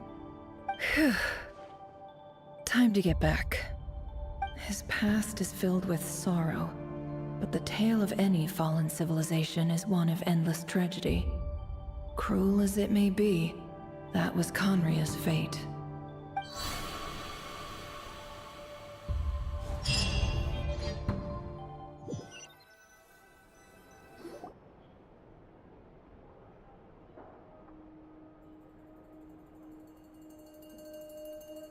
Everyone, I'm back. Can I get a standing ovation? Never! How are you holding up? Feeling okay? She's fine. Boss is a pro. Yes, I'm fine. You will have seen the events of Rarir's life through my thoughts. It's now clear that he is just a regular nobody, driven by personal tragedy, as he said himself. I mostly agree. There's only so much we can know about him from his memories alone, but they did give us a clear glimpse into his life in Conria. However, I would not consider Rarir to be a nobody. He was deeply involved in the events of that era. Yet, when the catastrophe of a generation strikes, nobody is safe. Sounds to me like you're speaking in riddles again. Is this you urging me not to abandon the people of Nodcry in their hour of need? That's not what I meant. Although I do hope you choose to remain a part of the plan. Without you, the mission ahead will be all but impossible. Then try to remember that I respond better to the carrot than the stick. And I don't appreciate being bossed around. Now, as for you, Missy, you were excellent. You stuck to the rules of the ceremony and kept your mouth shut the entire time. Bravo. Cool. So, can you fill me in on the deets now? Most of what I saw went right over my head. Patience. You'll hear the whole story, don't you worry. But let's meet up with the others first. It will save me narrating it twice. Yehoda? Yes, boss. Let me get that door for ya. That's more like it. For a moment there, I was worried you'd forgotten about the first clause of your employment contract. Forgive my curiosity, but what does the first clause say? It says I gotta do the annoying stuff that boss is too lazy to do for herself. Like opening the door, pouring the tea, yada yada. Is that right? If something is in the contract, it's because she willingly agreed to it. Rest assured that the Curatorium abides by the very strictest of labor policies. You don't seriously think I'm cruel enough to treat her like my slave. In any case, I've hardly shied away from my share of the work today. Hope I don't catch Flintz and Varka lounging about in their chairs, enjoying a leisurely cup of tea. There's nothing I dislike more than other people enjoying themselves while I'm hard at work.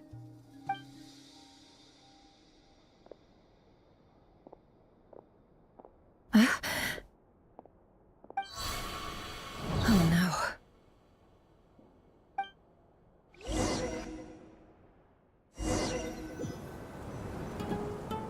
Sorry to disturb you, but we seem to have run into some trouble. Evidently so. Don't worry, I'm not about to leave you to fend for yourselves. I'm not that kind of boss. And it would go against the Curatorium's labor policy. I'm sorry. What did you hear me say? I wasn't talking about labor policy. Wait. How long have I been standing here? Not long. You just appeared by the door a moment ago.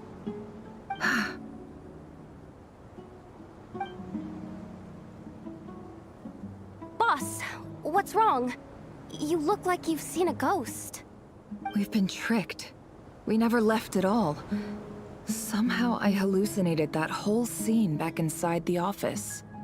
Hallucinated? But how? How indeed. This place should heed my will alone. All thoughts and actions that occur in here are just a result of pawns moving across the chessboard in a carefully calculated manner. And nobody has access to this chess set but me. So you control everything in here? More or less. But yes, it's a special technique of mine. Has anything like this ever happened before? Only once. It was the first time I used the chess set. Is there any similarity between what happened then and what's happening now? I suppose my thoughts are a little turbulent, which was also the case my first time. Is there anything I can do to help? The first clause of your contract clearly states that I only need your help with things that I'm too lazy to do myself. Meaning, you're not feeling lazy right now? Meaning, this is not something Yehoda can help with. The chess set is a personal treasure that I alone understand. I must be the one to find our way out of here. Boss, it's fine. Really. Let me do something useful. Oh, listen to you. Whatever would I do without you, Yehoda? What? Really? Yes, really. Where would I ever find another employee as obedient and servile as you? God forbid anything ever happens to you. Oh, okay. Well, anyway, I was thinking of fetching some water. There's gotta be a source around here somewhere. I suggest everyone finds someplace comfortable to take a rest. We gotta conserve our energy.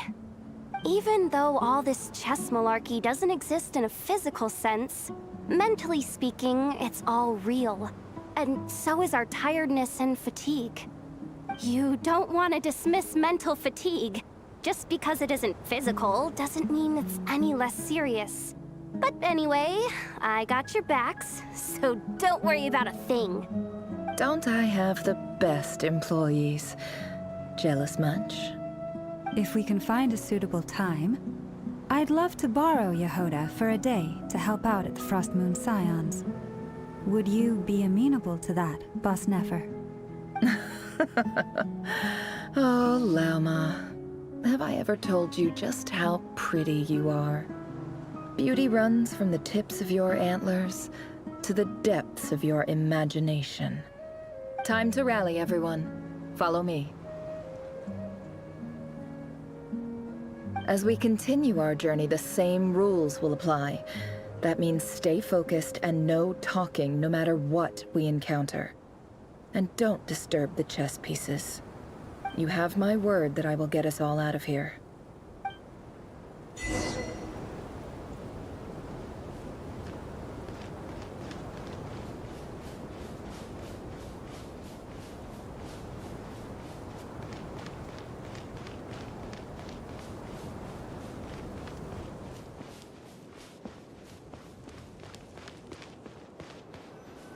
This place looks familiar.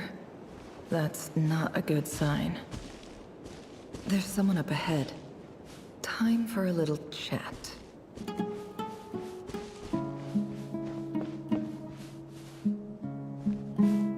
I wasn't expecting visitors at this hour. Wait, is that? Oh, it's him. There you are! Sinue's been looking for you all day. I think he has some news for you. Oh yeah? What were you doing just now, Uncle Retinue? Hiding away some more loose change? I know I saw some Mora. What do you mean, loose change? Oh, come on, I'm too old for this. Just pretend you saw nothing.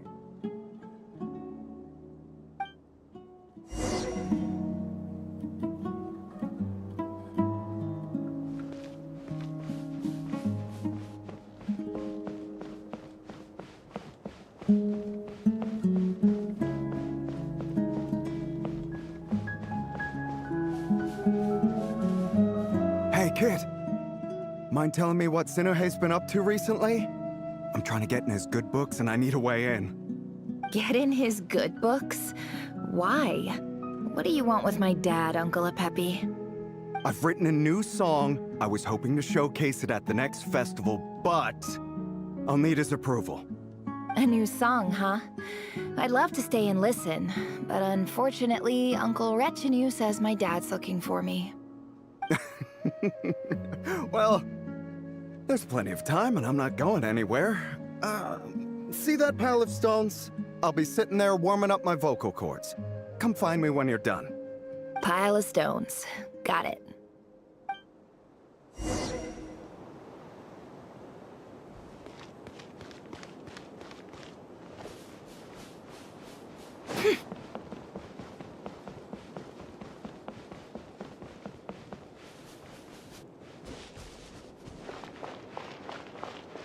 Hi, Dad.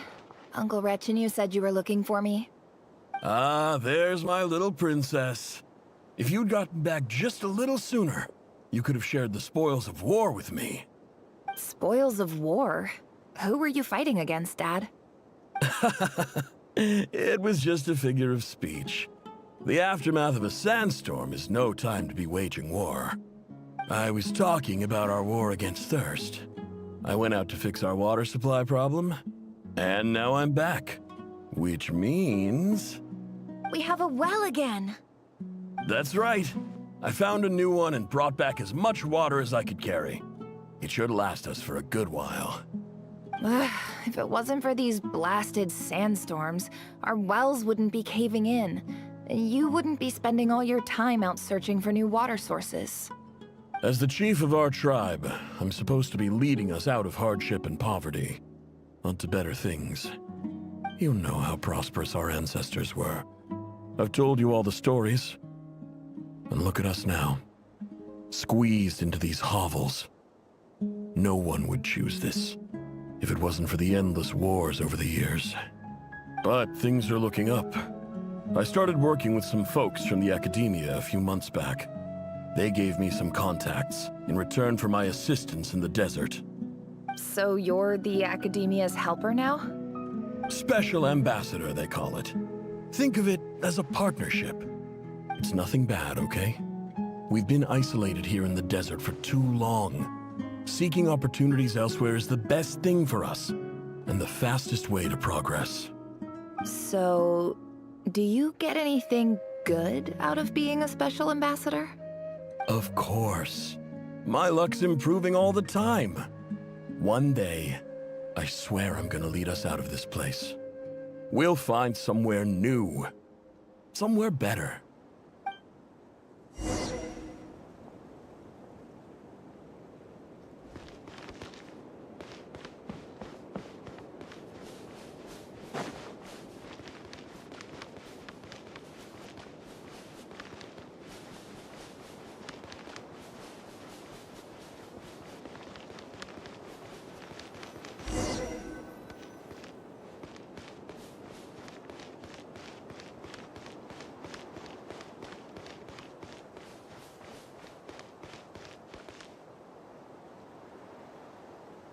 That's our well, and you know it. You stole from us. Well, you've gone from chief to thief, and now you have to face the consequences. Did you really think you could take our water without permission and get away with it? You're either brave, stupid, or both. And that special ambassador act? Yeah, nice try. We spoke to the academia. They said it was all news to them. You're a liar and a cheat!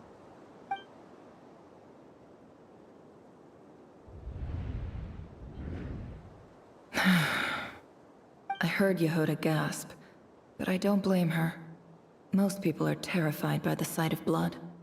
Corpses strewn across the ground. The wounds are clearly from scimitars and daggers. The desert dwellers' weapons of choice. There's a handwritten note on the ground. Let's see what it says. Halil, this is Sinuhe, chief of the Shimti tribe. Surely you remember me. I was the one who helped you and your colleagues avoid the quicksand in the desert. This is my second time writing to you. I assume my last letter must have gotten lost in the mail, as I didn't receive a reply. I hope this one makes it to you safely. I'm writing to you because I need some help. That sandstorm the other day completely blocked up our well, forcing me to look for another water source in Iab and Unut territory. It was a matter of survival. Praise the gods. The well of the Iab tribe was intact. It was my last resort. I drew what water I could and left, but not without being spotted. I fear they will retaliate.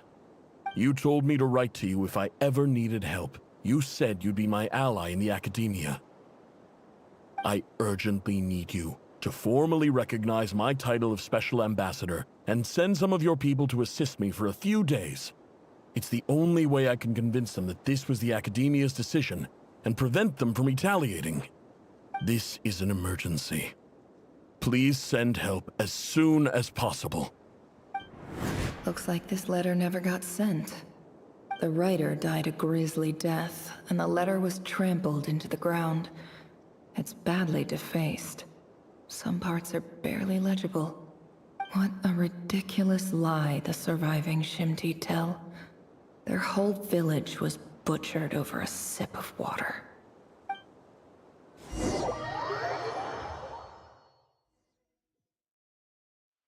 Ah, officer. Welcome. Welcome to our humble village. I thought you would at least have the courtesy to provide some respectable libations. This is the finest wine Aru village has to offer. I promise.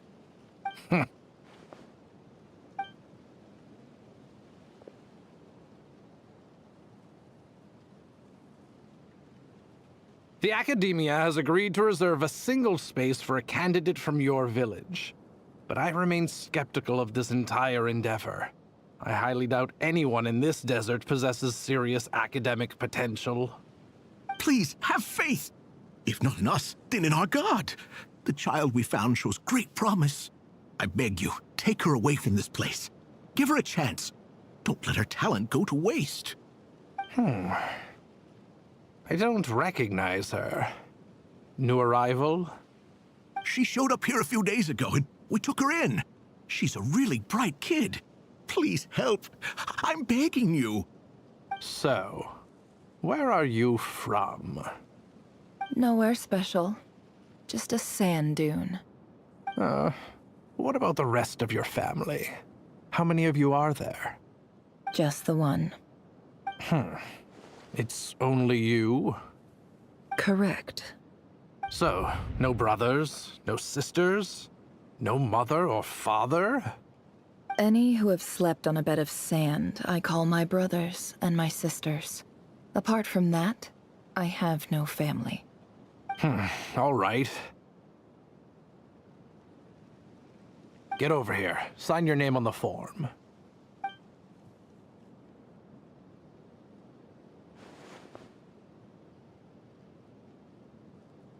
Never? You're rather fair-skinned for a desert dweller.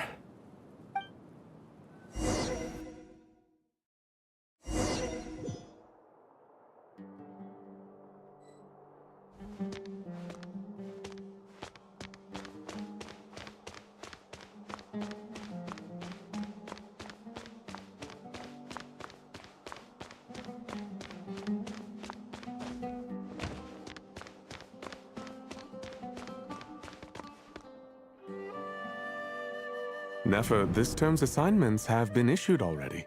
Please read through the materials thoroughly, conduct your own additional research, and then write an essay on the topic. Yes, Professor, I'm aware. I just had a couple more questions I wanted to get your perspective on. Oh? Please, ask away. Well, I saw the other students' problem sheets, and I couldn't help but notice that my assignment is much easier than theirs. Do you really think I'm a weak student? A weak student? Goodness, no. Quite the opposite. You have a sharp mind. Almost too sharp. I think what you're saying is, a weak student wouldn't have noticed the discrepancy. And if they did, they certainly wouldn't complain about the lighter workload. You see, sharp as they come. You see things the way they are. And I'm sure you know why they're like that. Because of where I come from. Because I'm different. I'm sorry, Nefer. I don't like it any more than you do. It's just... Anyway, you said you had a couple of questions. What's the other one? I wanted to check... If someone sent me a letter to the academia, where do I go to collect it? Ah, your family wrote to you. Well, as long as they put your name on the envelope, someone should hand it right to you. Not exactly. It's not even a recent letter. I was just curious where the mail would end up if no one collects it. The House of Dana, I expect. I know there's a box for unclaimed mail somewhere in there, probably sitting on a shelf. Whatever you're looking for, that'd be the place to start. Okay, got it. Thank you, Professor. Oh, don't mention it. Honestly, I feel like I failed you. I'm supposed to be your teacher, but I haven't taught you anything. Hey, don't say that. You're a great teacher, and you do your best for all your students. But the rules are the rules. You're not allowed to teach students like me. It's not just the academia either. The whole world bends over backwards for the successful, and leaves the losers to suffer and die. Oh, my dear child. Don't tell me you've given up on life already. I haven't. I just think that if you want to make it in this world, you have to find a way to become successful.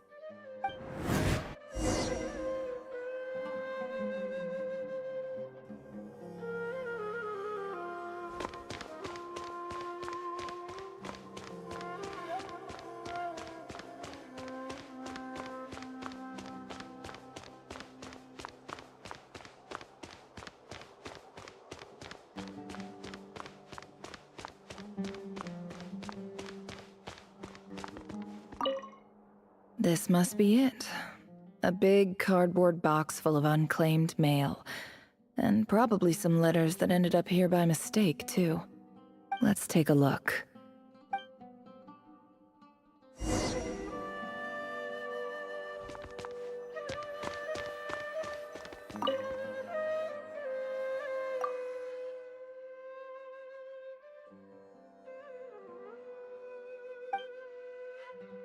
A dilapidation survey from Port Ormos. Looks like it's from a Core of 30 representative. What a strange thought. A bunch of mercs losing sleep over rundown buildings. This one was never even opened. I guess the recipient didn't care what the Core of 30 had to say about anything. Who was it addressed to? I don't recognize the name. But it must have been a Kasharawar professor.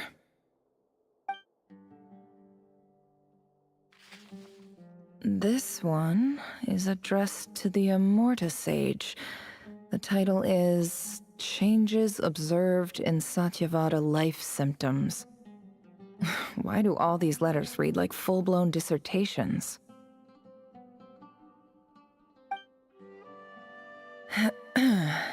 Guided by the incense, we became lost somewhere in the forest. All the barriers between levels of consciousness disappeared as our minds soared around in circles, looking for a branch to seek refuge on. In clinical terms, these symptoms fit the description of incense poisoning. The Immorta Darshan strictly prohibits the use of hallucinogenic substances, but I believe there are still people getting away with it. For example, my neighbor who always breaks out into song and dance after using incense. This seems like something the academia would want to know about. Why wasn't it collected? Wait, what's this written on the back? It's so small. The note says, "The sender authored this letter while under the influence of mushrooms. I would send it back, but no return address was provided. Stamped by the Grand Conservator of the House of Dana."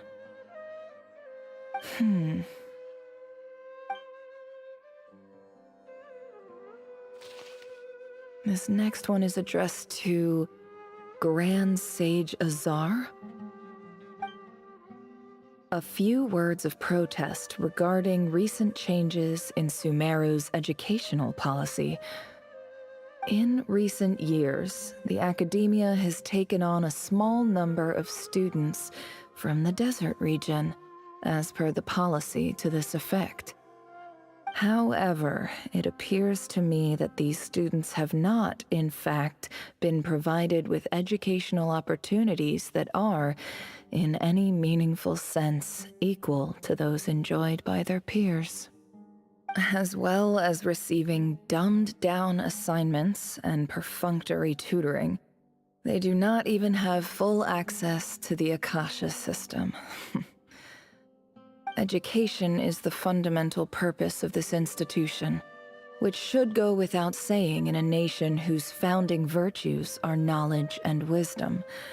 I ask you, is the lip service we pay to the policy of education for desert students truly the standard of pedagogy to which the academia aspires? As Grand Sage, policy decisions are your prerogative. But do not forget your roots. You and I were once students too, as was everyone else in this institution.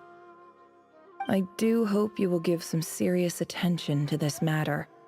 I encourage you to discuss issues like this with myself and others, and listen to some alternative opinions.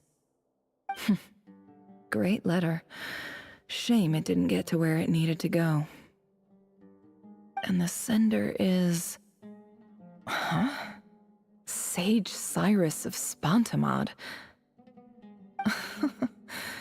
I didn't realize anyone else even knew how bad students like me have it in this place.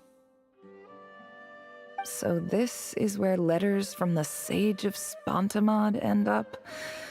Nice one, Grand Sage. Really enlightened leadership. Whatever. This isn't what I came here for. Moving on. I'm not exactly holding out hope that a letter sent from the desert would even make it here. But if it did, where else would it end up if not in this box? I can't believe how much discarded mail there is. Must have been years since someone last went through it all.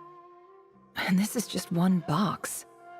The whole House of Dana is boxes on shelves.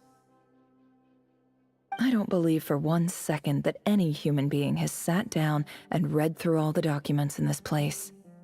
Who has that much free time on their hands? Wait, could this be it?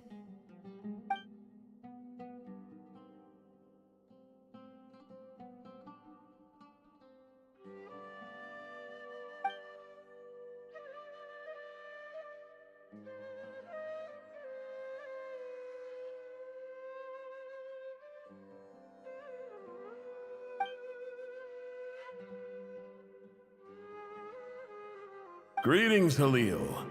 My name is Sinuhe, chief of the Shimti tribe. I was the one who came to you and your colleague Zaid when you ran into trouble in the Great Red Sand.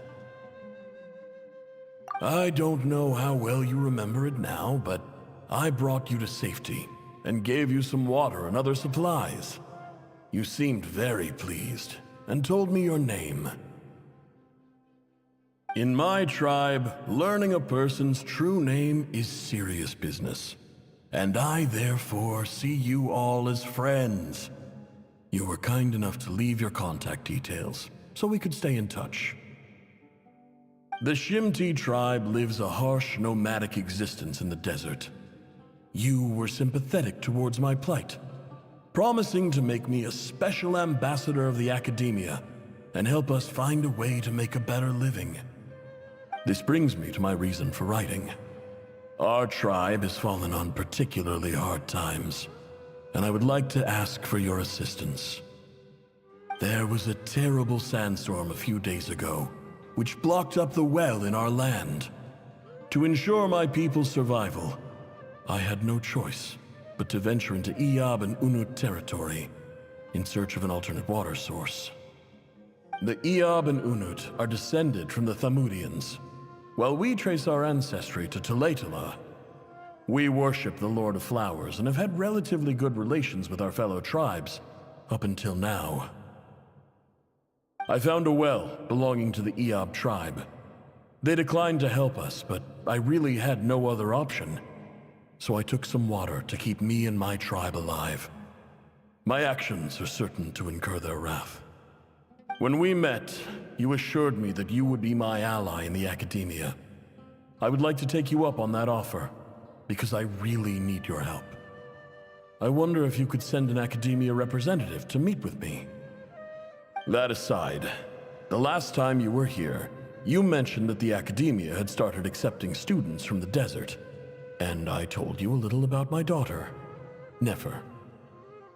We have next to no resources here in the desert, and my power and influence are limited. Would you consider enrolling my daughter at the Academia? She is a smart girl. I know she won't disappoint you. From the outset, the Academia never took you seriously. Those things they promised were just empty words. I doubt they even remember the name Sinuhe. And you were so emphatic that your luck had finally changed for the better. You swore you'd lead us to a better place one day. You spoke with such conviction, like you were the most powerful chief in the whole desert. You liar.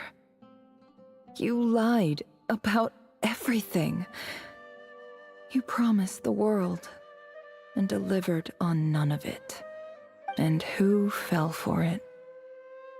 Just me, by the looks of it. Despite your best efforts. Which makes you a pathetic liar. You weren't even any good at it. I think I'll take over from here.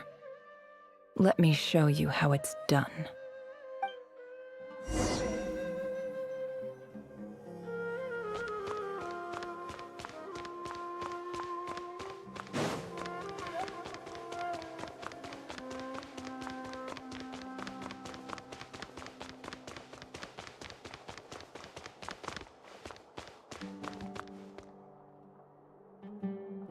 I just came to say goodbye. Thanks for everything you've done for me in my time here. Nefer? You packed your bags. Where are you going? I'm quitting. Something's come up in my hometown. Gonna head back and deal with it. Huh?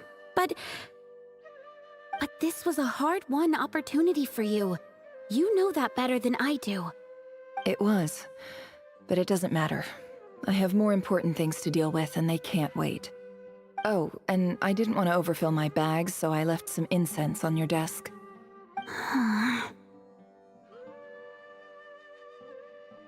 What's wrong? I thought you liked incense. Although, I did read somewhere in the House of Dana that it has hallucinogenic effects. Don't use it all at once, all right? Isn't this the stuff you brought from your hometown? You're just letting me have it? But you said it's a rare and valuable commodity. Yeah, about that. I lied. It's not rare at all. There's this bunch of ruins near my hometown that are practically overgrown with this plant. It's not worth much. Keep it, it's fine. But Nefer... All right, that's all from me. You take care.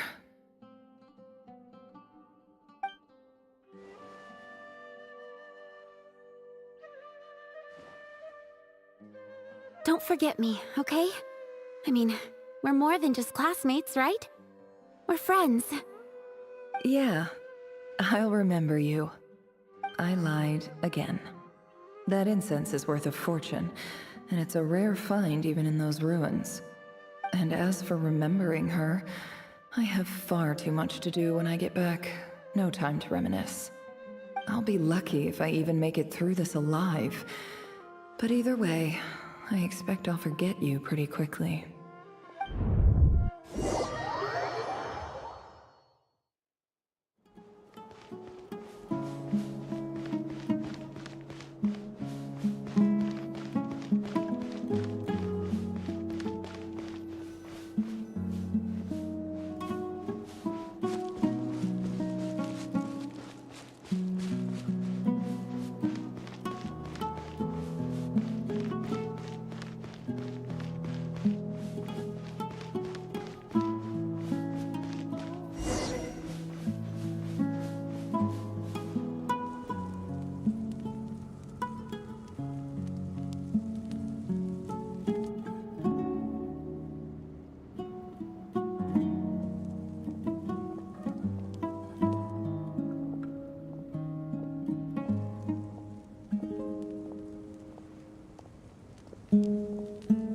It's a pleasure to meet you, Mr. Arif. So, what does the Academia want? Since they've sent their special ambassador, I assume there's a big business deal to be made. If not, I'd be very disappointed. Please, sir, lower your blade. You're lucky I'm the one they sent. Not all special ambassadors share my admiration for the Iab people. The ever-shifting balance of power in the desert reduced the once great civilizations of this region to rubble and sand. But the story of the Iab has a very different trajectory.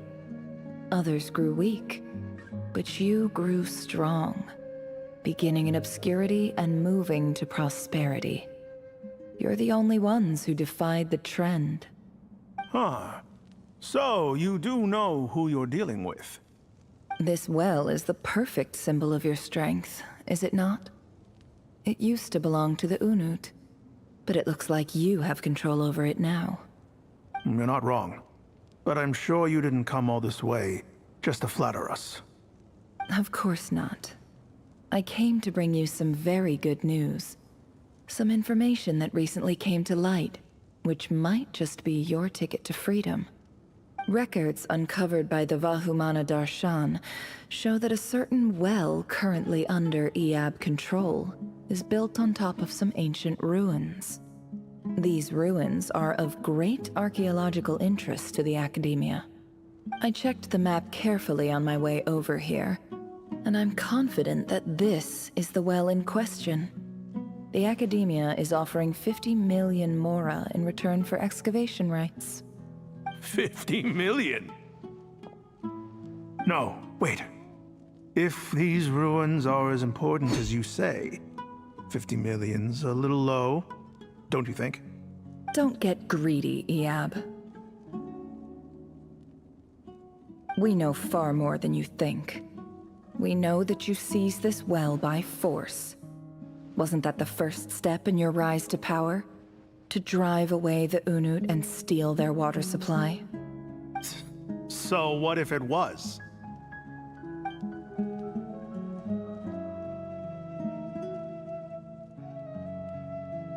Don't worry. As unscrupulous as it was, it's something we're willing to overlook. The Academia is only interested in dealing with the de facto power holders in the region. I hope I am making myself clear. And I hope your words are the truth. If I find out the Academia is trying to play me, I'll hunt down every one of your people and make you watch as I cut their heads off one by one. I assure you, Chief, that would not be in your long-term interests. You don't want to make an enemy of the Academia. You see how I'm dressed, don't you? I appreciate that you've never been to the rainforest, but surely even you recognize an ambassador's attire when you see it. And what does a barbarian like you have to lose anyway? You really think the Sumeru Academia would bother to come all this way just to lie to you? We have more important things to worry about. All right, I take your point. The Academia is the highest authority in the land. I'm sure you're trustworthy people. In that case, we have a deal. We will sell you the excavation rights. I'd like to thank you, Ambassador. This is good news indeed. Excellent news.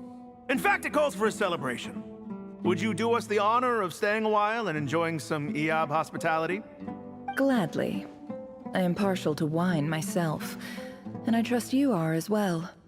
So let's indulge in a few drinks together, in celebration of this momentous occasion.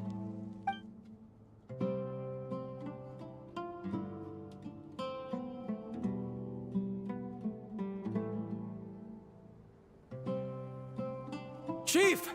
Chief, it's an emergency! It's the Unut.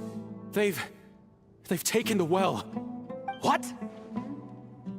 Well, don't just stand there. Take it back. Yes, Chief.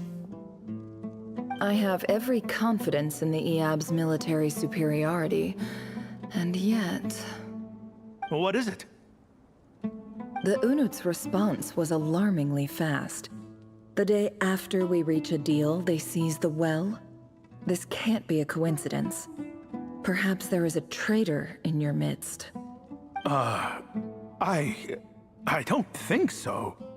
I am obliged to remind you, Chief, that the Academia will only deal with the de facto power holders. If you cannot regain control over the well, I'm afraid you won't see a single mora of that 50 million. No! Please, Ambassador, just give me some time. I swear the Unut will not get away with this. That well is ours, and so is the Mora. Glad to hear it. I will wait here for an update. If there is a traitor, I will find them. In the meantime, make yourself at home. I'll report back as soon as I have an update. Much obliged. Wow. All it took was a few words and I've got him wrapped around my finger. What an amazing feeling. So, in summary, Ambassador, the Academia would rather negotiate with our tribe instead of the Eab, yes? The Eab are ruthless murderers who don't listen to reason. And now they have the gall to interfere in our research projects in the desert region. So let me ask you, Chief. If you were the Academia, what would you do? Kill them all, of course. Precisely. The Academia does not tolerate those who stand in our way. The Eab have held back our academic pursuits for too long, and our patience is wearing thin. At the same time, there is simply no way that the Academia can be seen to be intervening in desert affairs. I'm sure you understand where I'm coming from. We have our own rules out here. If the rainforest dwellers raised arms against a desert tribe, it'd start a bloody war. Right. We can't confront them ourselves, but we can support their enemies. The Unut have always had strained relations with the Eab, which makes you our natural allies. Natural allies. Weren't the Eab your allies once? You were quick to send them after us to protect your interests back when we stole that water. And now look at you. You're at each other's throats. Let me be clear. The Academia wishes to collaborate with the legally recognized rulers of the desert in this matter. We are asking for excavation rights to that well, and our offer is 50 million mora. Say no more. I believe we have an understanding. Good. Then I suggest you get to work. Get us access to that well, and the mora's yours. You see, Dad? Lying is easy when you know how. People will believe anything.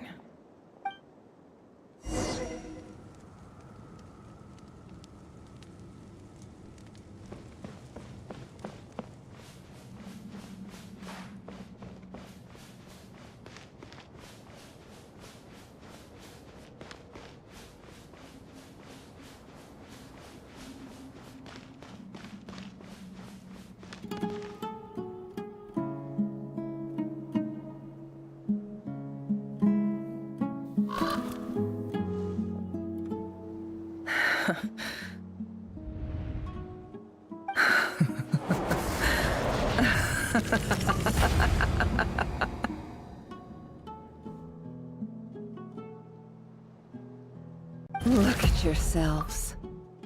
You may be vile, savage monsters, but your butchered bodies bleed like any others. You're no different. You're nothing special at all. The monsters who destroyed my home, they're just ordinary, petty human beings. What a joke.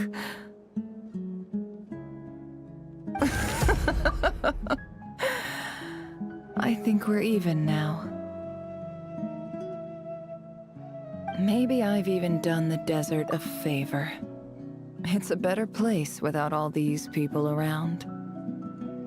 Oh, Sinuhe, my gullible fool of a father. Perhaps if you'd been as ruthless as I was today, our tribespeople would still be alive. In this dog-eat-dog world, a chief needs to be tough to survive. But you couldn't do what had to be done. So I did it for you. Nefer, it's okay. All of this is in the past now. I believe I remember you promising to remain silent. Yeah, but even so... Yehoda, is there anything you can do to ease the tension? Alright, time for a sharp turn onto a completely different topic. So, anyway, that's enough of that. When are we getting out of this place? Feels like we've been walking forever. I'm getting pretty tired. Oh, Alma, you tired? Yes. If we can find somewhere to sit down, I could certainly do with a rest. It's not far now. There should be a temple just up ahead. Yes. Really? A temple? That's where this story ends? I guess that's how things go in the desert. Desert dwellers can never escape their destiny. Or so everyone says. I never wanted to believe it, but looking back now, I'm as desert as they come. You mentioned a temple. What's waiting for us there? My biggest trade secret of all. Ah. Then I'm guessing it's where you got your power from. The power to peer into other people's minds. I didn't know you were clued up on any other religions. I'm no expert in the history of Sumeru, but since you come from the desert, I would imagine it has something to do with King Deshret.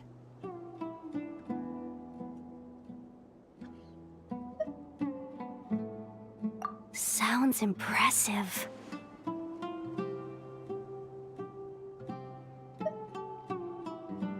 Ah, I know who you mean. General Mahamatra Sino. The spirit of Hermanubis dwells within him. That's Boss Neff for ya. She knows everything. Sino's hardly a figure of obscurity, but I know about Sethos too. What about him? Is he a big deal or something? Well, he's not a small deal, let's put it that way. Please, this is the bare-bone basics. Save the flattery. Thanks for your patience, everyone. I'm sure it's been a lot to take in. With any luck, that's our exit just up ahead.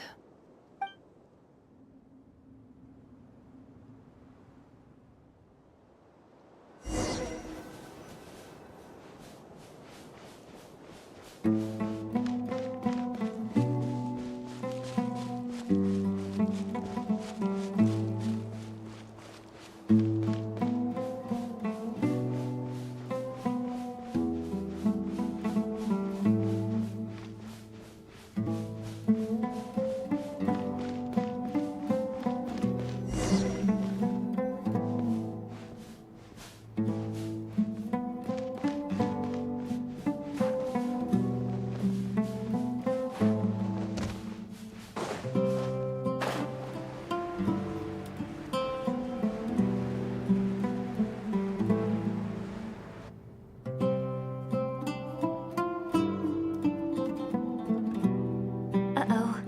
Uh-oh. Uh-oh. I'm totally out of my depth here. I don't have anything to add about any of this stuff. Like, look at that statue, for instance. I want to do the whole name-dropping, this girl knows her stuff thing too, but I've never seen anything like it before. A statue with the head of a bird. That's Thoth, the Ibis King, one of the 7 pillars of King Deshret. The legends say that he, the Crocodile King, and the Goat King were the 3 retainers of King Deshret. Let's take a look.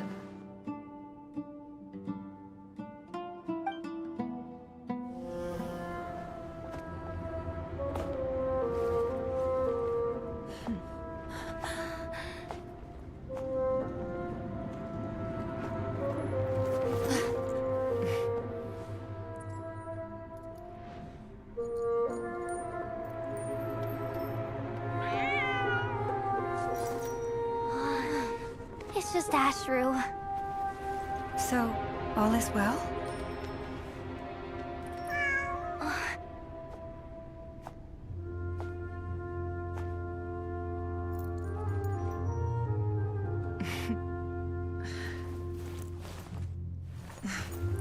Typically speaking, at this point, the world disintegrates.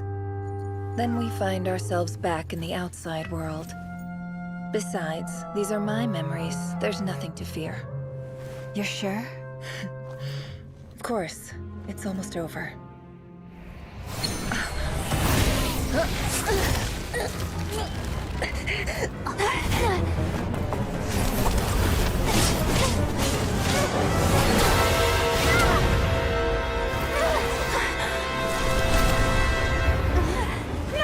Hold on!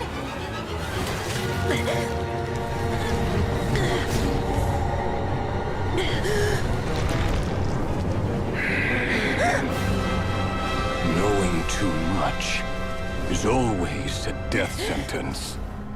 Speak for yourself.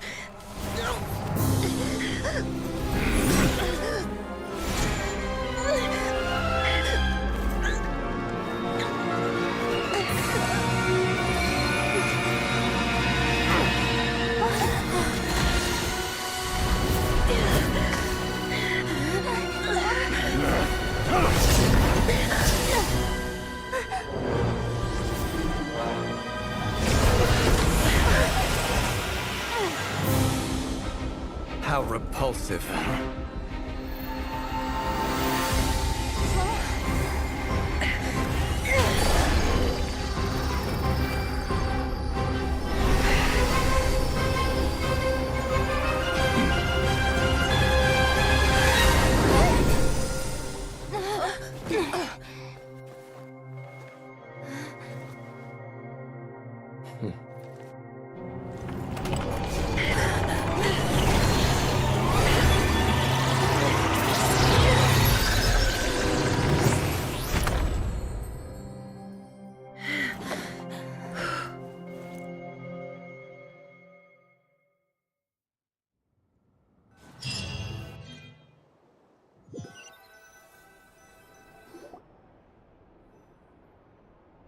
Timed that pretty well, didn't I? It's okay. I'm just glad no one was hurt. Paimon noticed you doing something too, Dainsleif. Were you helping get them out? Of course. When I asked Nefer to conduct this investigation, I was not naive to the dangers involved. I had a duty to ensure your safety. Good to know your sense of justice is still intact after all these years. I take that to mean that you saw the truth. That comes as a great relief. I certainly did. And thanks to your help, I also managed to trap Rerir inside the chess set. Whoa! Well, to be honest, I sensed that something was wrong long before we made it to the temple. By using this fragment to probe into Rerir's past, well, the monster formerly known as Rerir, it seems I alerted him. I was tracking him, then he caught on and started tracking me too. Can't say I'm surprised. But how did he track you through your thoughts alone? That shouldn't be possible. Rerir was a secret agent who reported directly to the Vinster King. He is an expert at finding a trail and hunting down his pursuers. No wonder. He infiltrated the chess set, read my thoughts, and built a new virtual chess set inside of it. That's why we weren't able to leave at first. Speaking of your chess set, it's quite a remarkable item. Would I be right in thinking you have some connection to King Deshret? You overestimate me. I only have a connection with one of his underlings, the Ibis King. You all saw how this came to be. A long time ago, the Iab massacred my tribe, the Shimti, in our home village. A few years later, I enrolled in the academia, where some new information came to light. The Unut and the Iab fought a bitter battle over the rights to a well, all for the sake of a non-existent 50 million mora. The Iab ultimately won that confrontation, but their victory came at the cost of almost every warrior in the tribe. The final blow to the Iab came at the victory feast, when an Unut assassin beheaded their chief right before my eyes. The remaining Iab fled and have been scattered to the winds ever since. Having gotten my revenge, I returned to my hometown, where to my surprise, the nearby temple was still standing. There it was, seemingly immune to the relentless hostility of the desert, while my tribal home lay in ruins. As I stood there gazing at the temple, I noticed a cat just outside. This cat, as it turned out, was home to the spirit of the Ibis King. He led me to a gate deep inside the temple, and there he made a deal with me. This chess set is my gift from the Ibis King. The chessboard within is made to the same specifications as the one in the mausoleum of King Deshret, and represents his power of piercing analysis. With this chessboard in its container, I gained a certain ability to perceive hidden secrets. Now, you could conclude that the Ibis King simply wanted to give the people of this world the power to seek the truth, but I don't believe that's the full story. Every god plays favorites. Their hearts are as fickle as any human's, full of secrets, perversions, egotistical tendencies. But precious few gods are willing to admit this. It is the same with all powerful forces, including fate itself. Their gaze falls preferentially upon a select few. As you rightly point out, this is an act of favoritism.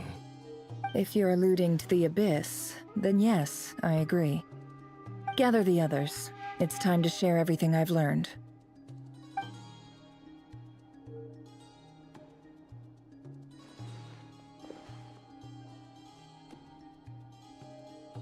Thank you all for being here. As promised, I did some further investigating into the Rerir of Solnari's background. I am pleased to report that the investigation has been most fruitful indeed. The Rerir of Solnari, real name Rerir, was once a Conrian subject who served the Vinster King. I will now share the important details of his story. Please save any questions or comments for the end.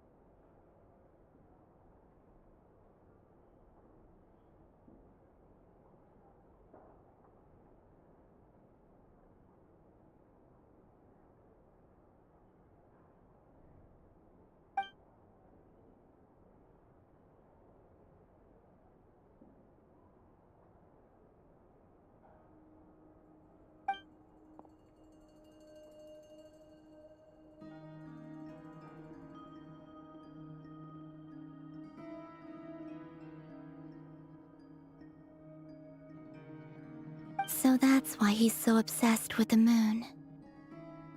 A tragic tale, to be sure. But it does not excuse his many transgressions. No matter how much Rerir suffered in the past, the fact remains that he is what we know today as the Wild Hunt, wreaking havoc upon innocent lives in Nodcry. He becomes more dangerous with each passing day. If left unchecked, it is simply a matter of time before all of Tevat suffers the consequences. This is a threat that the Knights of Favonius cannot ignore. A question for Miss Columbina. Forgive me if this is presumptuous, but have you ever seen the spatial gateway that appeared in Rerir's memory? Never. But I have heard stories of something called the Moon Gate, and this seems to fit the description. Miss Lama, any thoughts on this? In the lore of the Frost Moon Scions, the moon is believed to hold many secrets. Some sources speak of ancient knowledge, others of a gateway to the unknown. The term Moon Gate is one I have heard before. But as is the case with all of our legends, there are no records of any first-hand witnesses. We cannot know whether it truly exists. Then back to Miss Columbina. As a moon goddess yourself, do you have some idea of where the Moon Gate leads to? Not at this stage, sorry. I do hold the power of the Frost Moon, and my strength is recovering well. I can sense that the gate would open at my command, but... But there's more to the power of the Frost Moon than that? Yes. A moon goddess has the right to open the Moon Gate, since it is a path to the moon. But as never mentioned, holding open a spatial gateway takes a huge amount of power. And right now, I need to conserve my energy to fight the Reihir of Solnari. I'm afraid this is one mystery we may have to leave unsolved for now. I agree. Better to save your strength. But if you'll humor me for a moment, I have a bold conjecture of my own regarding the world beyond the gateway. I highly suspect that neither Tholindis nor Rerir made it through unscathed. The evidence pointing to this is the fact that the Reihir of Solnari exists in the form of countless fragments. With the abyssal power he wields, no ordinary foe can touch him, let alone tear him to shreds. And yet, the Wild Hunt proliferates wherever his scattered fragments lie, drawing hordes of monsters to many different locations across the land. So your theory is that Rerir was physically torn to shreds by some powerful force? Hence, why the Wild Hunt is a distributed phenomenon, rather than a unified one? Makes sense to me. Explains why the Wild Hunt is so pervasive, and why he's been trying to piece himself back together. He was whole to begin with, and he wants to be whole again. Without the power of the Abyss on his side, he almost certainly would have perished the moment he was torn apart. But the Abyss, much like a curse, has kept him alive. I could not agree more. The power of the Abyss is most surely a curse. It is a compelling explanation, and one that accords with my present understanding of Abyss creatures. Whether the life form in question is primitive or advanced, if a curse has extended its lifespan unnaturally, it will continue to survive in spite of everything. This raises some interesting questions. I will run some experiments, and see if there is any validity to my suspicions. That being said, regardless of whether my research bears fruit, I would like to thank Miss Nefer for conducting such a thorough investigation. Already, it has greatly enriched my understanding of the entity we face. My pleasure, Mr. Albedo. I too hope that the information I have shared today proves useful as we look to formulate the next stage of our plan. Hey! What is it, Dainsleif? You look really upset! It's just... when I think of the man I once knew as Rerir, I struggle to understand why things had to turn out like this. The two of you used to be friends, didn't you? I don't know if these words will bring any comfort, but my heart goes out to you. Mine too. We can never know all the hows and whys of the way things are. The moon and stars are full of untold secrets and lies, and the skies are host to many more mysteries than these alone. Yet, none of that can begin to compare with the complexity of human life. Those are the first comforting words I've heard in a long time. Thank you, both. Well, I think this is a good place to end today's meeting. I'm sure Nefer needs some time to recover. She's been through an awful lot today. That's very thoughtful of you, Lama. Of course. Sounds good to me. Take some time to rest and digest before we reconvene to nail down a plan.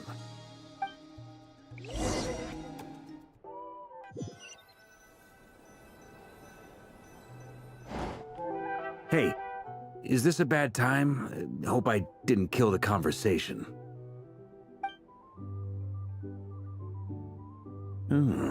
Nice room. Oh, I'm not coming in, though. Why not? It's just a hotel room. If it's all the same, I'll just stay out here. I might not look the part, but I'm technically a knight. Barging into people's private quarters isn't the kind of thing we do.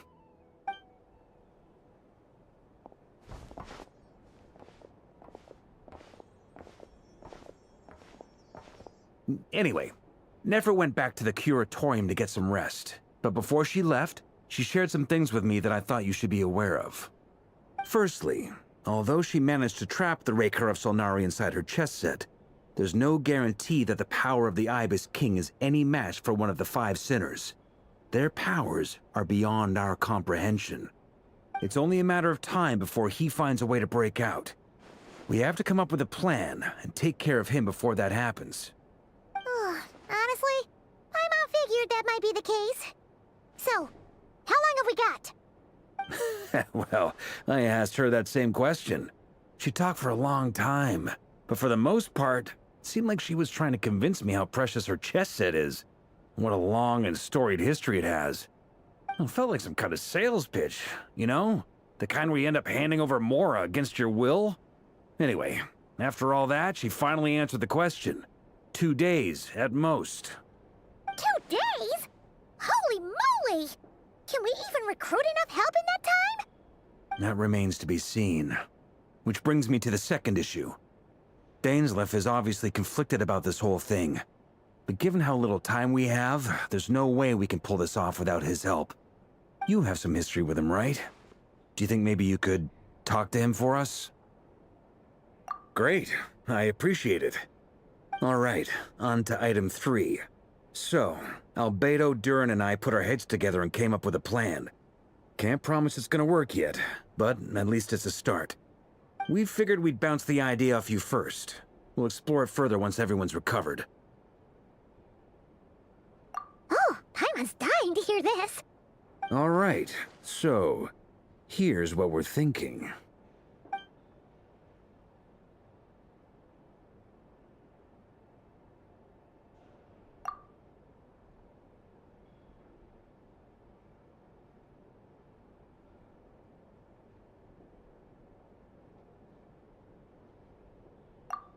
We felt a little uneasy about roping you into this. I mean, firstly, you're not locals, and secondly, none of us are your boss. You're well within your rights to refuse if you so choose. Roping us in? Why would you even say that? We know the stakes here. It's all of us against the Rayher of Solnari, or none of us stand a chance. I choose my words very intentionally, I'll have you know. I like to think there's an art to striking a down-to-earth tone even when the stakes are through the roof. Sir Varka, I have a few thoughts about this plan. I'm all ears. I think we can be more flexible with how the roles are allocated. In my view, the most sensible lineup would be like this.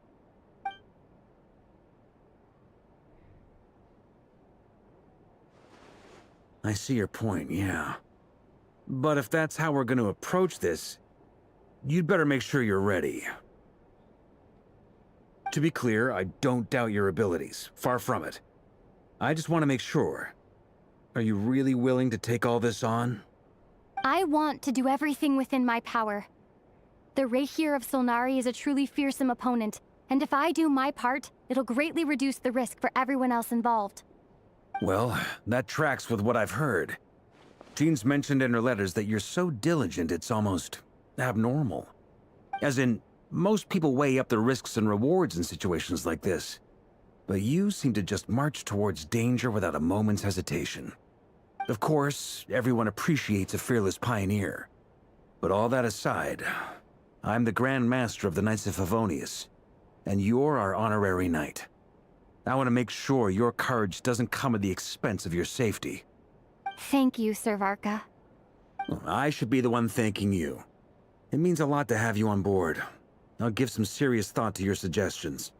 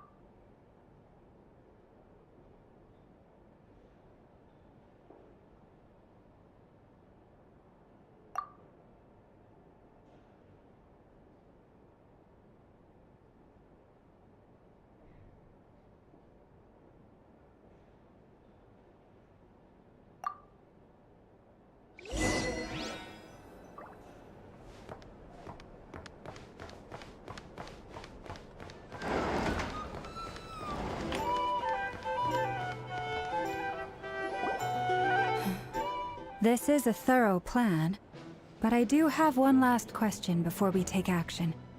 How can we be sure that our enemy won't leave the designated area? Great question. Albedo's been hard at work analyzing Rayher and the Wild Hunt's behavioral patterns. His conclusions are as follows.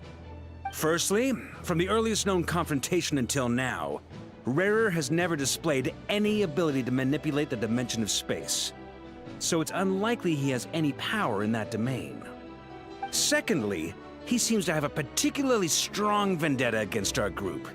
If we put him in a fight-or-flight situation, he'll choose to fight every time. Thirdly, finally, and most importantly, he is consumed by hatred, both for the moon and for his enemies. Turns out, we tick both of those boxes. We have a reincarnated moon in our ranks, and a spy who accessed his private memories without permission. He'll be baying for blood, not looking to escape. As someone who's had their fair share of interactions with the Wild Hunt, those all seem like valid observations to me. Understood. Then I will defer to the verdict of the group. Well, everyone, that's the plan in full detail. Albedo and Durin are carrying out their part as we speak. Plan approved. Scheduling. Okay, any firepower you need, I got you covered. Let's light this baby up. The Frost Moon Scions are behind you as well. And the rest of you?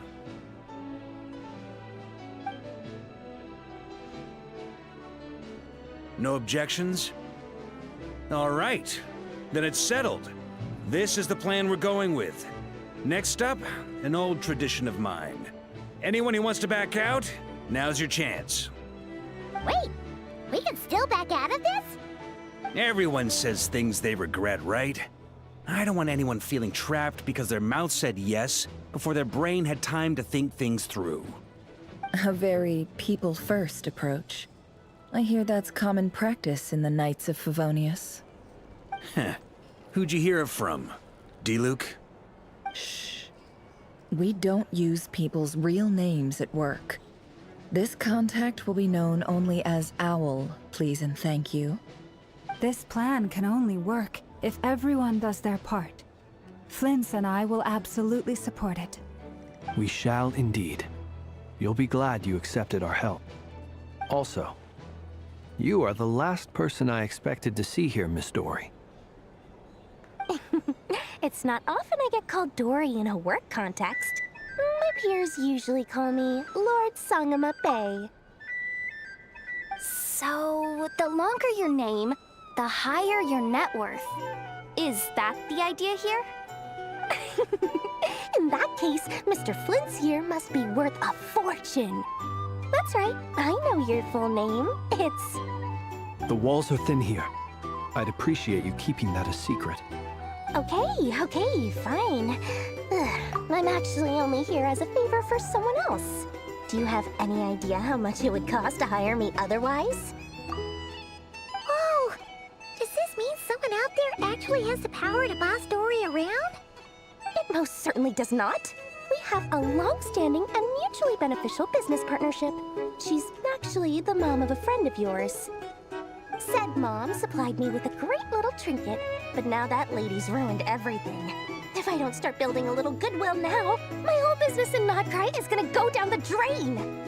Okay. So what exactly is so special about this pendant? It's a lucky charm that a great mage made for me.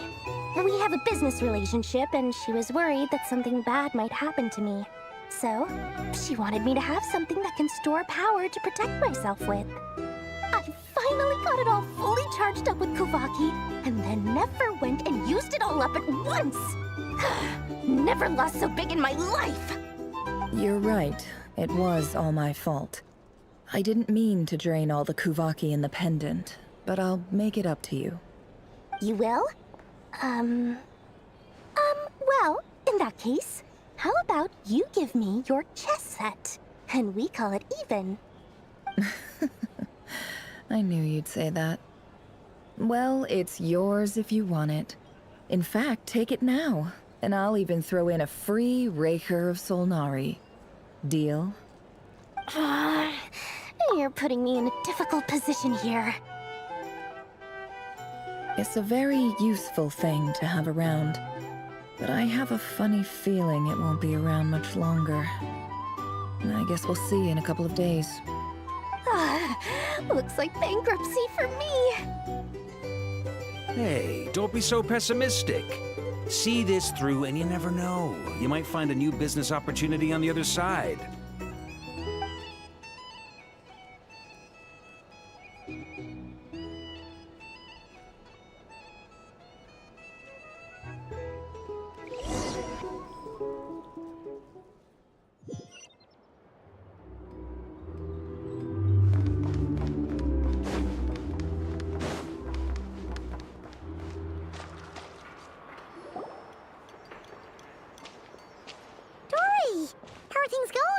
Feeling ready?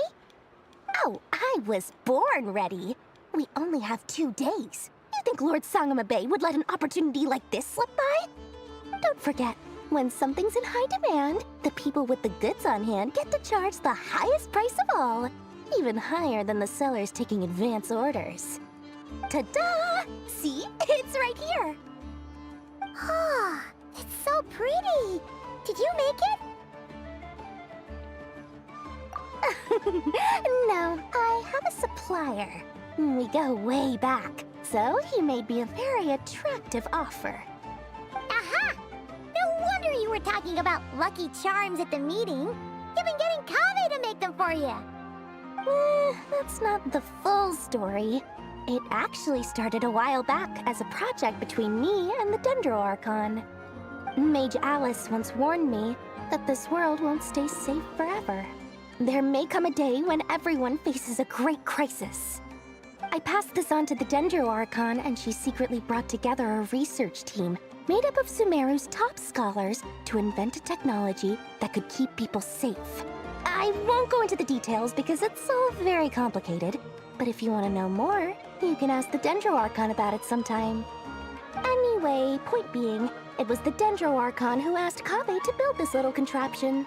As one of the top Kashara War talents, he was the obvious choice. Took him long enough. He stressed over it for ages.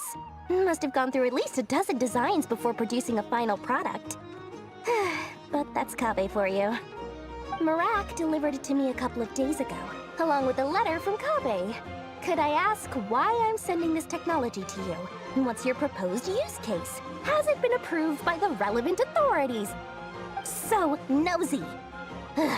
My fault for sending him the research permit to begin with. Surely Nahida must have told him you were involved in this project. He was probably just nervous because you're always so secretive about your business. Could be, could be.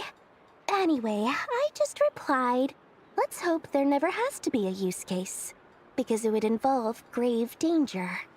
Fair enough. But it sounds like he was just being cautious. He probably felt responsible as the one who made it. Or maybe he was asking as a favor for his housemate. He's done that before. Not sure why, though. His housemate doesn't seem to really care that much about this kind of stuff. Either way, all's well that ends well. I'm just glad to finally have my hands on the product. I wouldn't want to be without it, given the potential dangers that lie ahead. Huh? What does that look mean? Paimon's just super surprised. This must be the first time we've ever seen you actually get serious about something.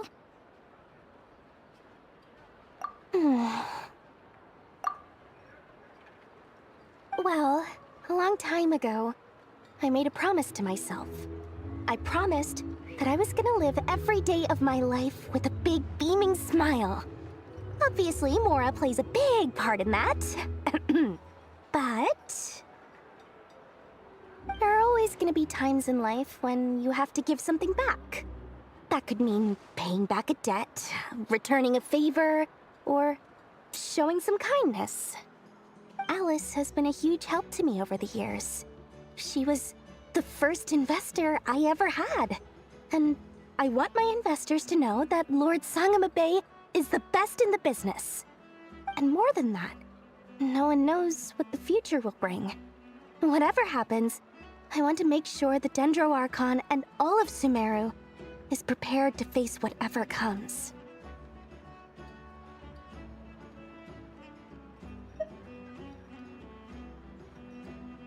Oh, that? I was just making sure Nefer and I are square. Don't be thinking it was some sort of benevolent act. I'm no saint, so don't treat me like something I'm not. My priority is doing the business that I want to do, so long as my conscience lets me, but it usually does.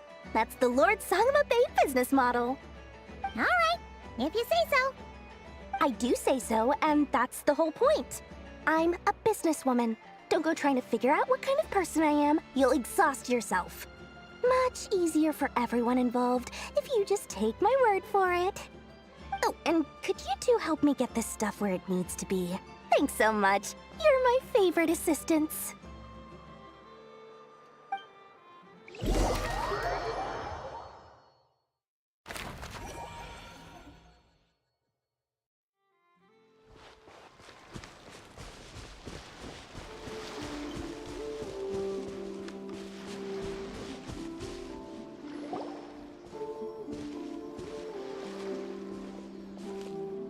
Traveler, Paimon, it's good to see you.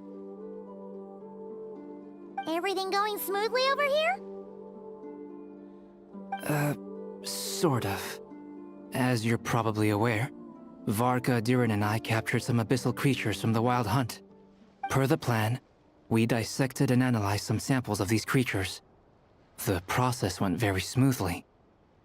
The findings, however, come with some troubling implications.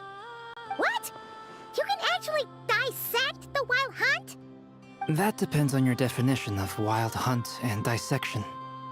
Harmless, lifeless. These words are accurate descriptions.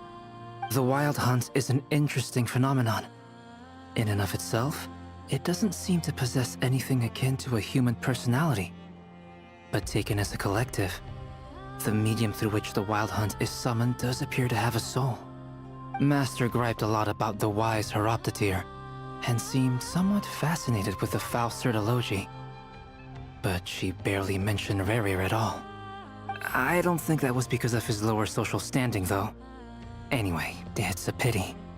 I should like to hear her thoughts on the nature of the lifeform he has become today. It's a strange mix. The furious energy of an abyssal being channeled through a fractured physical existence. A consequence of being torn apart by an unknown power. Perhaps the only explanation for his survival in this state is that he sacrificed a degree of individuality in exchange for a continued existence. Oh, sorry.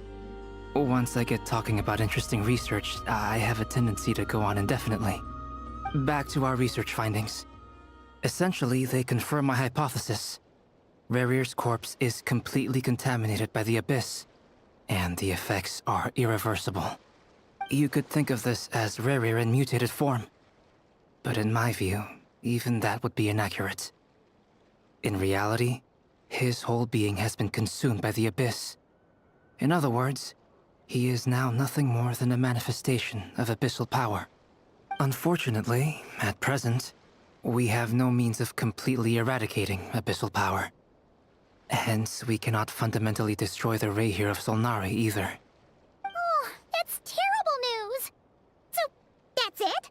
We can't defeat him? Not even if we get the power of the Three Moons? Miss Columbina's situation is a difficult one. She can never achieve wholeness when the world does not accept her presence. It's as if her creator banished her to a place she can never be accepted. It means she spends most of her energy just on her own survival. Given the circumstances, it's only natural to despair. But we must see this plan through to the end. Time to kick off the backup plan. Oh, Paimon almost forgot! This is for you. Dory asked us to bring it. Ah, how wonderful. Well, thank you for making the trip. Durin and I will be heading off shortly. I'm sorry I won't be there to protect you in person this time. Please be careful. All right then. Stay safe.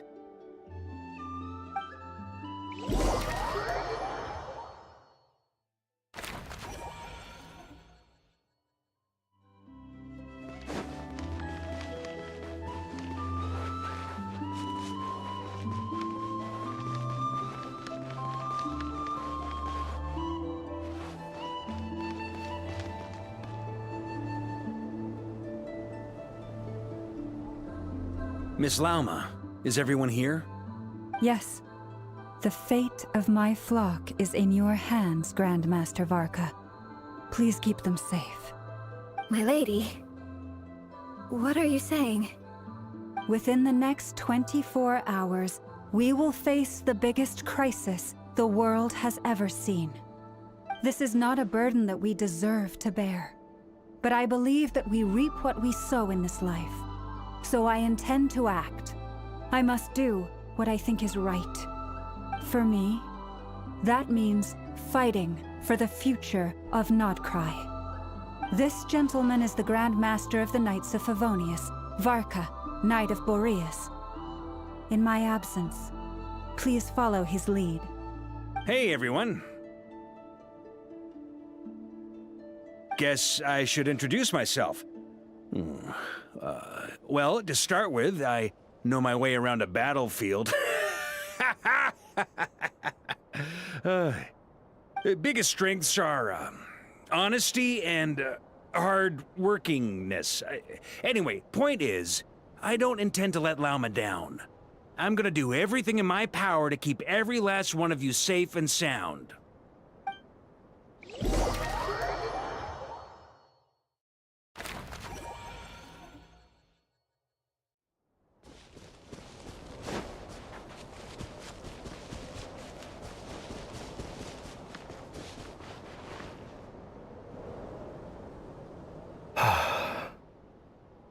something on your mind?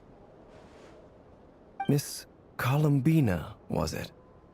I believe that's how the others addressed you. That's right. Names are funny things. Have you always been called Dainsleif? Yes. I take it your own name has a more complicated history. I have a different relationship with names than other people. To be honest, I'm not even sure that Columbina is my name. At least, not in the same way that Dainsleif is yours. But it's what everyone calls me, and I go along with it. A lot of my life has been that way. I get so used to things that I forget to question why they are so. I never used to think much about where names come from, or what they mean to people. Maybe something's wrong with me. You're different from other people. I sensed it the first time we met. You're more perceptive than most. I'm sure your long life and rich range of experience explains that. Do you ever find yourself missing Conria, Mr. Dainsleif? Difficult to answer. I have dreamed of the past many, many times. Sometimes I'm fighting tooth and nail. Other times I'm lying on the ground, defeated. I don't recall any happy moments from that time. It has been too long. Is that because hatred survives longer than love and affection? That would not be for me to say. I make no excuses for the grudges I bear. But whatever the reason, I remember little that was beautiful or sentimental. Thank you for your help with the Rerir situation. Without your efforts, I never could have learned the hidden truth of his story. You're welcome. I know he's your friend. Friend? He betrayed me. And I never really understood what he was going through in life. Some friendship, that is. Okay.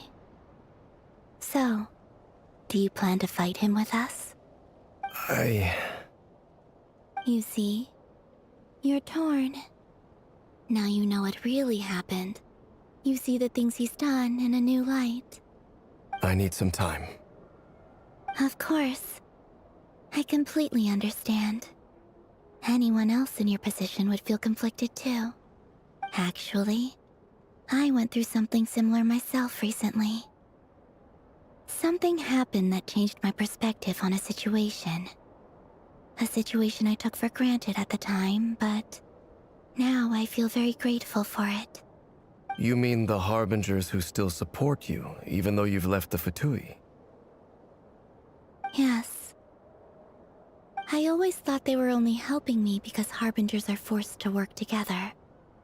But then I abandoned them.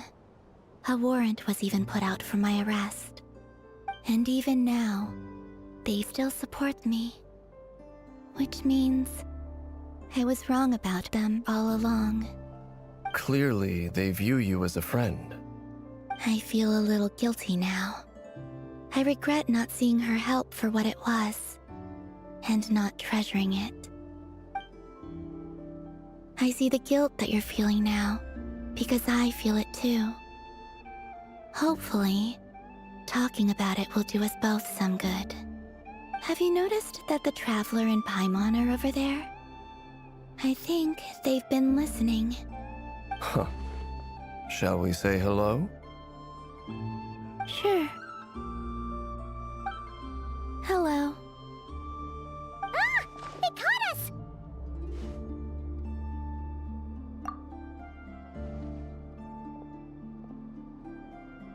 I apologize for making you worry.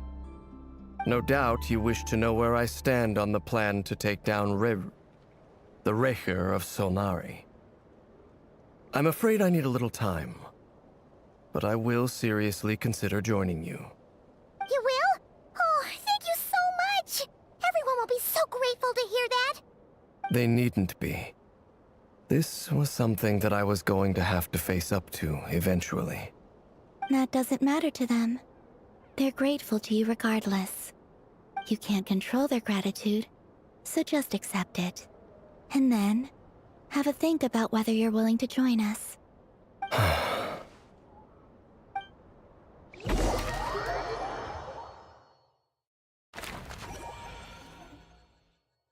It's nearly showtime! Let's go rendezvous with the others. You know the place.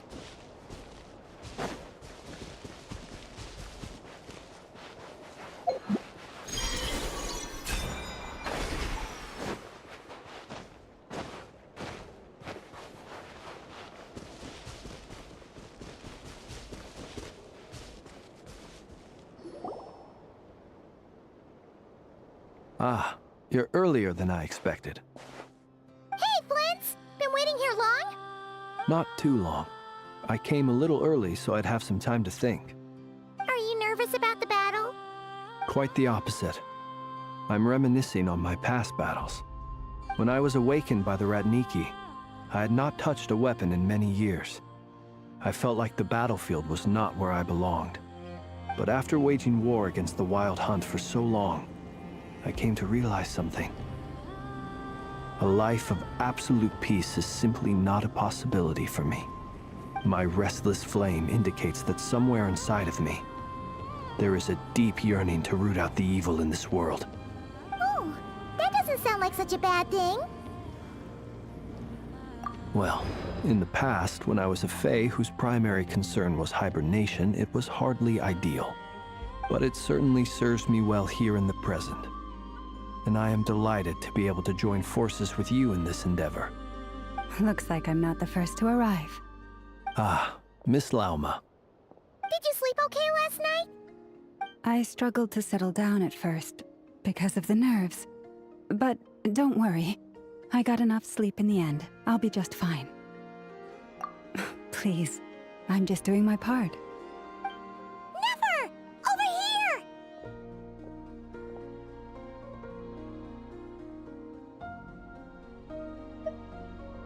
Aino asked me to relay a message. She said Anefa will be on high alert and keep a close watch over all secondary districts where defense is required, providing support as necessary. Meanwhile, Aino herself will provide range support to us directly, using her latest invention. Excellent. My thanks to all involved. The chess set's looking a little unstable. It won't hold him much longer. We should be prepared to engage at a moment's notice. No sense sitting around waiting. Let's make the first move while we still have the option. I agree. Paimon, find a safe hiding place. Got it! Be careful, Traveler! I will.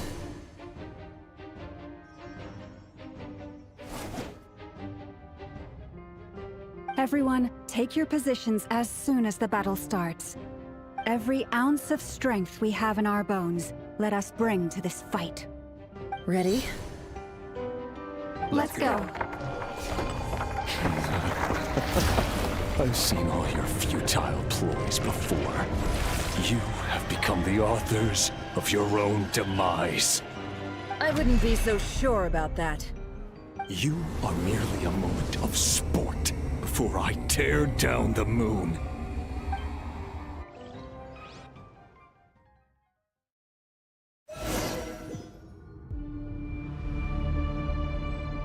Stay on your toes.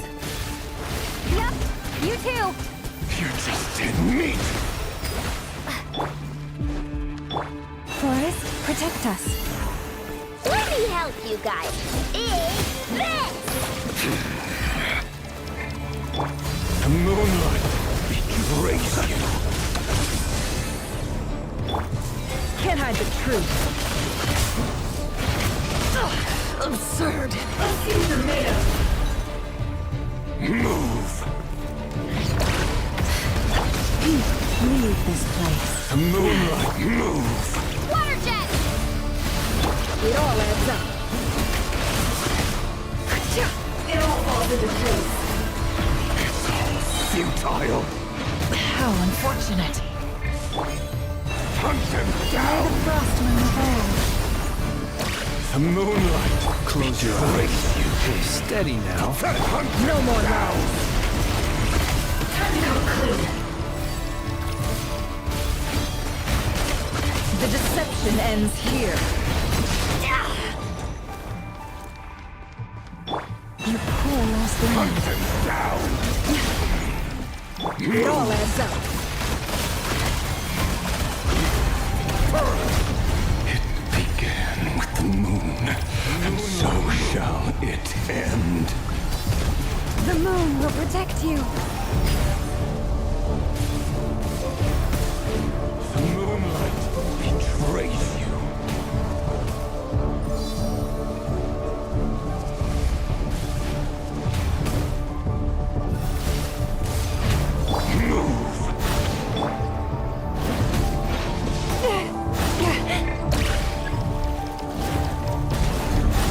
No more lies.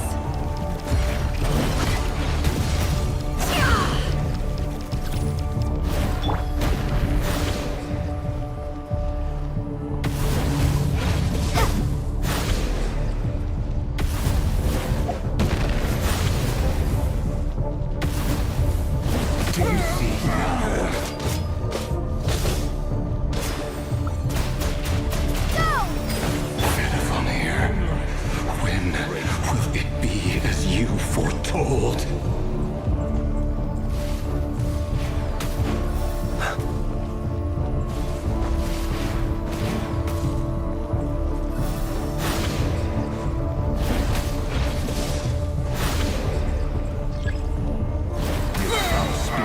Welcome here.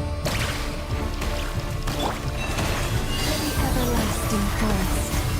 It all adds up. Seek within. Can't hide the truth.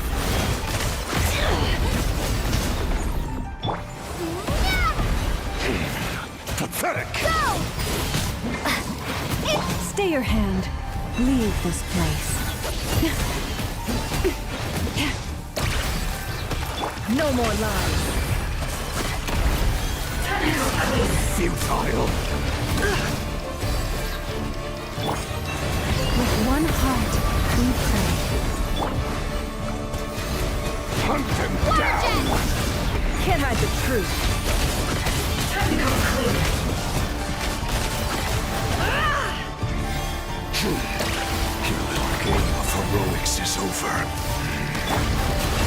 Who wants to go first? Move! No. Get out of my sight!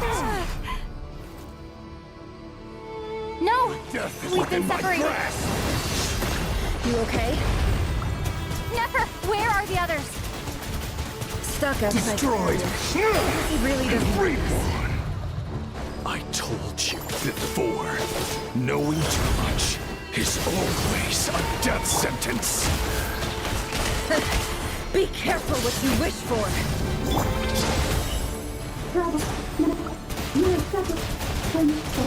Lauma! Can you hear me? Hold on, where? Silence! Voices are gone. But at least I know they're still there. I need to focus. Stick to the plan. Remember my most important task. Just keep stalling him. If I can stall him for long enough, the moment will come.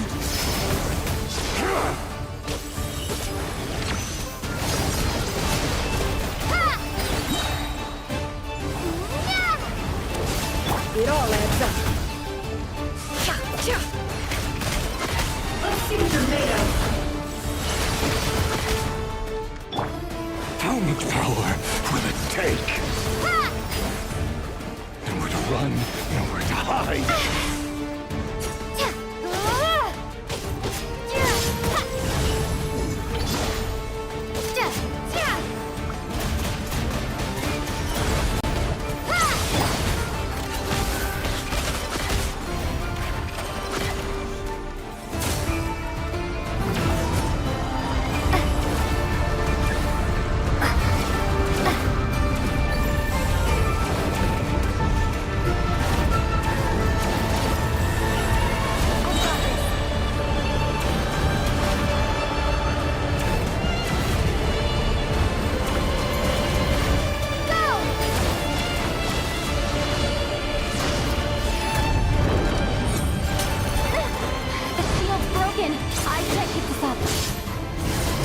your luck!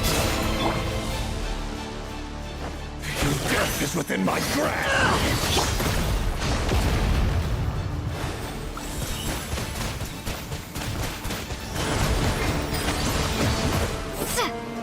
No more lies! Destroyed! How much power would it take? Wipe out!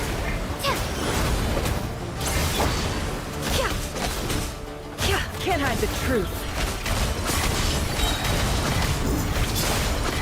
The deception ends here.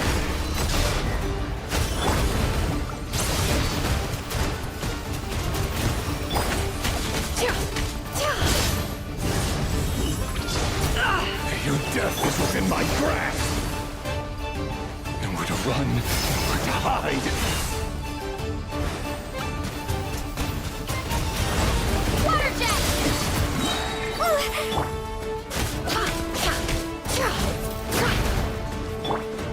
Bombs away!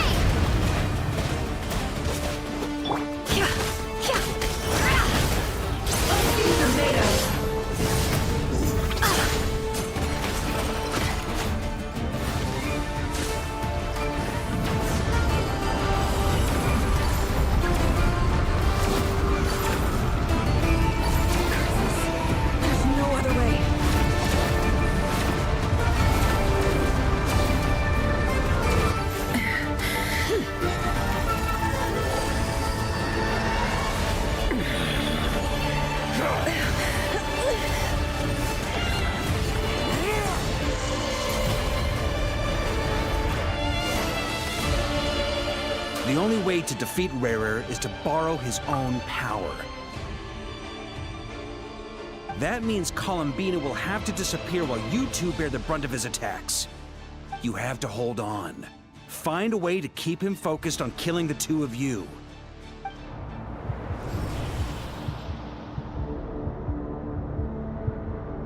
Never! Your eyes are bleeding. Soon you will be powerless to resist. And then, I will reduce you to dust. But that dust will plague your memories. Come on, keep holding on. Any other tricks up your sleeve? Let's see them. As entertaining as they are. You've backed yourself into a corner. You don't fool me. I see your fear clear as day. I have to stoke his rage. Make him unleash everything. You fear what you could never defeat. You fear the thought of never being able to save your beloved. You cannot win the fight against fate, Rarer. Is that what you think? Well, now it's your turn to feel afraid!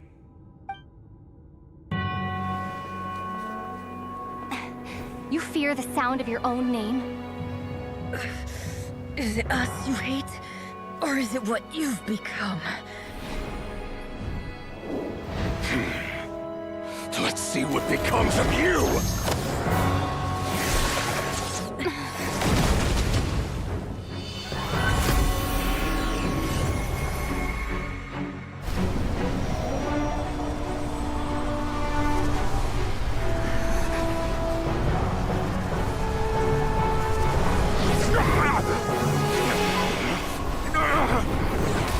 What's happening? That power. I've seen it before.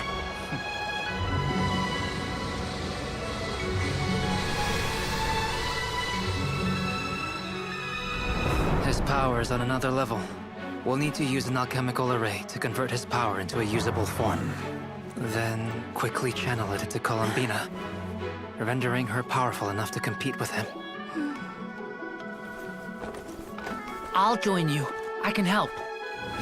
If I release enough abyssal energy into a confined space, it'll create a potential difference, allowing us to extract a huge amount of elemental energy. Next, I'll synchronize with everyone's minds using Pyro, then give you temporary access to their abilities and fields of view. But it won't last long. Can you see? Well enough.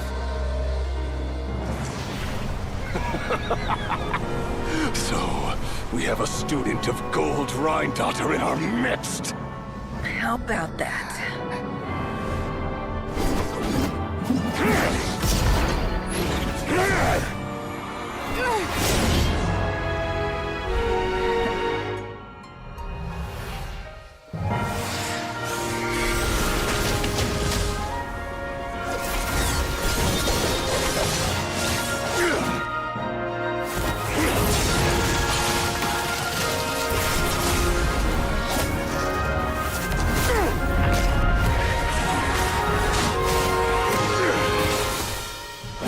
You use my own power against me? Just like how you stole Kuvaki. Look familiar?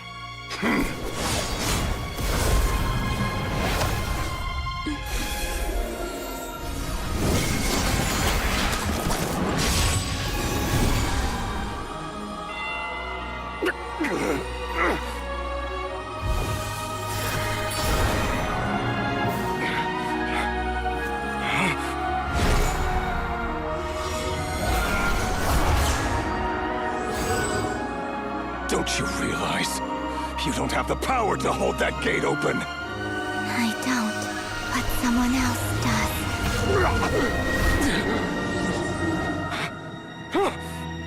Goodbye, Rerir.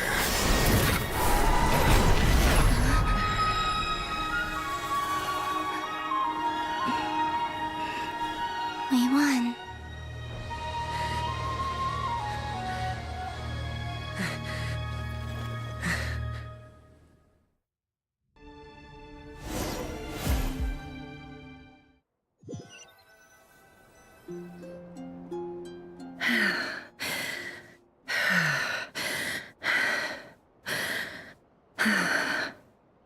Nefer, how are your eyes? They're fine. Apart from the blindness, of course. It's not too late. Let me handle it.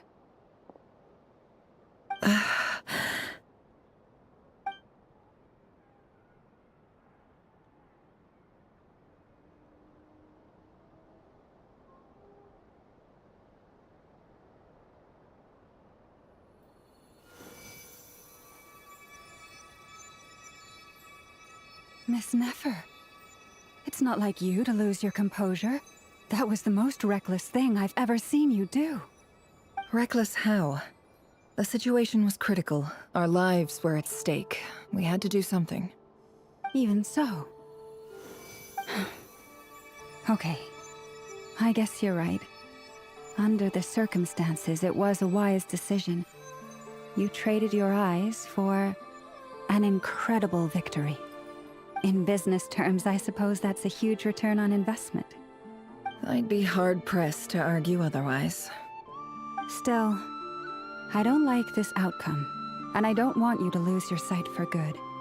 People suffer when they make sacrifices they shouldn't have to make, whether that means faith, strength, or in this case, your ability to even see. I had hoped you could win without sacrificing so much as a single hair on your head. Thank you. Really. All done. Don't try and open your eyes just yet. We'll see how you're doing in a couple of days. Until then, please follow your recovery plan to the letter. I'll send full details through Yehoda. For now, just get yourself home, relax, and rest. My dear friends, we have fought bravely and achieved a spectacular victory. A dark cloud has been lifted from the skies of Nodcry. All in this land will be grateful for what you have done. The moon will remember this day. Thank you both.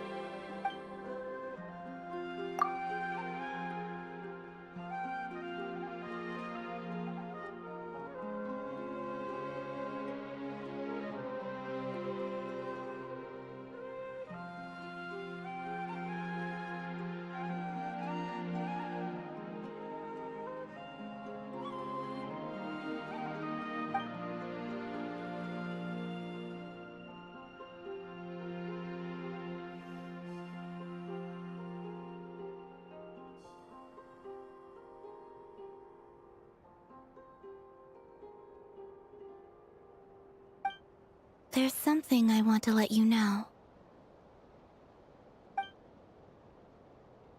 What is it? When Durin connected everyone's minds so I could access their powers, I also felt everything they felt. And since Nefer's eyes were injured, my eyes are hurting now too. Huh. Hold on. Let me try. I only feel the pain. There's no actual damage. I just thought I should tell you. You're right. There's no damage. That's a relief. But I must say, I'm surprised to hear the Kutar share something like this with me. In the past, you never used to open up about yourself. Things are a little different now from how they were. I'm learning to share how I truly feel with my friends. Friends? You have no idea how glad I am to hear that.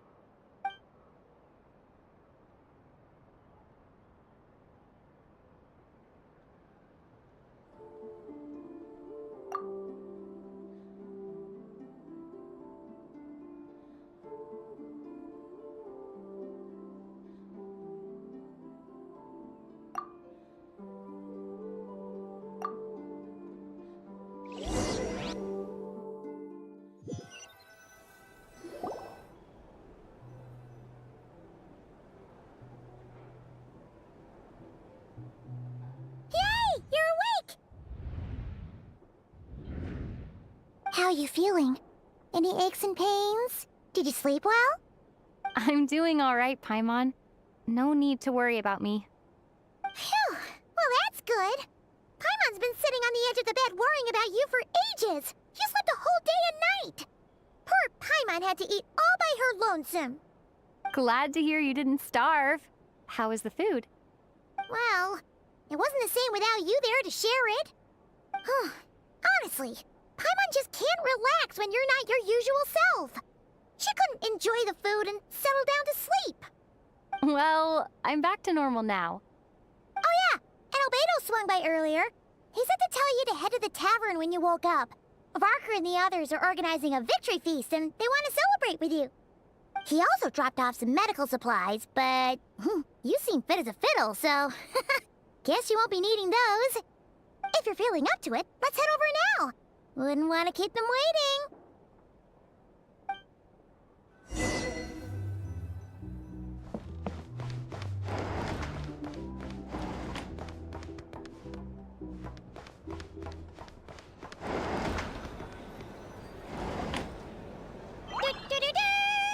We're here! Oh, Traveler and Paimon! Perfect timing! We were literally just saying how there's no way we're holding this victory feast without you any longer, and we would have postponed it till tomorrow. How are you feeling today? Much better, thanks. Don't worry about me. Relieved to hear it. If that changes, just let me know. Happy to check you over at any time. Yep, we're here for you. Anything you need, just let us know. Oh wait, where's Nefer? How are her eyes doing? Nefer's right over there. I'm sure she'd love to catch up with you.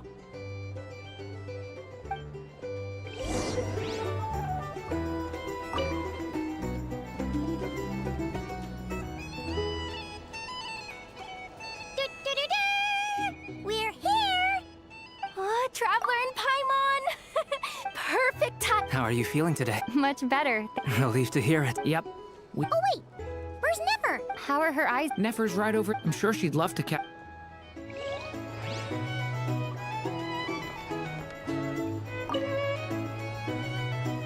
Hello, you. Recovered from the battle? Come on, what do you mean? Of course I'm gonna ask. I care about my friend's well-being. And we are friends, aren't we? Get yourself a drink. You've more than earned it.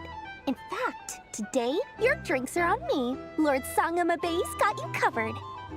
Wow, really? What about Paimon? Has she earned it too? Has she? Please?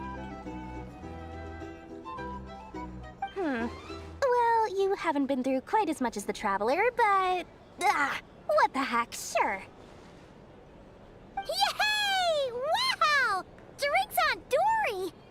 historic day. Hey, keep your voice down, or everyone else is gonna want in too. Have you heard anything I've been saying recently? Doing business in Nodcry has been an absolute nightmare. If I'm buying for everyone, I'll... Okay. Paimon will speak more quietly. Jeez. That's more like it. Don't you forget, Lord Song of the Bay doesn't just go around buying drinks for anyone and everyone. Hey there. Interesting for a drink or two? Or perhaps a nice? I thought of 1,000 ways to congratulate you, but now you're here, words are failing me. The honorary knight stuns him speechless once again. Well said. The honorary knight showed us all how it's done. The other knights tell me that Mondstadt was the first stop on your journey. All of us are truly delighted to count you as our friend. I'd like to thank you for supporting the Knights of Favonius, and also for helping us save Nodcry. Nonsense! Of course I'm gonna mention it. This is more than just business. It's a relationship. And there can be no relationship without showing gratitude where it's due.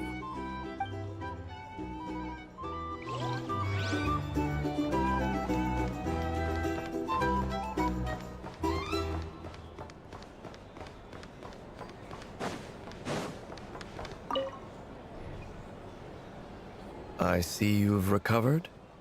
You bet. Snoozed her way to a full recovery.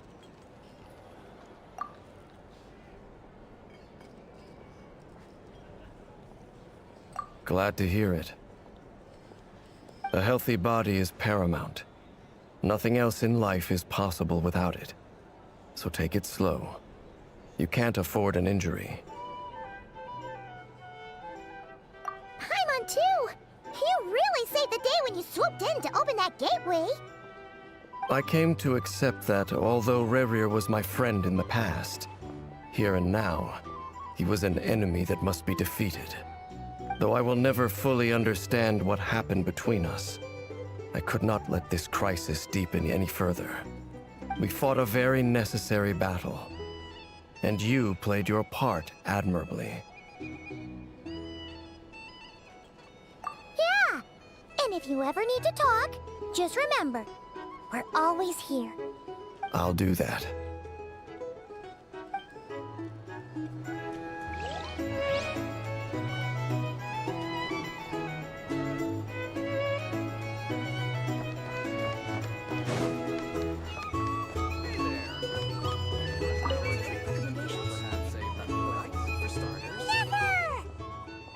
Traveler, Paimon, are you recovering well? Turns out that moon chanter has some real talent after all. My eyes were mostly recovered after just a couple days' rest.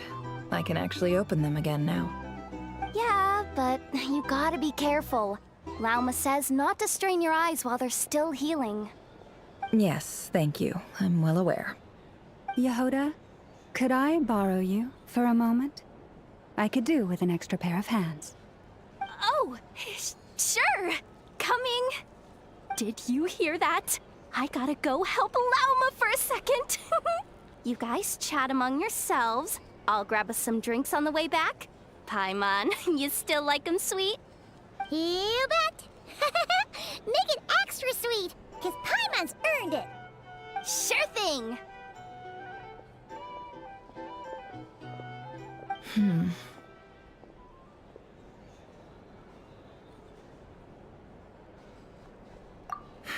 The Raker of Solnari.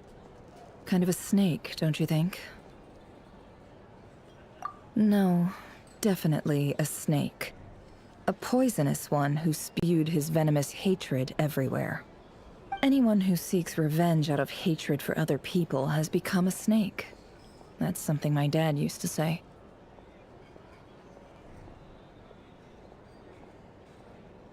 Perhaps. I'm sure it sounds like a very wise and open-hearted perspective to your ears. But me? I think hatred is a perfectly justifiable emotion. What else is left when everything you depended on in life gets stripped away? Something's gotta fuel that drive to keep on living. If you're worried about me, you can nip that in the bud. I'm not someone who gets stuck in the past. It's just... I suddenly feel like I was wrong to call my father a liar. He was just a fool. That's why the Academia turned their back on him, and why the other tribes ganged up on him. Oh, Father.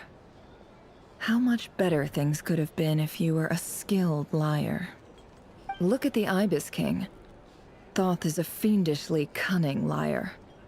And yet, strangely, he feels more like a father to me than my real dad ever was. He's never brought it up, but I'd bet he feels the same way. Why else would he give me the power to perceive the truth, while at the same time training me in the art of deception?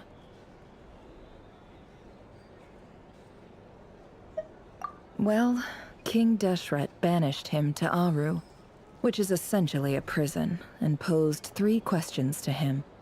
He promised that he'd have his freedom if he could find the answers. His response was to take on a physical form and approach me, hoping that I could become his envoy and search for one of the answers on his behalf. Did he really think I'd fall for that? He's stuck there. He can't make me return what he gave to me.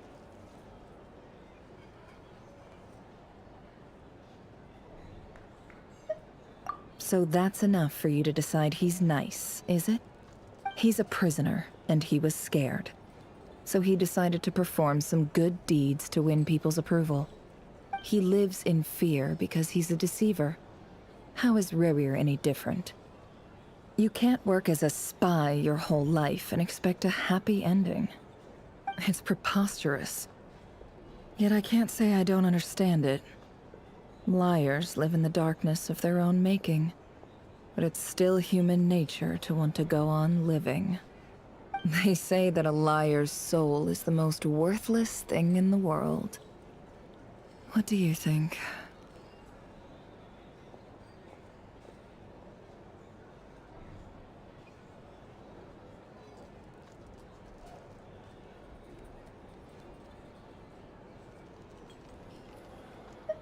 Oh, really?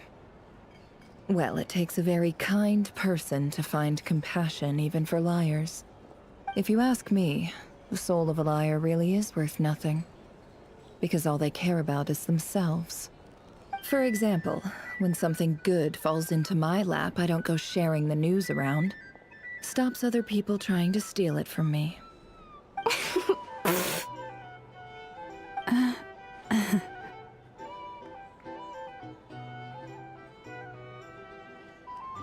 So be it. They have sharp ears. I can't keep anything from them.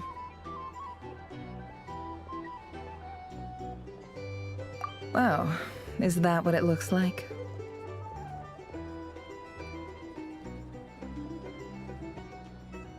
Well, you all know my past now, and I can't simply eliminate everyone who knows too much.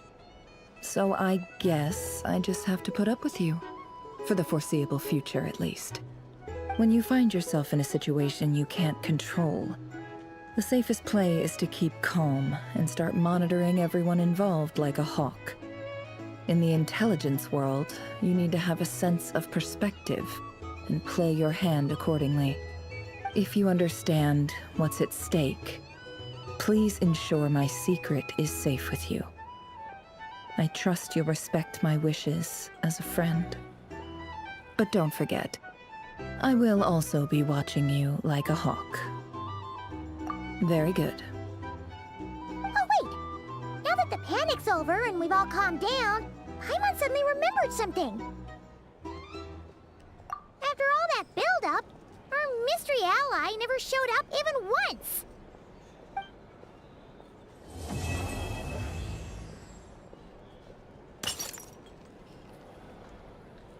Huh? Am I imagining things?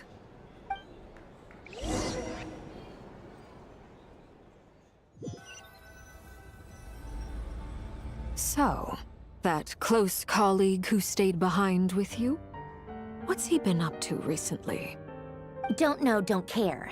I get more normal human interaction from hanging out with Bosco 2 than him. Although, now you mention it, he hasn't bothered me in a while. I wonder if... If he's disappeared without a trace, it's the biggest gift he ever gave to the world. But I somehow doubt that's what's going on. He won't lie low forever. So we'd better stay on guard.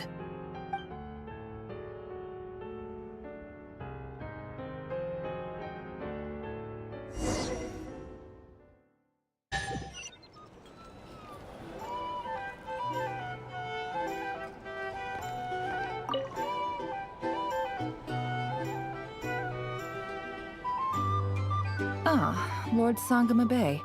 How lovely to see you. I must thank you for the device you provided. It was an enormous help.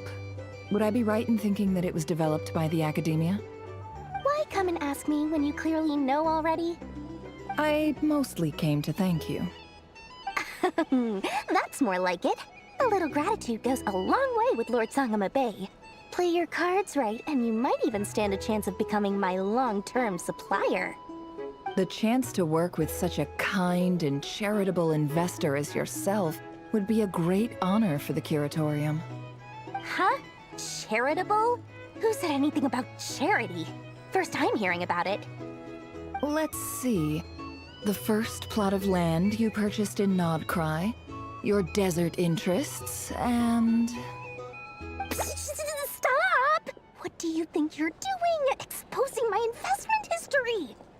It's nothing to hide from. They're all perfectly legitimate investments. And some of the land you purchased was with the intent of building a sanctuary? Yes, I heard about that too. How did you...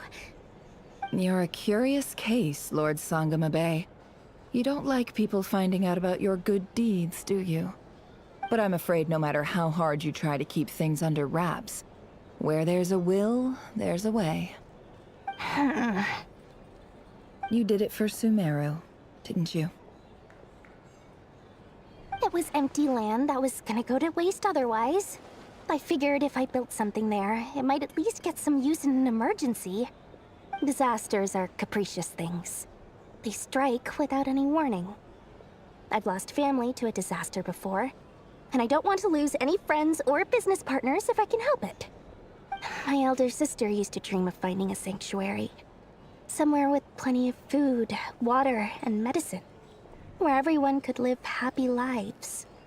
It was something I looked into, but after discussing things with the Dendro Archon, I decided on a more effective strategy.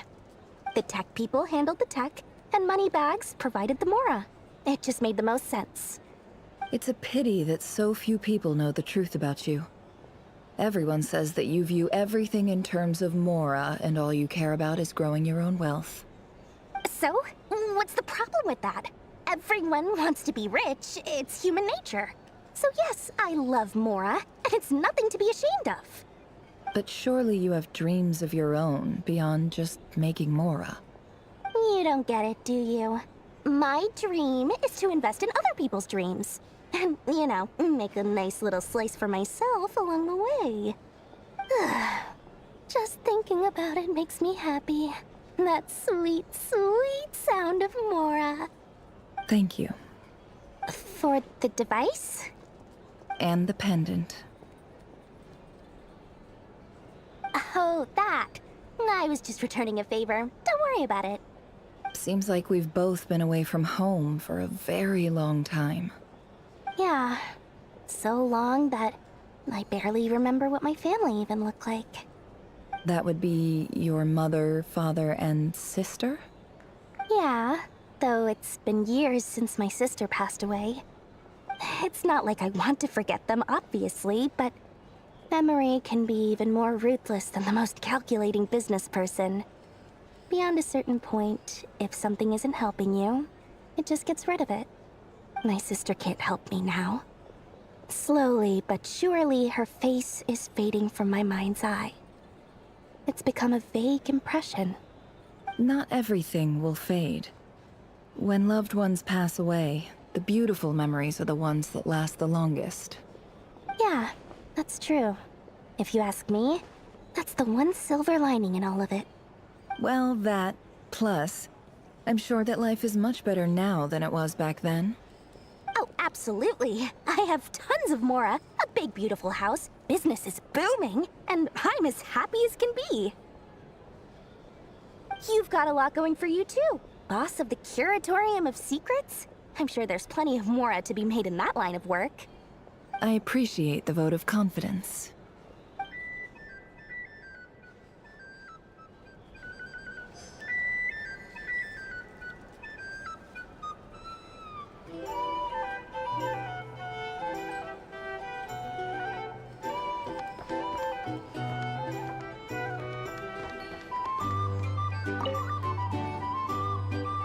How have you been holding up?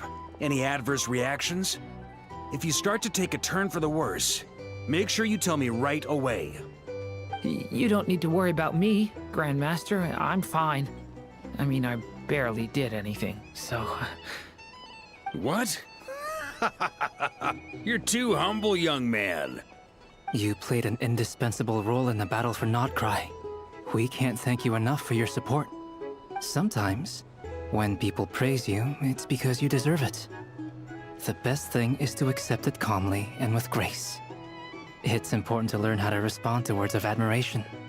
Let's do a quick demonstration.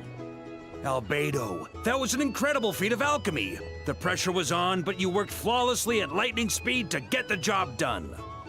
Thank you. I can't take all the credit, though. Durin played a big part in forming the alchemical array. See? Did you catch that? A masterclass in how to take a compliment. Okay, yeah. I did work pretty hard to help prepare for the battle. No point denying that. Hey, you guys! Hey, look who's bounced back. Looking good, Traveler. Seems like you've recovered. You won't need to take any more medication. Can I get you a drink? Huh? You know how to order at a bar now? You've sure learned a lot recently. Handling a drinks order is ridiculously simple compared to alchemy. Don't worry, I'll blend into society yet. Paimon believes it. You're clearly a fast learner, just like your brother. To be totally honest, though, Paimon didn't quite follow all the details when you first explained the plan to us. Don't worry, that's completely understandable. Unless you're a student of alchemy, it's hard to grasp the principle and how the process works. To put it in the simplest terms, we saw how our enemy stole the power of Kuvaki. And that gave us the idea of stealing his power to turn it against him. When facing an enemy you have no hope of defeating, it's best not to engage them in battle. So, instead of looking for a way to overpower him, we decided to help Columbina get strong enough to at least stand up to him in a fight. For this to work, we had to analyze his modes of attack, confirm who his main target was, and make sure that he wouldn't go beyond the range of the alchemical array. For added security, we prepared a total of 4 arrays. But to mitigate the impact of the battle, we identified one location in particular as the ideal spot, which is where the confrontation took place. The alchemical array absorbed his abyssal power. Then Durin processed it to render it usable by Columbina. That power enabled her to do what would otherwise have been nigh on impossible. What surprised me was that Dainsleif actually agreed to join us. Given his history with Rerir, he had every right to sit this one out. But we're extremely grateful for the decision he made. It must have been a painful choice to make. But I'm sure that making a decision was far better for him than staying in limbo. Absolutely. He was torn between 2 paths, but in the end, he made his choice and stuck to it resolutely. He doesn't strike me as the sort of person who'd stay trapped in limbo for long. Anyway, however you cut it, everyone gave a stellar performance. And now, it's time to kick back and celebrate.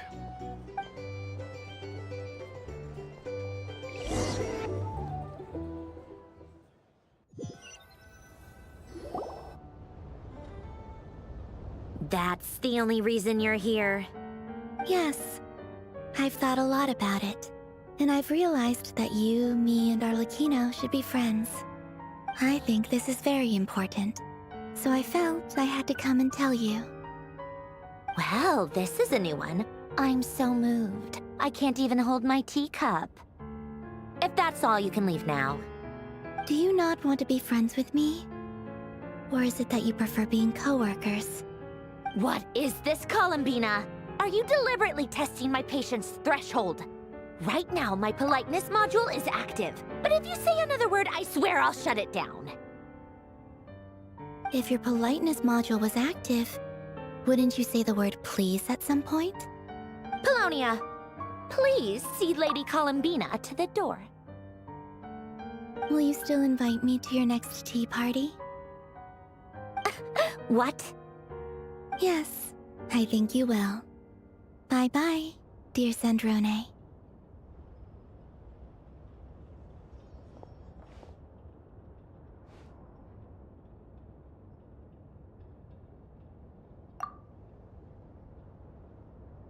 Last time, the Wild Hunt escorted you out. Would you rather I handled it myself this time?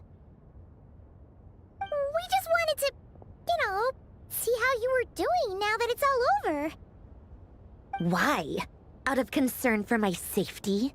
I hope you didn't seriously think that the Rayhir of Silnari would be able to lay so much as a finger upon me, given how prepared I was. Mostly because you kind of helped us out, so we just wanted to check you were okay. Looks like all your robots are fixed, huh?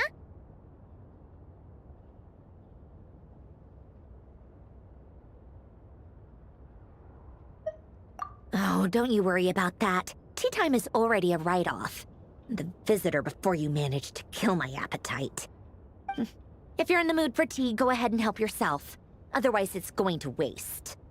My coasters are still missing in action, though. Use this notebook instead. Whoa! Pretty hefty notebook. Look at all those calculations. You can ignore those. They're just dumb scribblings. I doodle and write in my free time. Sometimes I remember the distant, dreamlike past. Sometimes I imagine the far-flung future. And other times, I grit my teeth and note down all the crazy nonsense going on in the present. Some people do the crosswords in the newspaper. This is my equivalent of that. Trying to predict the future is like daydreaming. And writing about the present just makes me furious. The past is my favorite. If nothing else, it's already set in stone, so I don't have to rack my brains trying to figure it all out. Huh. Although, having said that, the only vaguely interesting memory in my past is probably that guy they call Lord Artificer.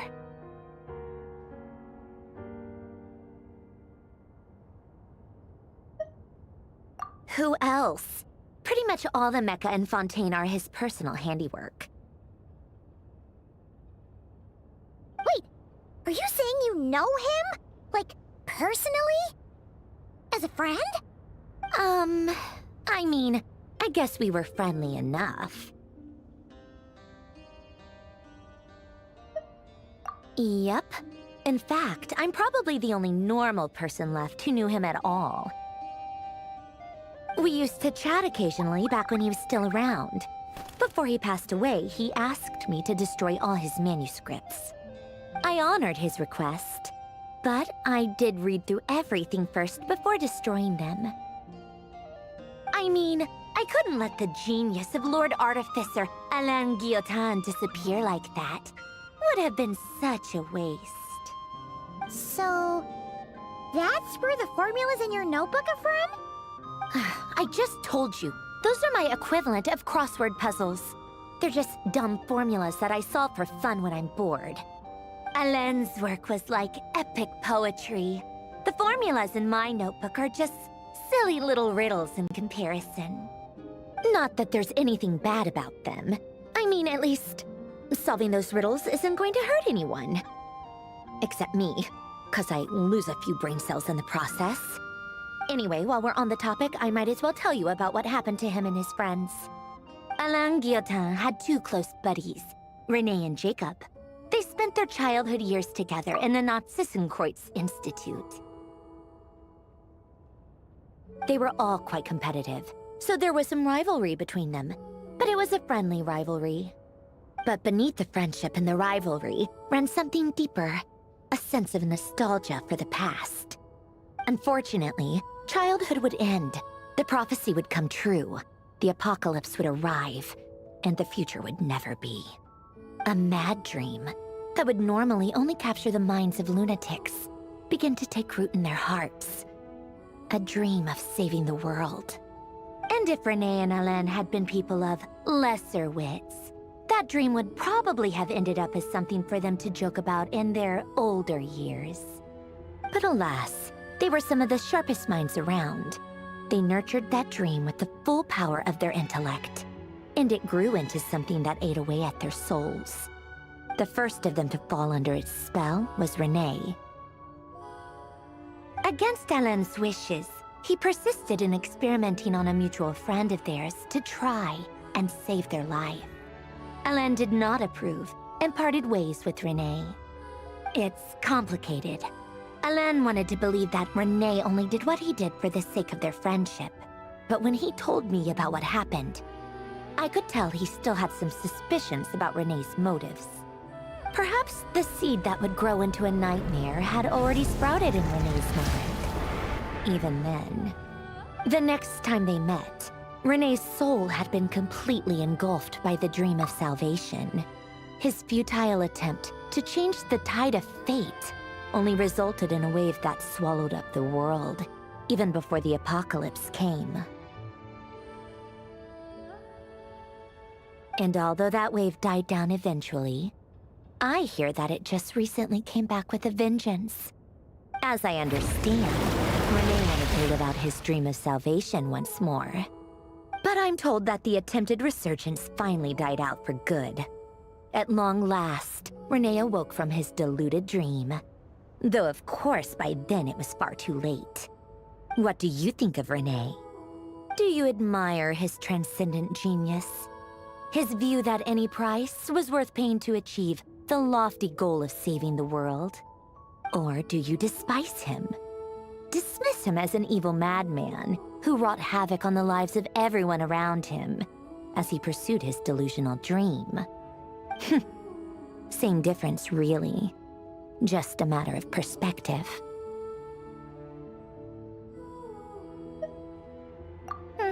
What a cop-out. But I suspect you'd have a more incisive and insightful answer if we dug into it further. I don't like fanatics who give up their whole lives for their ideology. Nor do I like fools who let their delusions take control.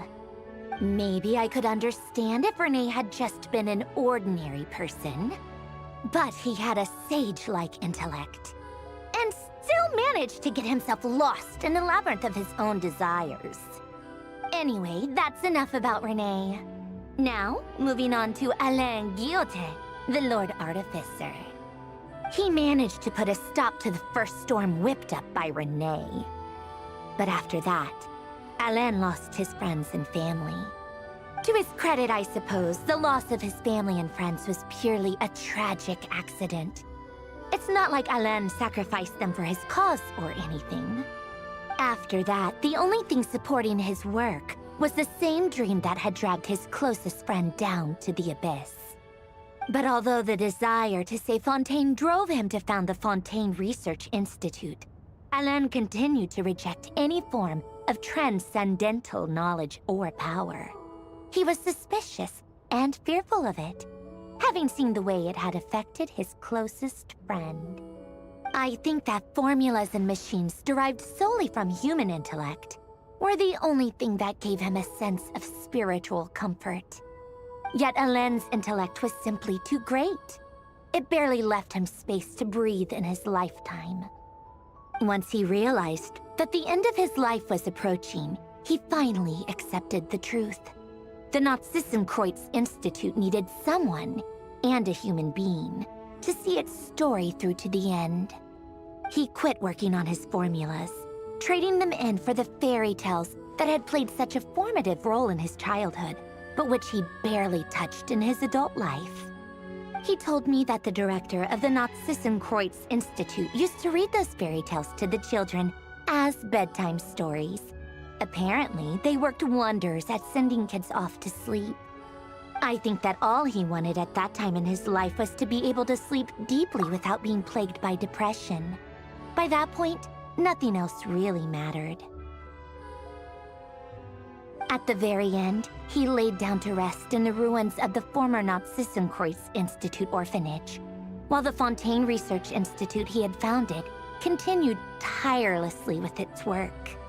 Many years after that, tensions over competing dreams would once again cause a rift, this time between members of the Fontaine Research Institute. But the actions of those fools had nothing at all to do with Alain. And that is the story of two people from the Nazissenkreuz Institute who both wanted to save the world.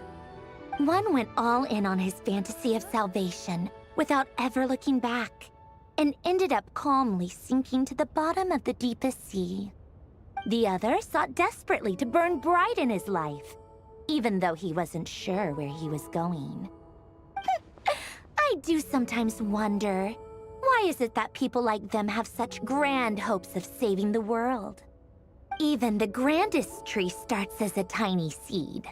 So perhaps, for each of them, their mission to save the world began with a very simple desire: to save themselves.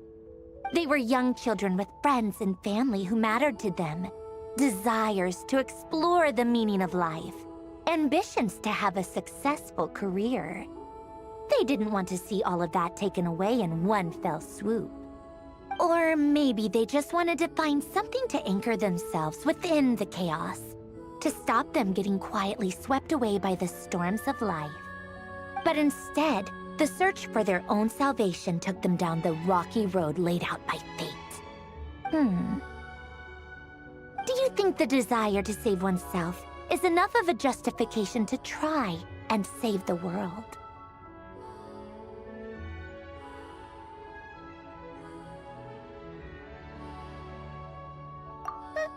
The way you said that sounded just like Alain.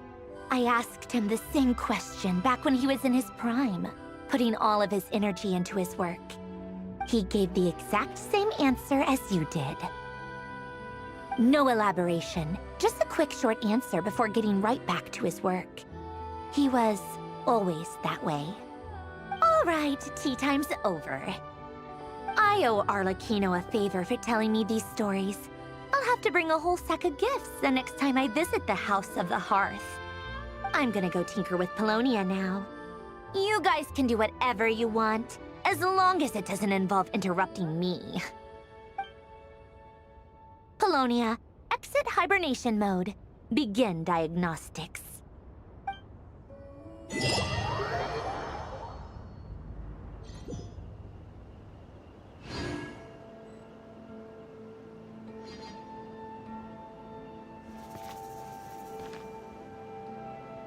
What?